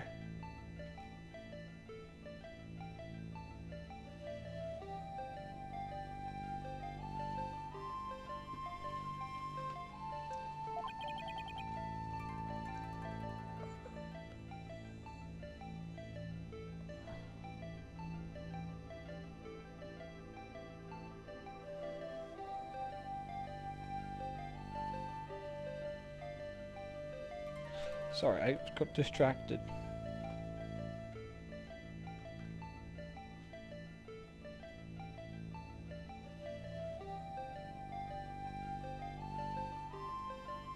Okay. Anyway. Is that a fact? Yep, peaceful as peaceful can be. Everyone whistling a happy tune as they did their job. You know, so a more relaxed guard detail for a routine rocket check. I don't think the guard routine was as relaxed as long as this exists. As long as what exists? The evacuation report, right? Police officers maybe the bombing report, maybe? No, but we already presented this. We already presented this before in court. Wouldn't be the DVD. Wouldn't be this. Could be this. But apparently it was fired from the lady. I'm gonna send. I'm just gonna send.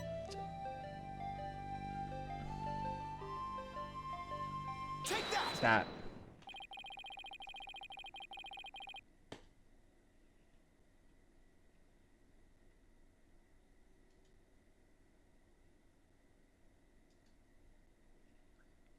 Okay.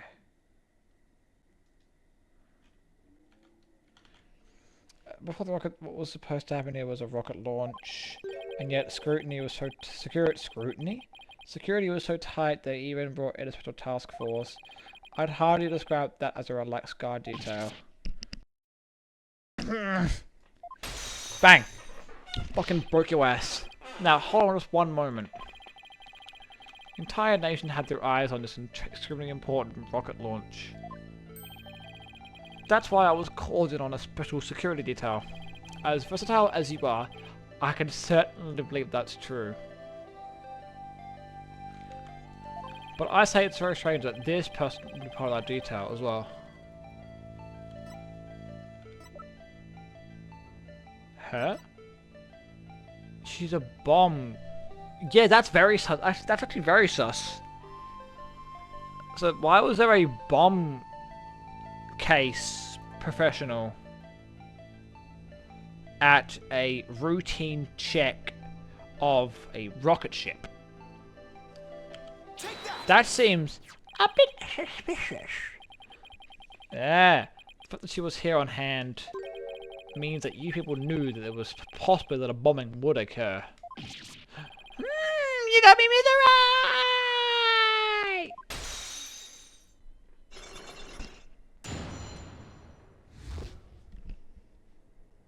Is there corruption afoot? Alright, what can't you say? Alright, I concede, you win. It's just as you say. Oh, look at him, he's pouting. A few days ago before the launch, they were warned about a potential bombing. Who's they? But the plan to launch one ahead in spite of it. But why? What were they trying to... They're planning... If someone got hurt or killed. Yeah, I know. The decision to move the forward was exactly just, was it? How was the warning delivered? By phone, and directly to the calls. Oh, I see. But the police department instructed everybody to keep it under wraps. That's a big thing to keep quiet about, no? No wonder you were so upset. But it's not, yeah, I did not know that. I've been distraught about Prosecutor Blackwell as well. Why? Well, as his handler, I'm sure you've had a lot of difficulties. That's not it. It's a question of justice. I'm wondering about why he's up to stand in court. Also real, he is a criminal. I've been wondering this since fucking day one. The reason he's still prosecuting? Judge Fulbright, please tell us everything you know. Oh, he's filling us in about the boy. Well, talking to you folks about it will definitely be breaking the rules.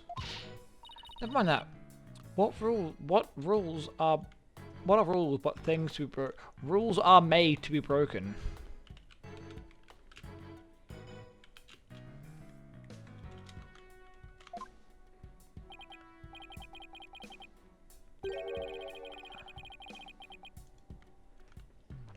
To tell you the truth, having a prisoner as a prosecutor is highly... Oh, really?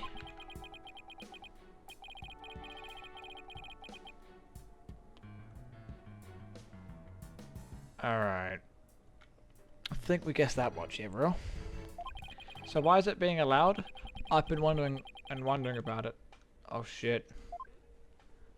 So you weren't told why either? Huh.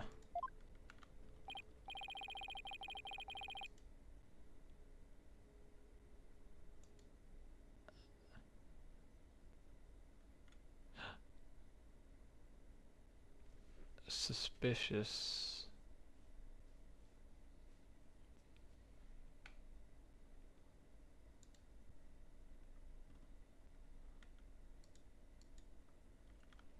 From pretty high up. The ladder, huh? Yeah, it would have had to have.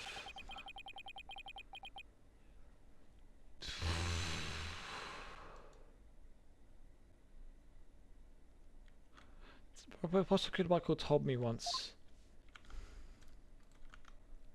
The hunt I've been on for the Phantom of 7 years past continues even still. Who? I got goosebumps for some reason. Who is this phantom? He seems like...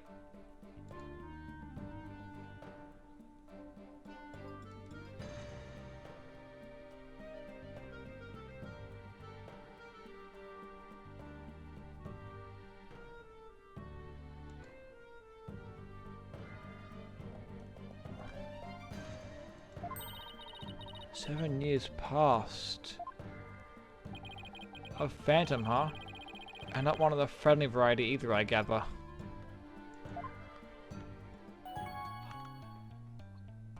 Oh my fucking god. Okay. That's wild. So, there's a guy who he's after. Okay, okay. And he thinks that this phantom maybe did the murder of this guy. This guy is after the phantom who killed this guy. I would assume. Maybe? Not a clue. But he seems to think that he's phantom part of it somehow. Yeah, definitely, the phantom definitely murdered. Murdered some... What did he do to... What did the phantom do to this guy, though? He's after him, then. Maybe he was the one who put him in prison. No, not Bobby.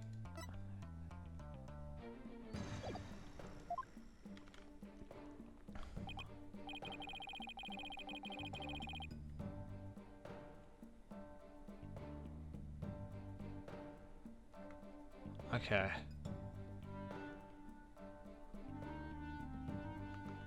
Yep. This case has way too many similarities to what happened 7 years ago. For starters, that case happened right here at the... Oh! And in both instances, a threat was issued via telephone. So that's why Blackwell thinks, isn't it? That makes a lot of sense, actually. That's not the entire reason. I mean, if you want to talk about 7 years ago... That's who, when Prosecutor Blackwell was found guilty of murder. I was right. I was right. So this phantom guy got Blackwell arrested and murder, and then he's trying to do the same thing for Solomon.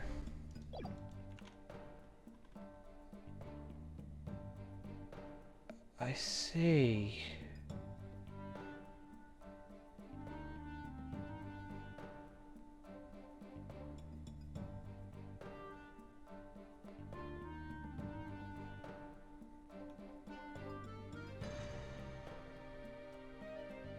Interesting, interesting.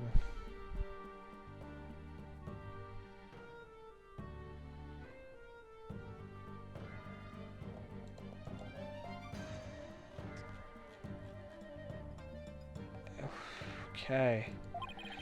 The messy case is what caused the whole dark age of the law. I see. That's what started it 7 years ago. I thought it was Phoenix Wright's false evidence bullshit, but I guess that wouldn't... CC had a Phantom and Prosecutor Blackwell's conviction might be related. Yes, I can see why he'd think that. Which makes a lot of sense, actually. This incident and the Phantom.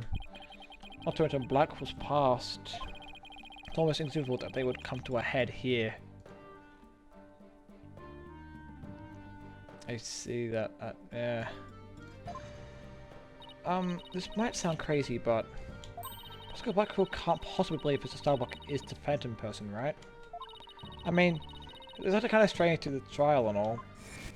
But I think he's just an idiot. Prosecution now pays to have ready as well. Silence. Shut up.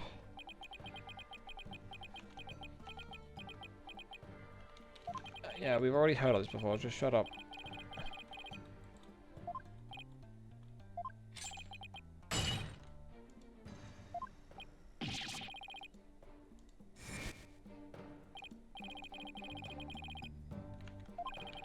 Okay, oops, I didn't do that. No doubt he thinks Mr. Starbucks is the Phantom. That's so interesting. But I don't get the feeling he thinks the defendant has ties to I doubt he thinks. Okay, but he does get the feeling he thinks everyone has ties to them. Which is why he's acting so impatient. He's got a personal grudge against Mr. Starbuck. Oh my gosh.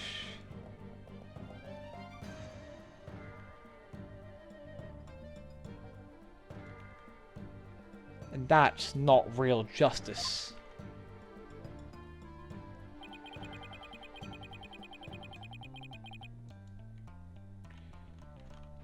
I've always trusted in Prosecutor Blackwell's judgment until now. But this time, I'm just so overwrought about... Is that overwrought?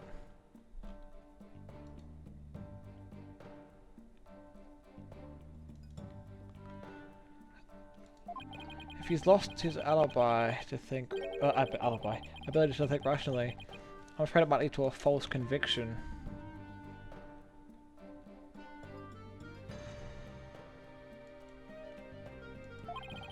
I've never seen Dr. Fulbright so tormented before.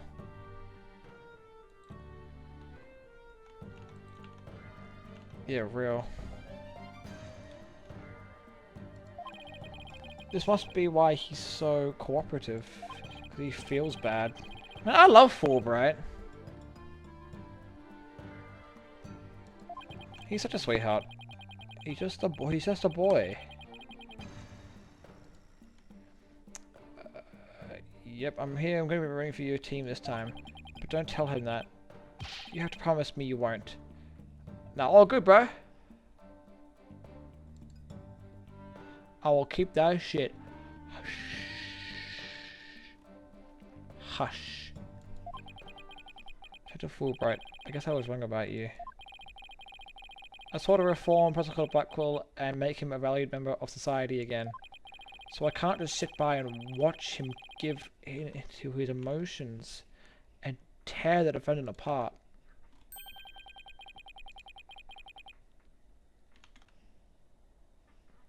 You're the only ones who are going to stop him in court. You really care about what you really care and want what's best for Blackwell, don't you? In the courtroom to us. It's not like we want to go for it either. I was hoping you'd say that. I see.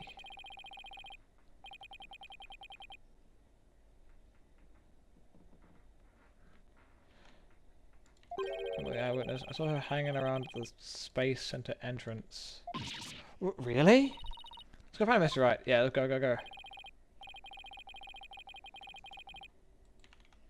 Thanks, you two. I feel a lot better now that I've been able to get all that off my chest. I'm gonna work extra hard to find that perfect piece of evidence for you. In Justice We Trust. On 1, 2, 3. In Justice We Trust. Bobby's a guy. I love him.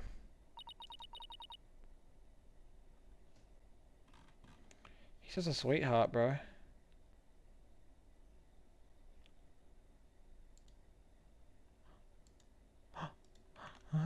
There he goes. Wait, were we supposed to say Justice We Trust back there too? I think so. Let's go see the witness. Space Center entrance it is. You don't help what to say right now. You are. I think this will probably be the last shinwag, I think, right? That I can go make myself some dinner, because I'm hungry. The witness must be around here somewhere. Hello. Uh-oh, don't tell me that the witness is a robot. Hello. Come over here. Look at her face. Hello. Are you sightseeing? Are you lost? Are you... I am Clonko. I shall guide you. Guide you. I don't know, so it's kind of freaking me out. Hey! You're not supposed to be wandering around. Oh, she a baddie. Oh, Jesus Christ! Again. I've had it with you, you hunk of junk. Plonko is his name, right? Ah! I'm outside. And that's, you know what? That makes it hotter. What? Pause. Am I wondering when did that happen? Okay. Welcome back, Hunker Junk. You don't know how close you came. If you didn't step out of it, I was going to put you on the curb on trash stick. Oh no! Nothing works better than a 42.5 degree karate chop. That's a pretty specific... Excuse me, but are you one who witnessed the murder? Oh, I'm Phoenix Wright, the lead attorney for this case. How do you do? Shoot the fucking gun. Big shot lawyer. I'm Aura Black? Wait. Ha! Ha! Ha! Ha! Ha! Ha! What? Well, hold the fucking phone for 5 minutes, please. Either they're gonna be siblings, married, or cousins. Family of some variety. Which means she is gonna threaten my life at every nook and cranny. I'm research developer developing robots here at the Cosmos Space Center. And she a hottie! Oh my god, she's so hot. Blackwell, could she be? Dude. She can make me act up. You gotta stop. I gotta not stop looking at her. And as good of another hunk of junk robot is named Hunk of Junk. Wow, that's rude. My name isn't Hunk of Junk. My name is Clonko. That's me, Miss Aura. Quit complaining. Your model number is Poncho 2. But Miss Aura, everyone calls me Clonko. Quit your squawking already. Oh, stop digging in his head, twin. No, what are you doing? No, don't. Ow. There. I bet you won't be talking back now. I will obey completely. Yes, ma'am. I will also obey completely. Yikes. I better work out why I with this one. I'd obey her completely.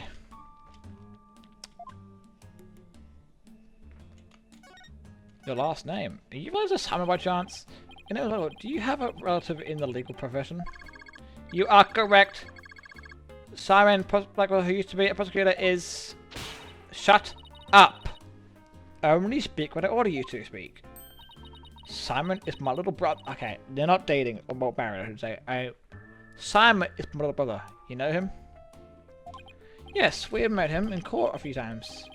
Right, Athena?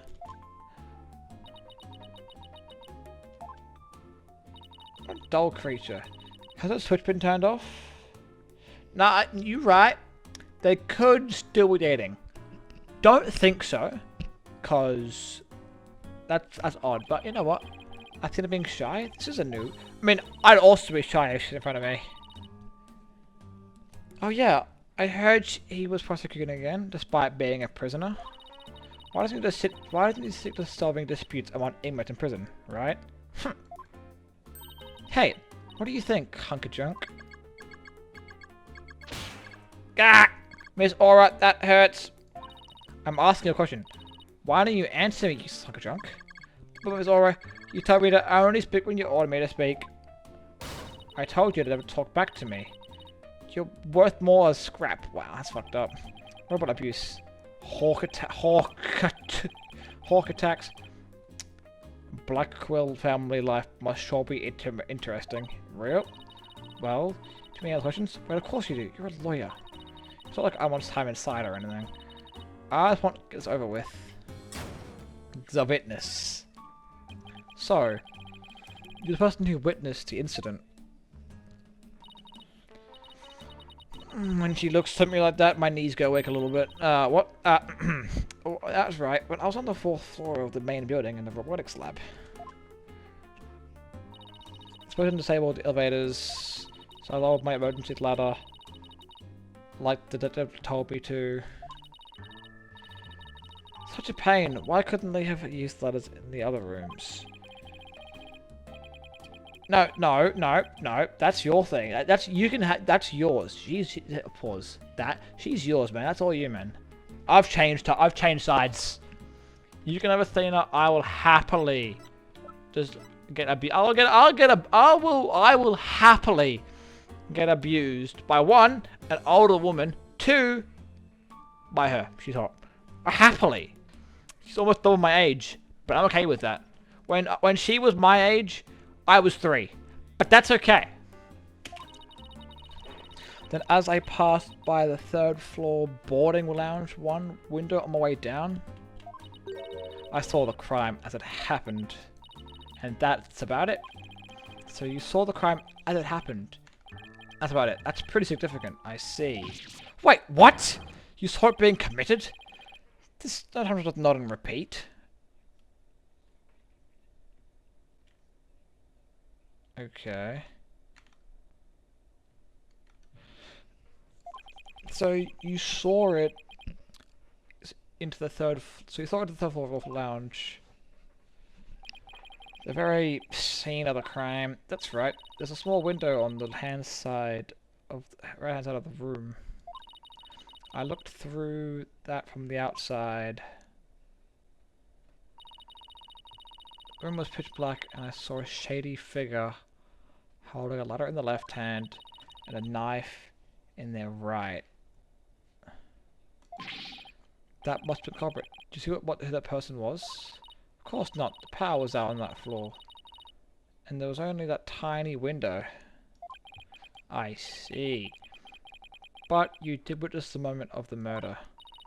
Yes, I saw a figure with the lighter raise their knife and shank. It happened at precisely 10 AM.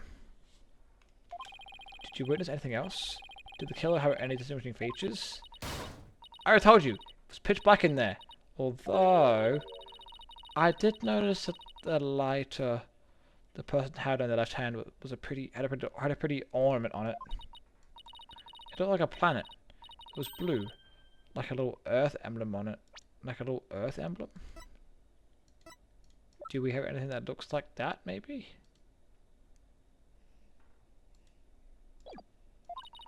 They had a good fucking Jesus Christ.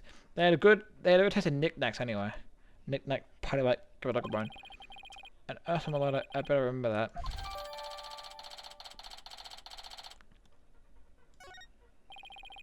Thank you for your statement. Will you definitely prove Mr. Starbucks isn't with it? He doesn't care. Ha ha ha, yeah right. I won't hold my breath. Pardon me? Oh, did I hurt your feelings? Sorry. I just detest lawyers. That's all. What don't you like about lawyers? It's just an instinctive dislike. But don't feel bad. I hate prosecutors even more. Yay! That didn't a better act. No, I did, because it means she hates people like Edgeworth more than me. Why do you hate lawyers? Why do you hate lawyers so much? Little things from my past. Like 7 years ago, maybe, when your brother got accused of murder because of the Phantom, and then arrested, maybe. Is that what I'm getting from this? The whole Elizabeth is meaningless in the first place. I certainly don't agree. Shocking, Phoenix. I mean, people are imperfect. They lie. They're influenced by silly emotions. You can't expect such imperfect creatures to uphold a reasonable system of law. I like robots much better. Even sad stats like this one. Hey, you! Look alive!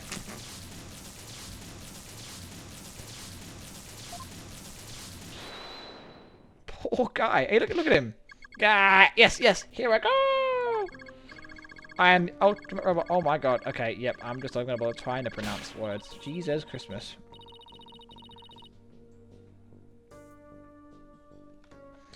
Alright, that's enough out of you. You're getting too carried away. Yeah. Huh? What was I doing? Yep. I like robots much better. At least you can make them any way you want them. Unlike humans with their petty emotions and constant worries. How can you say such things? What's wrong with you, Athena? Are you okay, sweetheart? She looks scared. Feeling emotions, worrying about things we care about, that's what makes us human. Well, the girl finally talks, and she starts with a speech. That's what makes us human? You mean getting angry and distorted like that? Rational thought, that's what separates humans from animals. Unfortunately, your reasoning abilities are more akin to that of a clever little monkey. But that's nothing to be ashamed of. It must be nice to have such a simple mind. Can I punch her, boss? No. Get a hold of yourself, Athena. Humans certainly are absurd. I said you were clever, didn't I? Poor thing. Tell me, with people like you in charge, how can I possibly trust the legal system,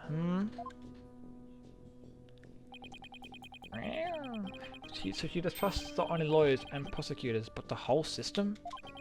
What in the world happened to this woman to make her so bitter? Even if somebody important to me was killed, I would never wish to see their killer brought to trial. Because I'd much rather kill them myself. Fair enough, actually. You can't be serious. That thing you're wearing around your neck. Oh, this? Around Athena's neck? Does he mean widget? Oh, I get it. Well, well.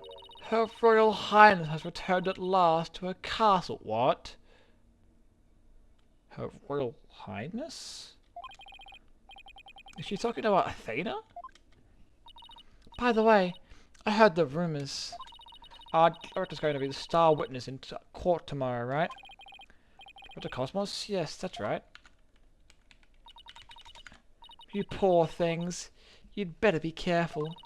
That old man is a big liar and a huge braggart. We know that. What? He might seem like a bigwig, but the center has all kinds of problems. Like the money. He has lots of skeleton in his closet. Like the murder. He's the Phantom. But your problem... But it's your problem. So why should I care? What?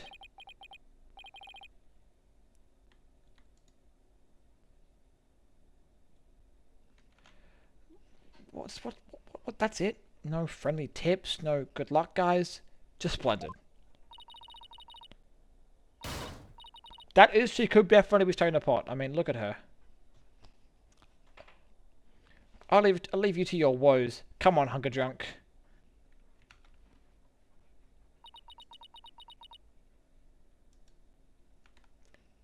You okay, Athena? It's sad to me that she doesn't believe in our legal system anymore. She must have had a very bad experience to make her feel that way. You right, Athena? You seem very down. I can't believe she said all those things. Wow, she's really upset. Has she been trying to not let her show all this time? Well, I guess it's not all that surprising. You hear something about fabricated evidence and false indictments on the news all the time. You mean that whole dark age of the law nonsense? I'm sick of it. Me fucking too. I am so sick of it.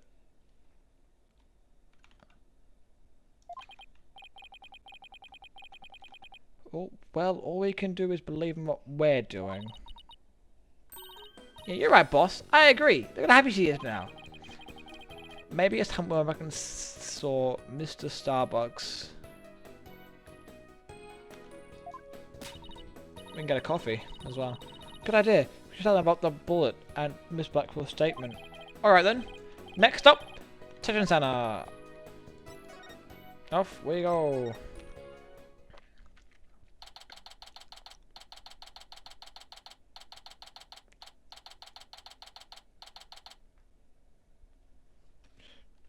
Alright. What's wrong now, buddy? My lawyers are here. Must be bad. No, it's good. No, I mean... We have questions.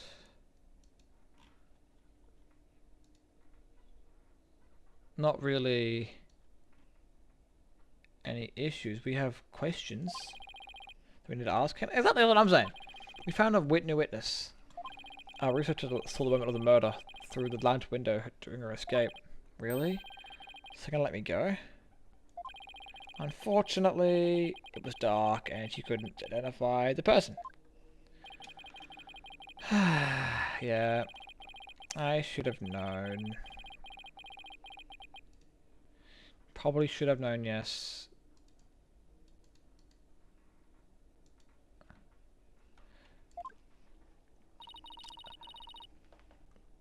My stars never line just right. But we got a lead though. The murderer had a lighter with an Earth emblem on it. A lighter with an Earth emblem on it? She knows something about it. Did you remember something? Yep, I sure did. Just a little bit though. Anything at all would be helpful. So please, tell us what you remember. Hold on. Progress? Progress? What am I, a 5-year-old? Progress 5 hours in. I thought I was unconscious the whole time. But you weren't. But now I remember, I woke up for a few brief moments. That's huge. You remember seeing anything? A lighter. Uh-huh. Good. What else did you see?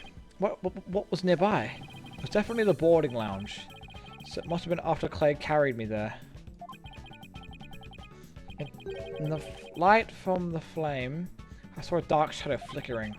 A dark shadow? That must have been the figure here. The third party we've been looking for. I'm gonna call him the Phantom. That's what I'm gonna call him. Thank you, Mr. Starbuck. You've been more helpful than you know. If we can prove there was this third person at the scene, then they're the real killer. Then you'll be cleared of all suspicion. The key will be whether or not we can identify this third person in court tomorrow. At least there's something to go on now. That's a big plus.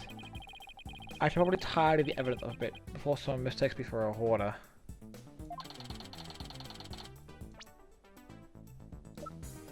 Alright, so like, irrelevant would... Oh, it's already gone. Now that we have a glimmer of hope, I'm suddenly starving. Why don't we go to the office and treat ourselves to a big celebration in advance?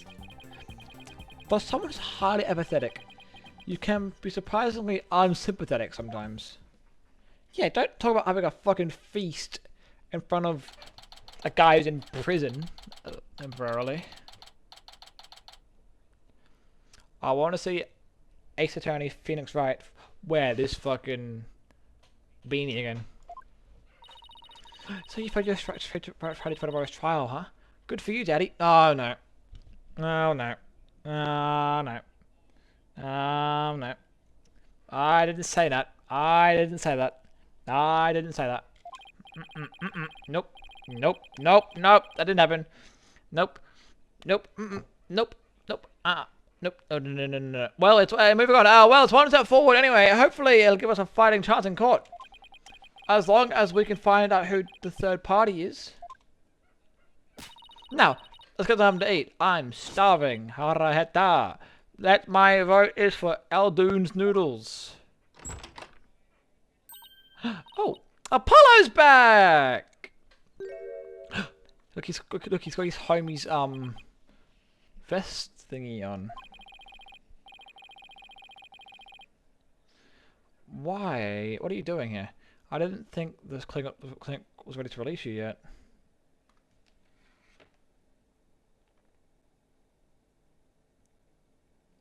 Ugh, man.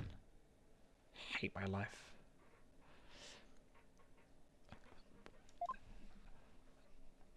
My wounds are fine.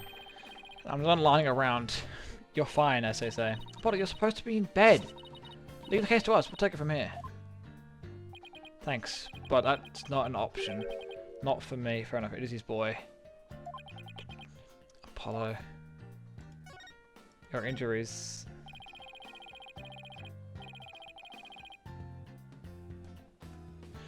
shouldn't underestimate your own risk, Apollo. I know you're overdoing it. I'm fine. I'm not in pain anymore. Besides, they just gave me an IV at the clinic. An IV isn't a cure-all, mummy man. Anyway, to where the case is going, have you guys made any progress? A suspicious figure was spotted at the scene.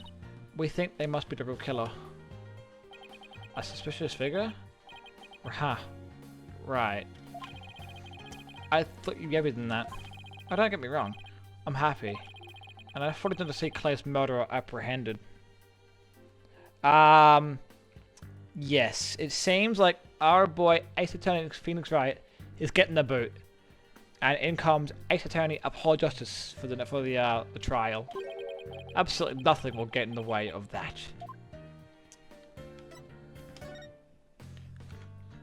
Apollo, why can't you just let Phoenix Wright do the entire case?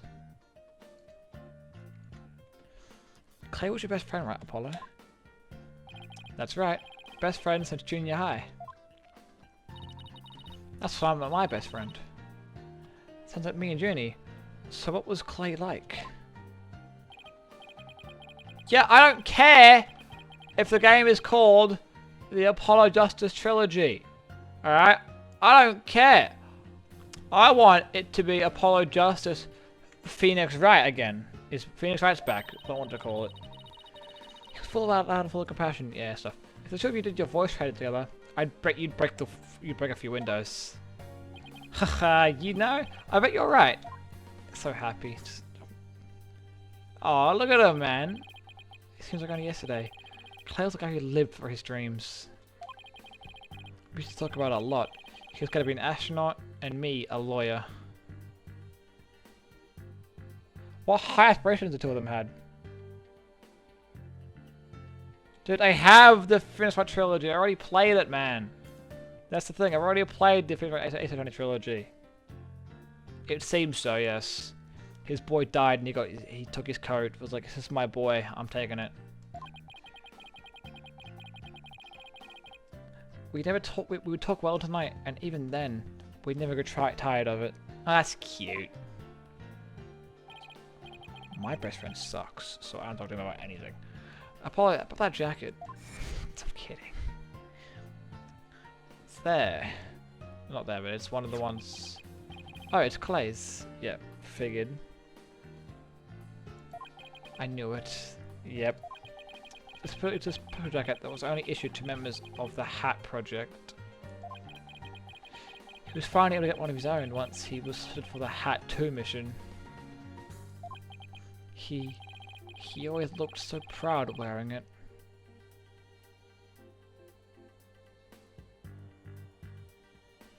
Literally same, man. No, I'm the same as you, don't worry. Or when it is longer than 5 minutes, they're doom scrolling Instagram reels and then sending them to me, and that's it. Pain.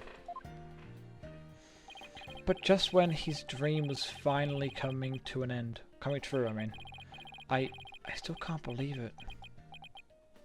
Yeah, no, it is rough. Damn it, it's not fair! Poor guy. Guys, why are we acting so shocked for?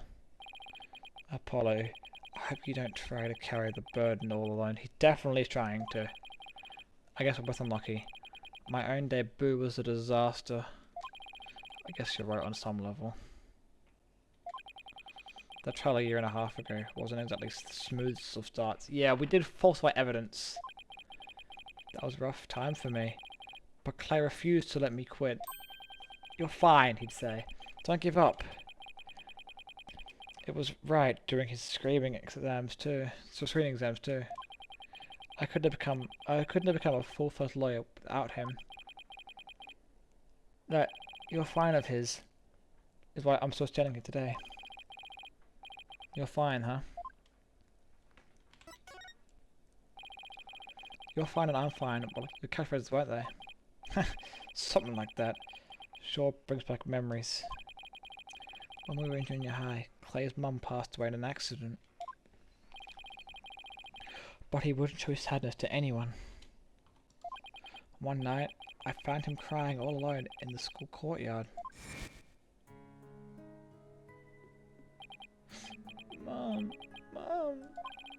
Get away, Apollo. Don't come over here. Oh, Clay, listen to me. I don't have to be mother. I don't have a mother either.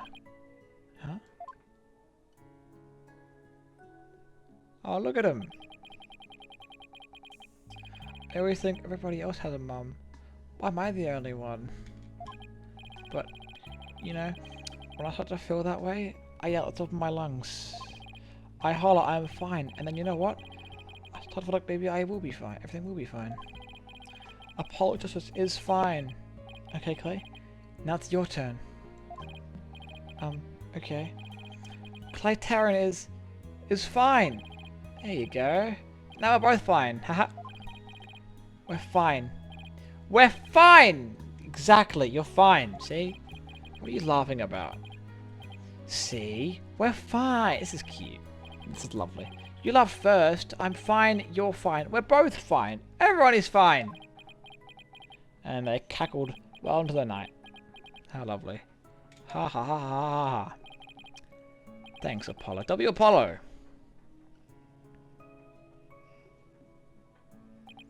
When you say it out loud, it really starts to feel real.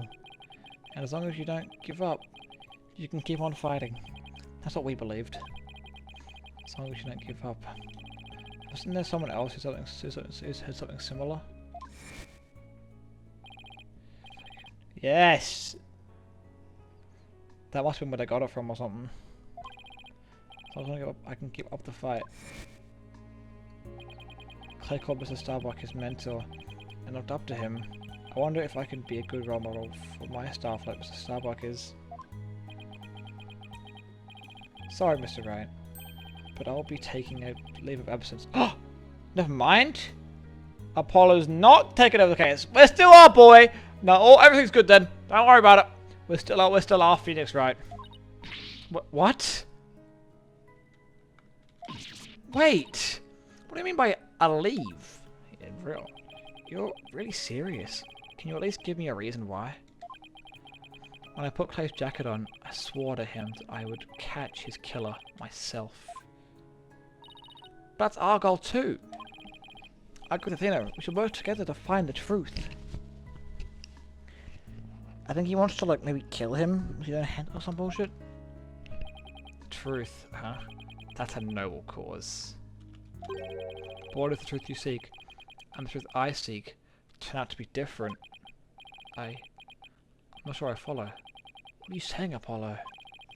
I'm gonna catch the person responsible for taking my friend's life in my own way. Take good care of Mr. Starbuck for me. Now, I must be going. Goodbye. Uh-oh. Apollo! Bro has aspirations to commit murder?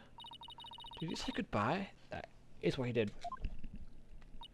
I sense a lot of seething anger and hatred coming from him. Apollo's the murderer from the yep. And also suspicion? Who's he suspicious of? He's not going on like this. I'm gonna talk some sense into him. Hold on, Athena. Apollo can believe what he wants. I believe he's wrong. Even if at different paths, the truth we arrive at should be the same. I think the quicker we solve this case, the better it'll be for Apollo. Yeah, you're right, boss. Alright, that's enough for one day. Make sure you're ready for tomorrow's trial, okay? This is exactly what I'm saying. Because I'm gonna go get my dinner and fucking go to bed. If he were here now, Apollo would say, I'm fine. Everything is fine. I just hope things really do turn out fine tomorrow. Alright. Wow. Shit got fucking real quick.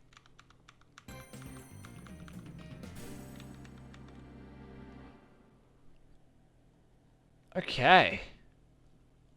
Well, I'm gonna head to bed after I make myself some dinner. Dinner and then bed. Tomorrow, me and Phoenix Wright get in there and we solve this case of the alleged... Oh no, it is called Phoenix Wright Dual Destinies. So it's called the Apollo Justice Trilogy.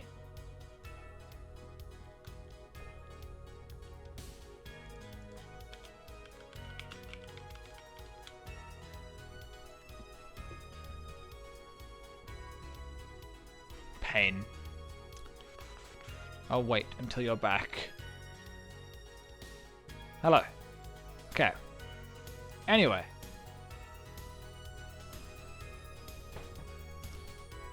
What I was saying... Okay, what I was saying was... So, this game... I don't know why they changed the graphics, by the way. Like, if you look at the graphics between... This game... Like, look at the... And then this one. This one's in a completely different animation style. It's what the old games are like. And it looks so much better. Anyway. But like, this one here is called Apollo Justice. And this one is Phoenix Wright. And the next one... It's also Phoenix Wright. Interesting. Anyway.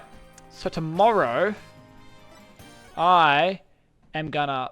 We're gonna finish this case off, and maybe start the second case as well. I think, I think that'd be good. But no, I say it shouldn't be, but I also said today wouldn't be like 6 hours, and it's been 5.5. So like, you know, I don't know. I have a suspicion, by the way. That, oops, no. I have a suspicion that this case... fuck me. Menu is so dumb. Menu's dumb. I have a feeling that this case, episode 5, is going to be probably 9 hours minimum. Because I know the final case of Ace Attorney, like,